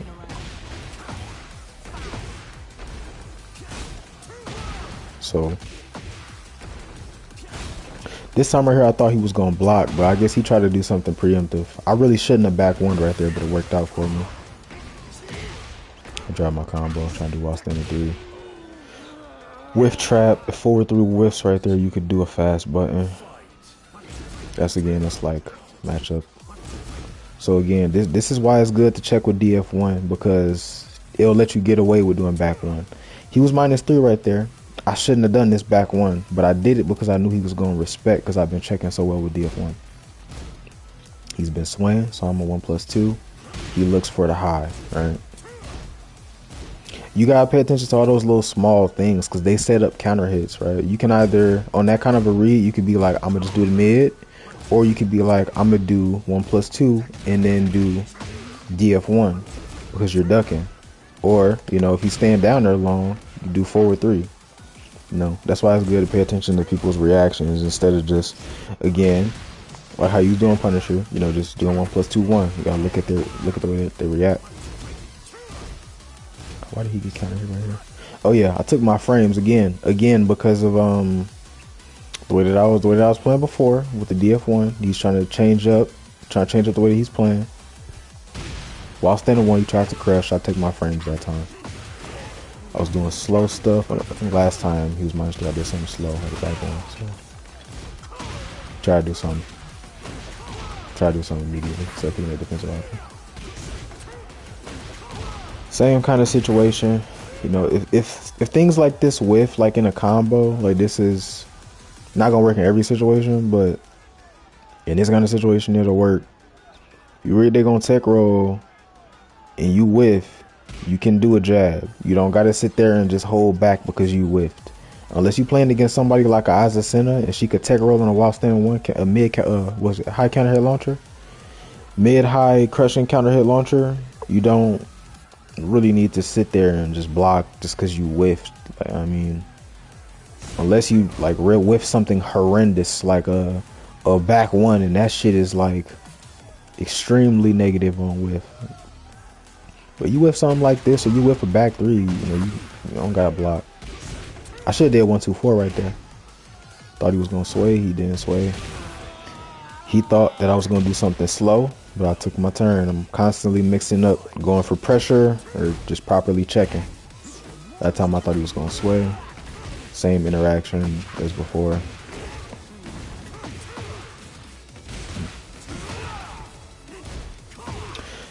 Again, this is why you gotta understand. You gotta understand how to threaten taunt at the wall and what kind of responses that you gonna get. Normally people will try to like react to you doing the taunt and then just try to, why does back one side switch like that? Why I don't know. That's just the cameraman smoking crack. I don't know. That should just, it just happens sometimes against weird interactions. But yeah, when you taunt and they're up against the wall like this, sometimes people will try to react and do a spring kick because they don't want to block, and it makes sense. But if you read that, you just block out of the taunt and then you launch them. So it's layers to this wall mind game as well.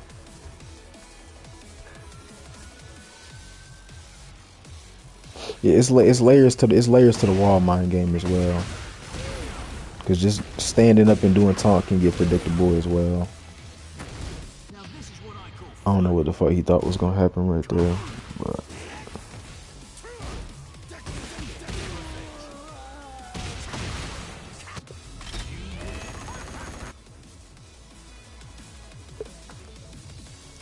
yeah. I hope that gives y'all some pretty good examples though, you know, because again, Bryan is a difficult character overall, but you don't need to do crazy shit like you think you do, you know. Sometimes you need to turn the pressure all the way to 200, but you know, sometimes you know, keep it at about 50, you know what I'm saying? You don't gotta go all the way in, balls to the wall. Sometimes all you need is some good checking, some good low pokes, and that can open people up by itself, you know. But I hope everybody that came by to the stream, you know, had fun watching the stream. It was some good games. I lost some, won some, but yeah, be on the lookout for the video I'm gonna upload tomorrow, how to properly use DF1. I gave like a slight little overview of how to use it today, but I'm gonna go a little bit more in depth on the button tomorrow. But yeah, did anybody have any other questions or anything before I go?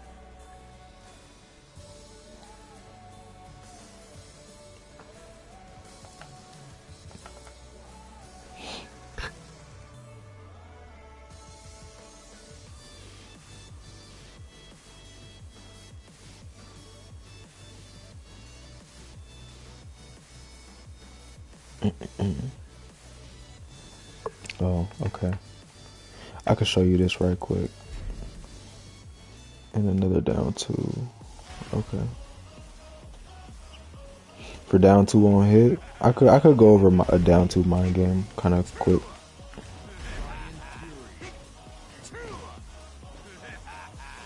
It's pretty simple if you want me to be honest with you. It's just these kind of mind games. Well, just not even these kind of mind games. Any mind game that you play is only as good as you make it, you know.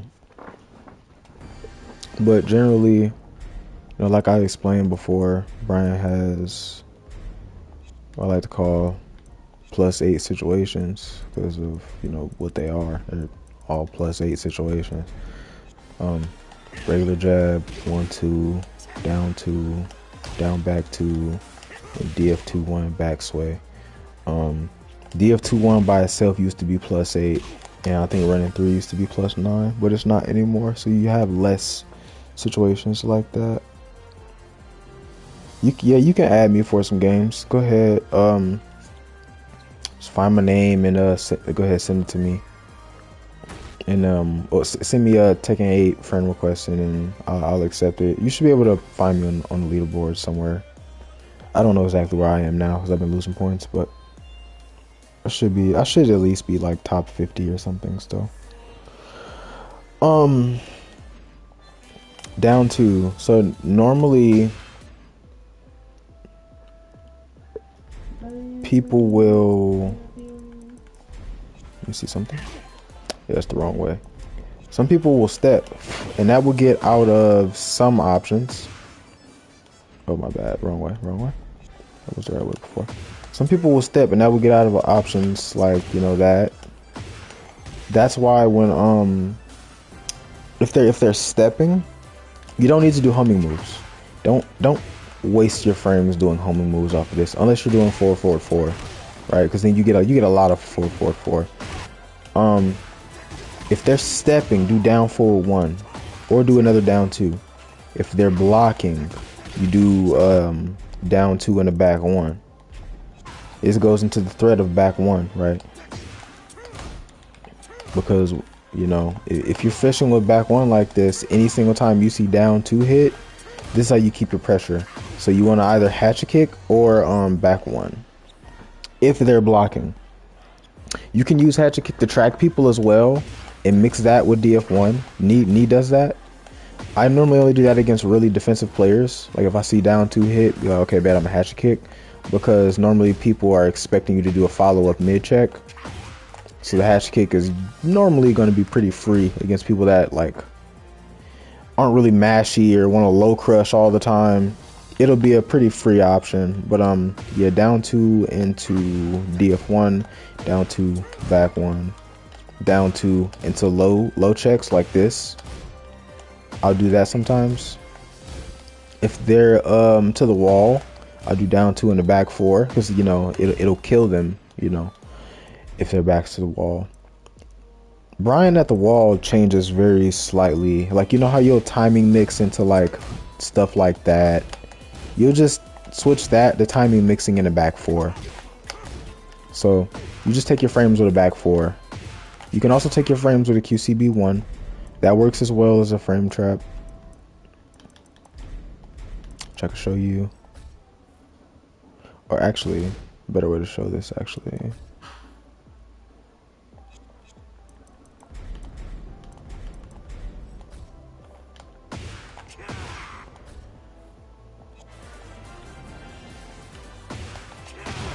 Right there. So I tried to mash while standing 4. And step it though. Same problem. So yeah, it's not a very extensive mind game. The options that you're doing are very simple, but the reason it's so good is because, you know, obviously if hatchet kick hits, that's 23 damage.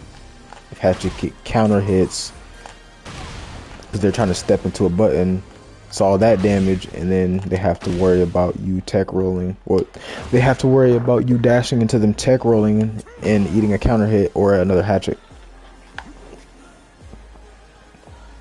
Same with back 1, like, you know, you're really only 1 more frame negative, so you just mid check with DF1, or, you know, you mid check with your lows. I'll normally go for down 4 because it's a stronger low, I feel, than down 4. It's a more aggressive low. It does more damage.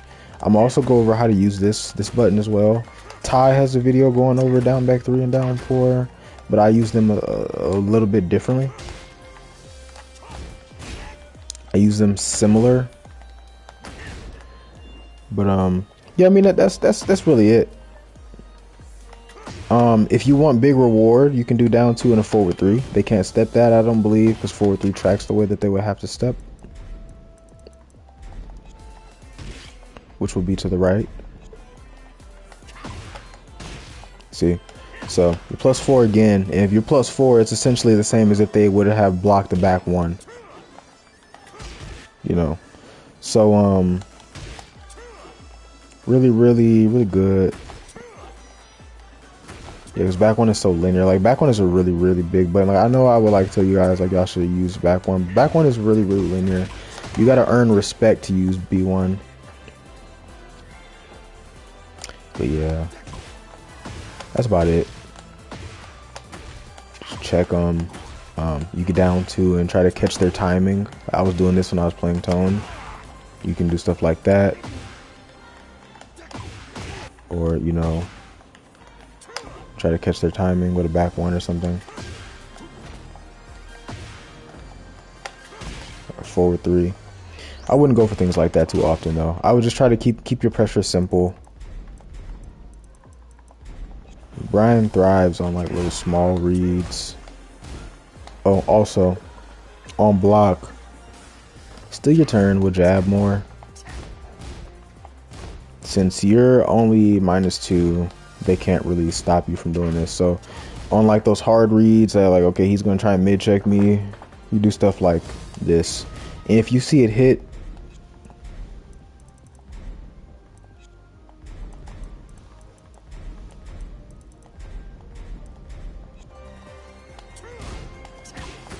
if you see this hit, then obviously, you know, you keep your pressure going.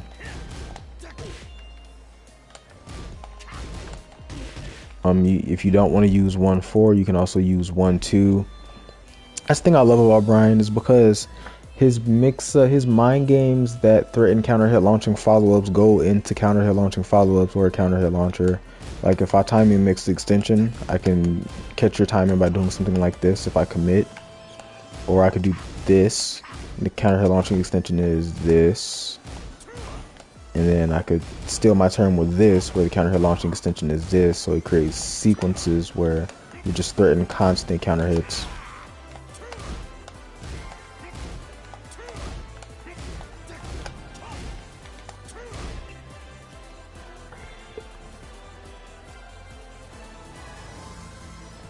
Using 1-2 more than 1-4, no, 1-2. I think it's actually better to use 1-2 because you keep your frames. Like you keep more of your turn. Like 1-4 is -7. Like you lose your turn. Like kind of like if you were to throw away a jet upper. At that point, I think it's better to just do jet upper.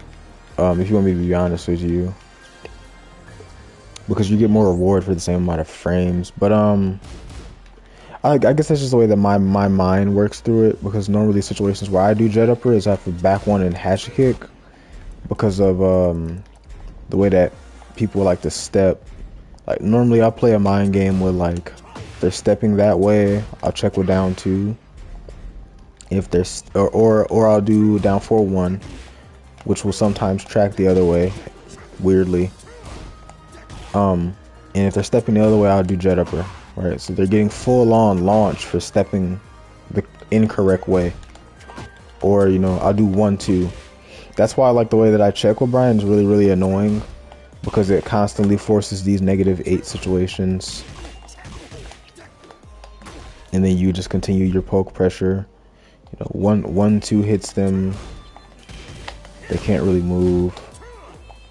Same as if down 2 hits them.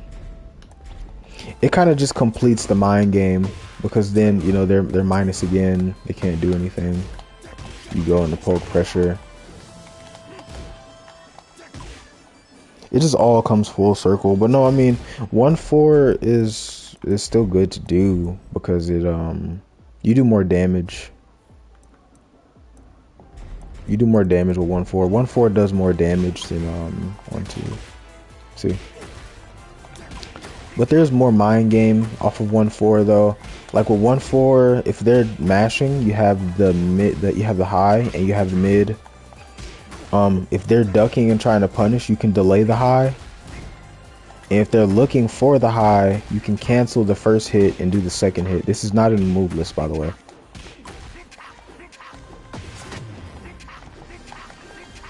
That's not in the move list.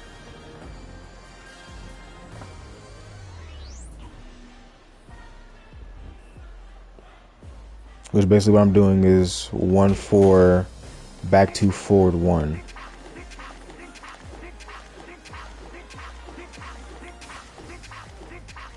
You can do that from 1.4, which is really, really good. There's also the cancel. And you can treat those extensions same as like any other extension. That's a counter hit launcher, that's a counter hit launcher. Actually, that's a normal hit launcher. It's your PSP. It's just my name. Just look up Burst 937 Speedy. It's literally the same. One sec. Can they punish the cancel? Can they punish the cancel? I believe no. I don't believe so. If you do this, no, they can't punish the cancel. If you do this, they can interrupt the cancel. But that cancel is not interruptible. I mean that cancel cannot be punished.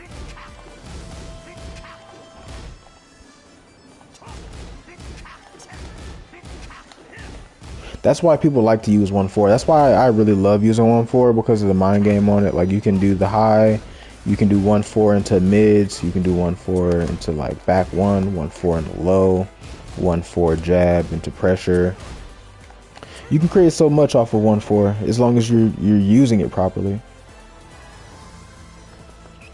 You know, and then you still have this. The entire point of using Bryan's jab strings is to get more respect from your regular jab, because obviously regular jab is just +1. You know, people will challenge this with their own jab, or they'll do like a high crush. So that's when you want to be like, okay, I'm gonna just use 1-2, and I'll threaten a counter hit launcher, because then you're not going to mash.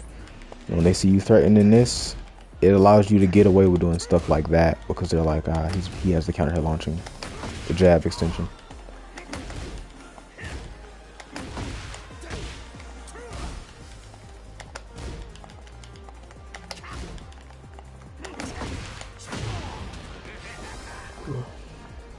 Is there anything else?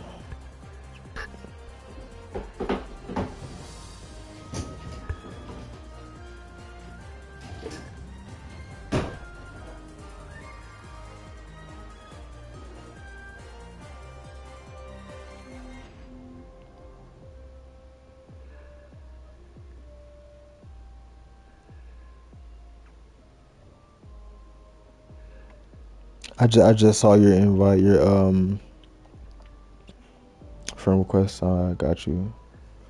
That's it from me. Thanks. No problem, bro. Like I said, everybody that came by through to the stream, I appreciate the games. Well, I appreciate y'all coming and watching the games. I'm happy to help any Bryan players that I can help, obviously. I hope that y'all can continue to grow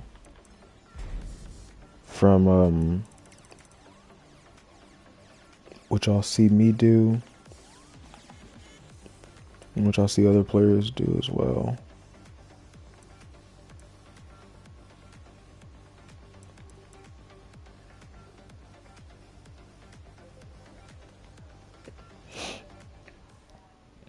Yeah, man, just I am going to be releasing that how to properly use DF1 tomorrow.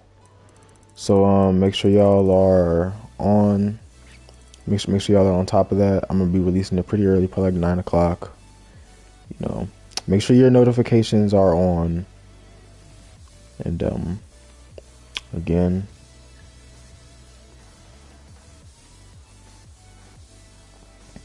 yeah, man, make sure you do. They're very, very informative, very, very helpful. And again, thanks everybody for coming by the stream. I will probably stream it again in the next couple of days since I have so much time off. Yeah, so I will see y'all all next time. Peace.